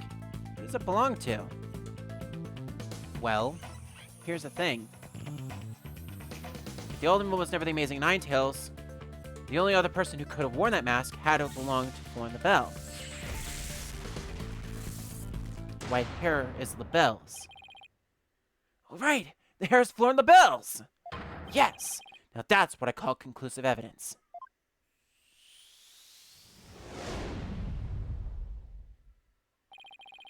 Well, Mr. Justice, do you have any conclusive evidence to present to this court? Of course I do. Observe this mask, if you will. The mask? How is that conclusive evidence? It's not the mask itself, but the white hair inside it. We originally thought it belonged to Alderman Rex Keeley.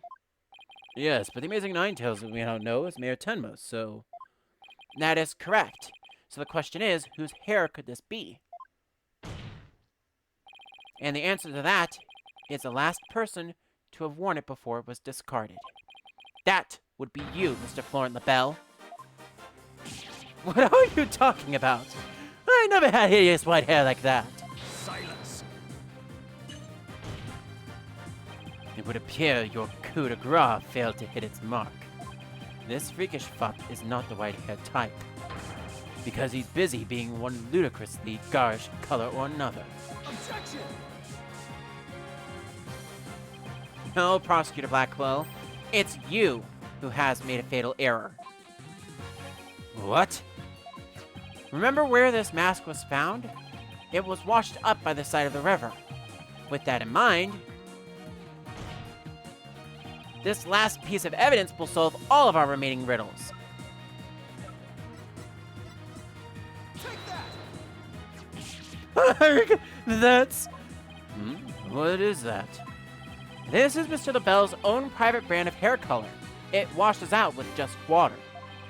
The court will also recall that the Amazing Ninetales' mask washed up along the side of the village river with white hair inside it. What's this? Are you saying that breeding peacock's hair color is... That's exactly what I'm saying. Mr. LaBelle's hair color is a freaky work of fiction. But thanks to the river flowing through Ninetales Vale, we now have a real-life expose. The white hair in this mask is conclusive evidence proving you're the real killer. A DNA test is all that we need to prove it, and we both know we'll get a match. Admit it. Lauren LaBelle, you were the one who killed Alderman Rex Cubey.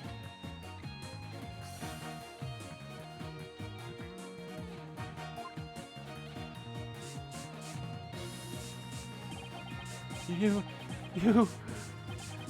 peasant. How dare you! Ah, my profane, my beauty, I'm gonna exterminate you like I never said. Ah, no, my makeup!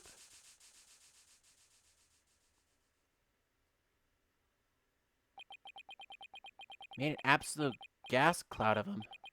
Whoa!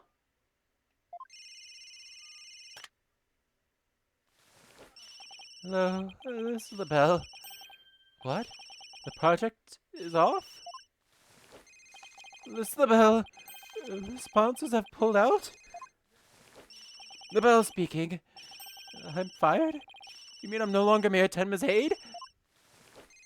Hello, this is LaBelle. What? There's a stratospheric damages claim against me? $100 million? I'm finished! Washed up! Stick a fork in me, I'm done!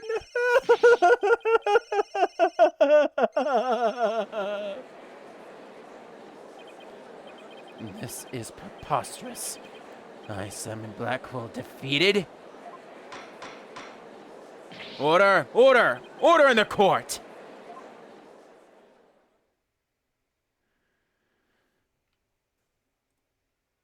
Well then. Well, this is quite the unexpected outcome. I must hand it to you, Mr. Justice. You really turned this case on its head, just like that other lawyer, Phoenix Wright. Wait, that was a compliment, right? Oh, it sure as heck was. Prosecutor Blackwell, what have you done with Florin LaBelle? The defaced man has withered like a flower without water. One of the officers is currently tending to him with a sprinkler. Wouldn't that just wash even more of his makeup off? Allow me to explain the actions of the guilty party in detail. The motive, of course, was to steal the gold ingot known as Tenma Taro. However, few are allowed into the manor due to its cultural ties to Ninetales Vale. LaBelle set in motion plans to gain access to the manor and the gold via the merger. But the efforts of the Amazing Ninetales saw those plans come to a halt. And thus LaBelle murdered the alderman and attempted to pin the blame on Mayor Tenma. I see, but what I still can't comprehend is why would he go after the gold in the first place? And Mr. LaBelle doesn't look like someone who is in need of financial aid. LaBelle hid his past well, much like he hid his beauty with makeup. He is mired in debt. Debt due to pouring money into a brand only he could love. Which is why he sought the gold with such veracity. Too bad for him. Someone else had gotten to it first anyway. I see. Very well then. I believe it's time I declared a verdict. This court finds the defendant, Damien Tenma, not guilty.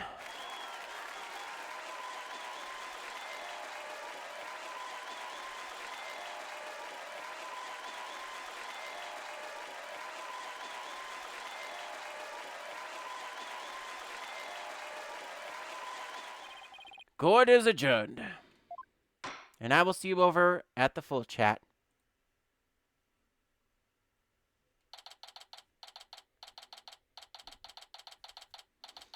April 19th, 1:23 p.m., District Court, Defendant Lobby, number 3.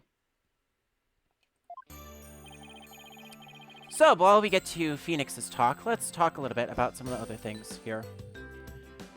First and foremost, let's talk about what happened, shall we?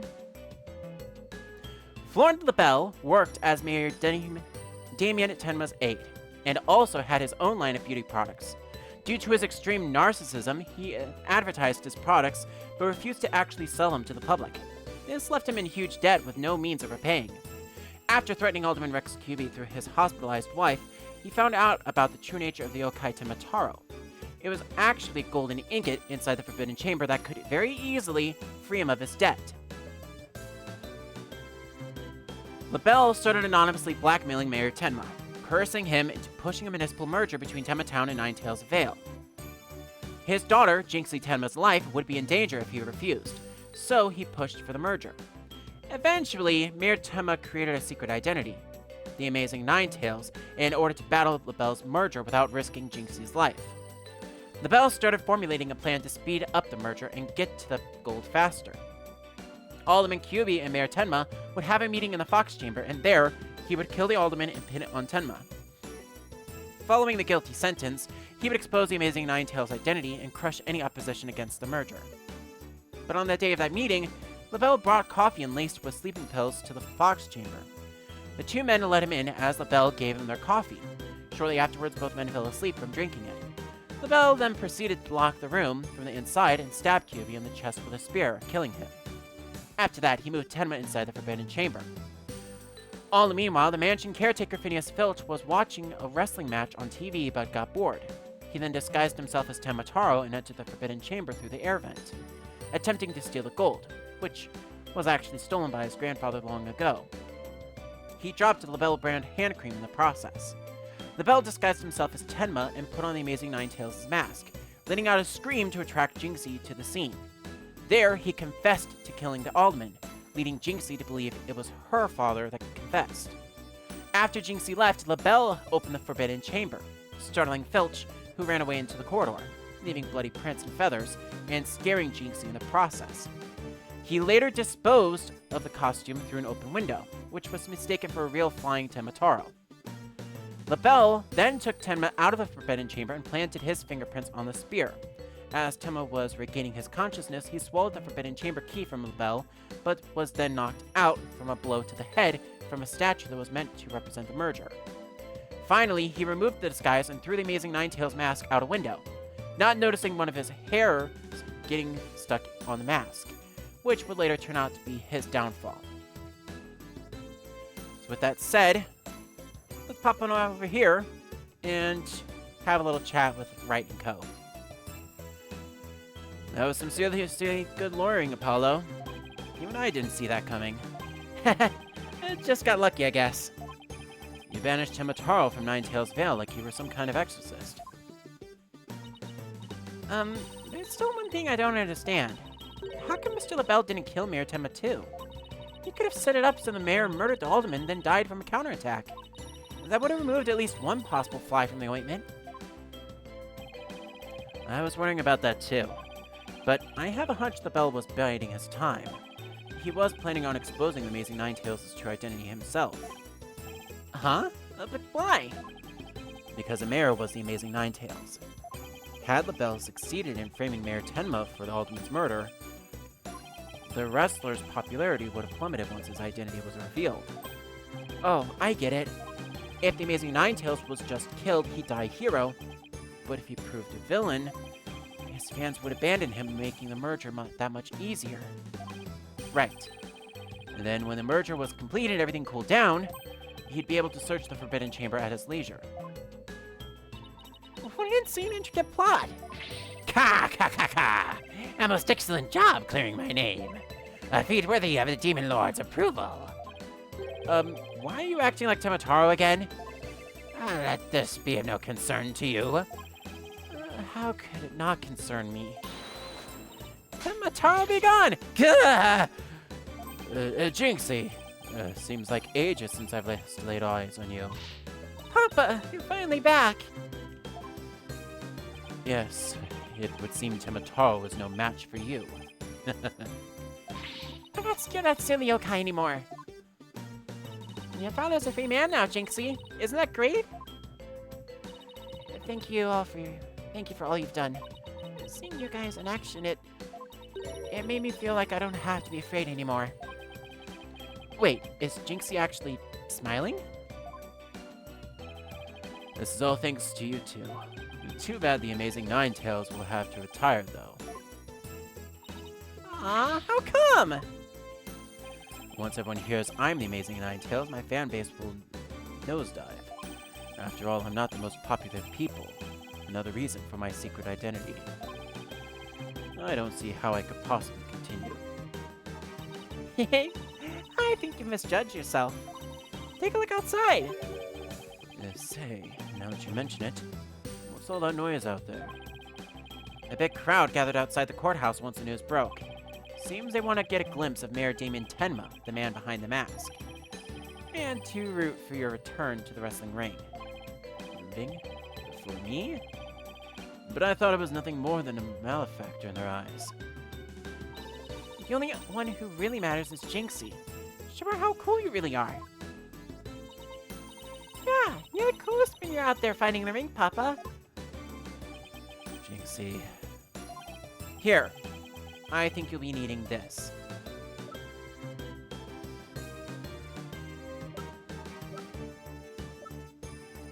Take that! Thank you. Now, if you would excuse me, and if you would excuse me... I don't want to keep my fans waiting.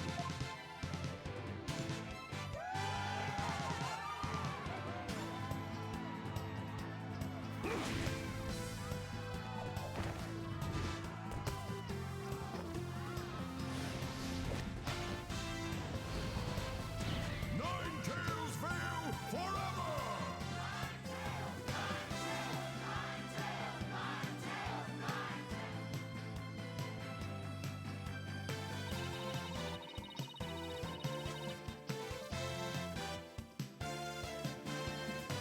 I sure hope they can settle the problems between Tenma Town and Ninetales Vale.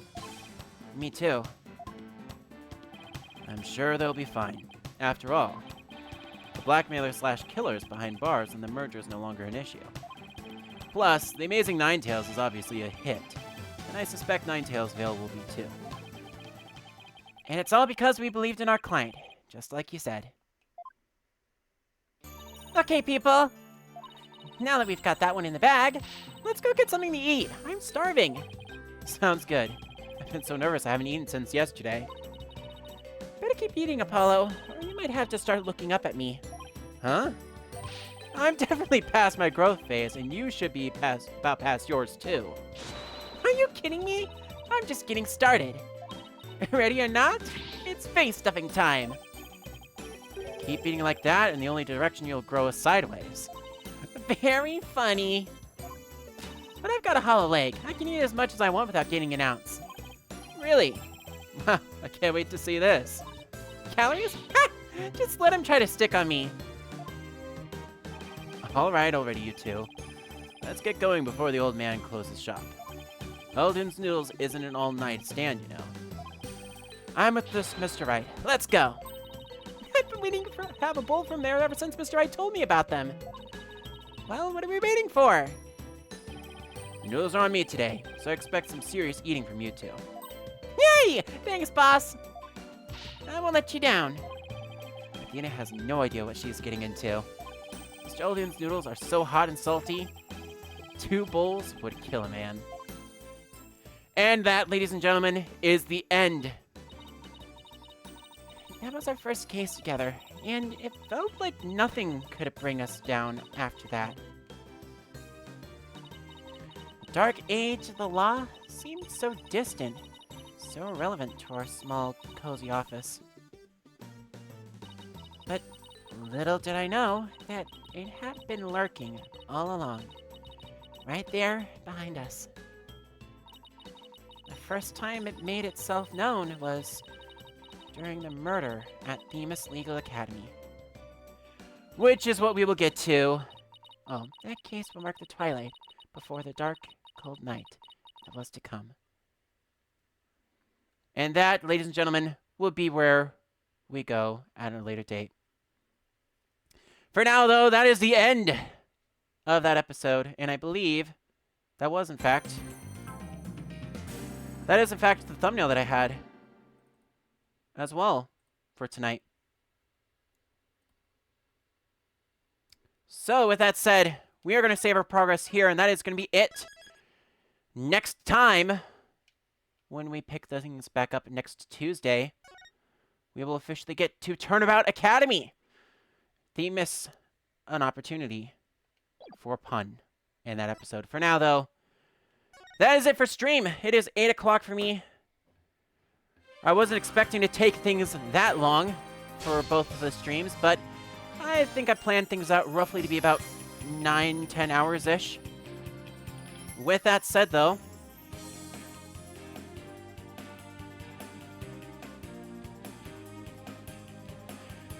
I'm going to bring things back on over here, and I'm going to chat with you guys for a little bit longer, because I know I wanted to get 1 or 2 last things addressed before I ended off the stream for tonight. First and foremost, yes, we are going to be taking a brief pause over the weekend for some Minecraft and to catch up on some stuff. So, next Tuesday, Wednesday, Thursday will be when we try to finish this. And I do have 6-hour blocks instead of 5-hour blocks to get all of those done and dusted. My plan is to try to have everything finished in that amount of time. And I believe everything should be blocked out accordingly so I can finish everything in those 3 episodes. Now, what does that mean specifically for the rest of the series? Like I said, after my break, I will be off the 15th, 16th, and 17th, so there will be no streams on that Saturday or Sunday. The following Tuesday, Thursday, Saturday after that, I will be doing basically the first episodes or 3 of Spirit of Justice. 24th will take a brief pause because that will be Board of Directors night again. And then the 26th, 28th, and 30th will be the finale week for Spirit of Justice. I'm planning on trying to finish everything up in those 6 streams and finishing off Apollo Justice Trilogy by the end of this month. So I do apologize for all of that. However, I want to say on behalf of myself and everyone here at the Metro Realm, thank you very much for hanging out with us. That is, in fact, going to be stream. And that is not my stream. That is not my end stream screen. That is my end stream screen. That is it. We are ending the stream, and I do want to thank you very much, of course, for hanging out with us tonight at the Metro Realm. Like I said, on behalf of myself and everyone here at the Metro Realm, I do appreciate you hanging out with us tonight as we finished up the Turnabout of Tenma Taro. Now, since I don't have to worry about recording anything for the stream, we're just going to go right into rating tonight. And I also need to go and clean up some of these files because, holy fuzzy, I've got a whole bunch of tabs open. And as far as who we have available to raid, let us see.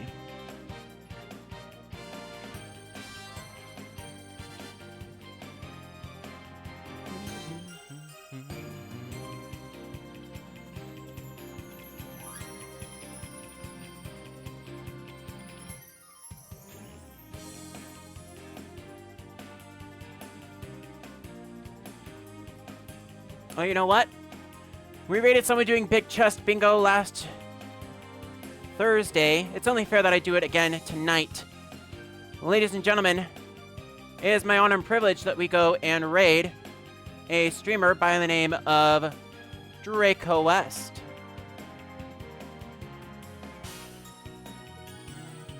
So, Draco West is going to be doing Big Chest Bingo, and it looks like he's going to be starting fairly soon. So, our raid message for tonight, for those that are interested, we always raid with a hashtag DMA Live.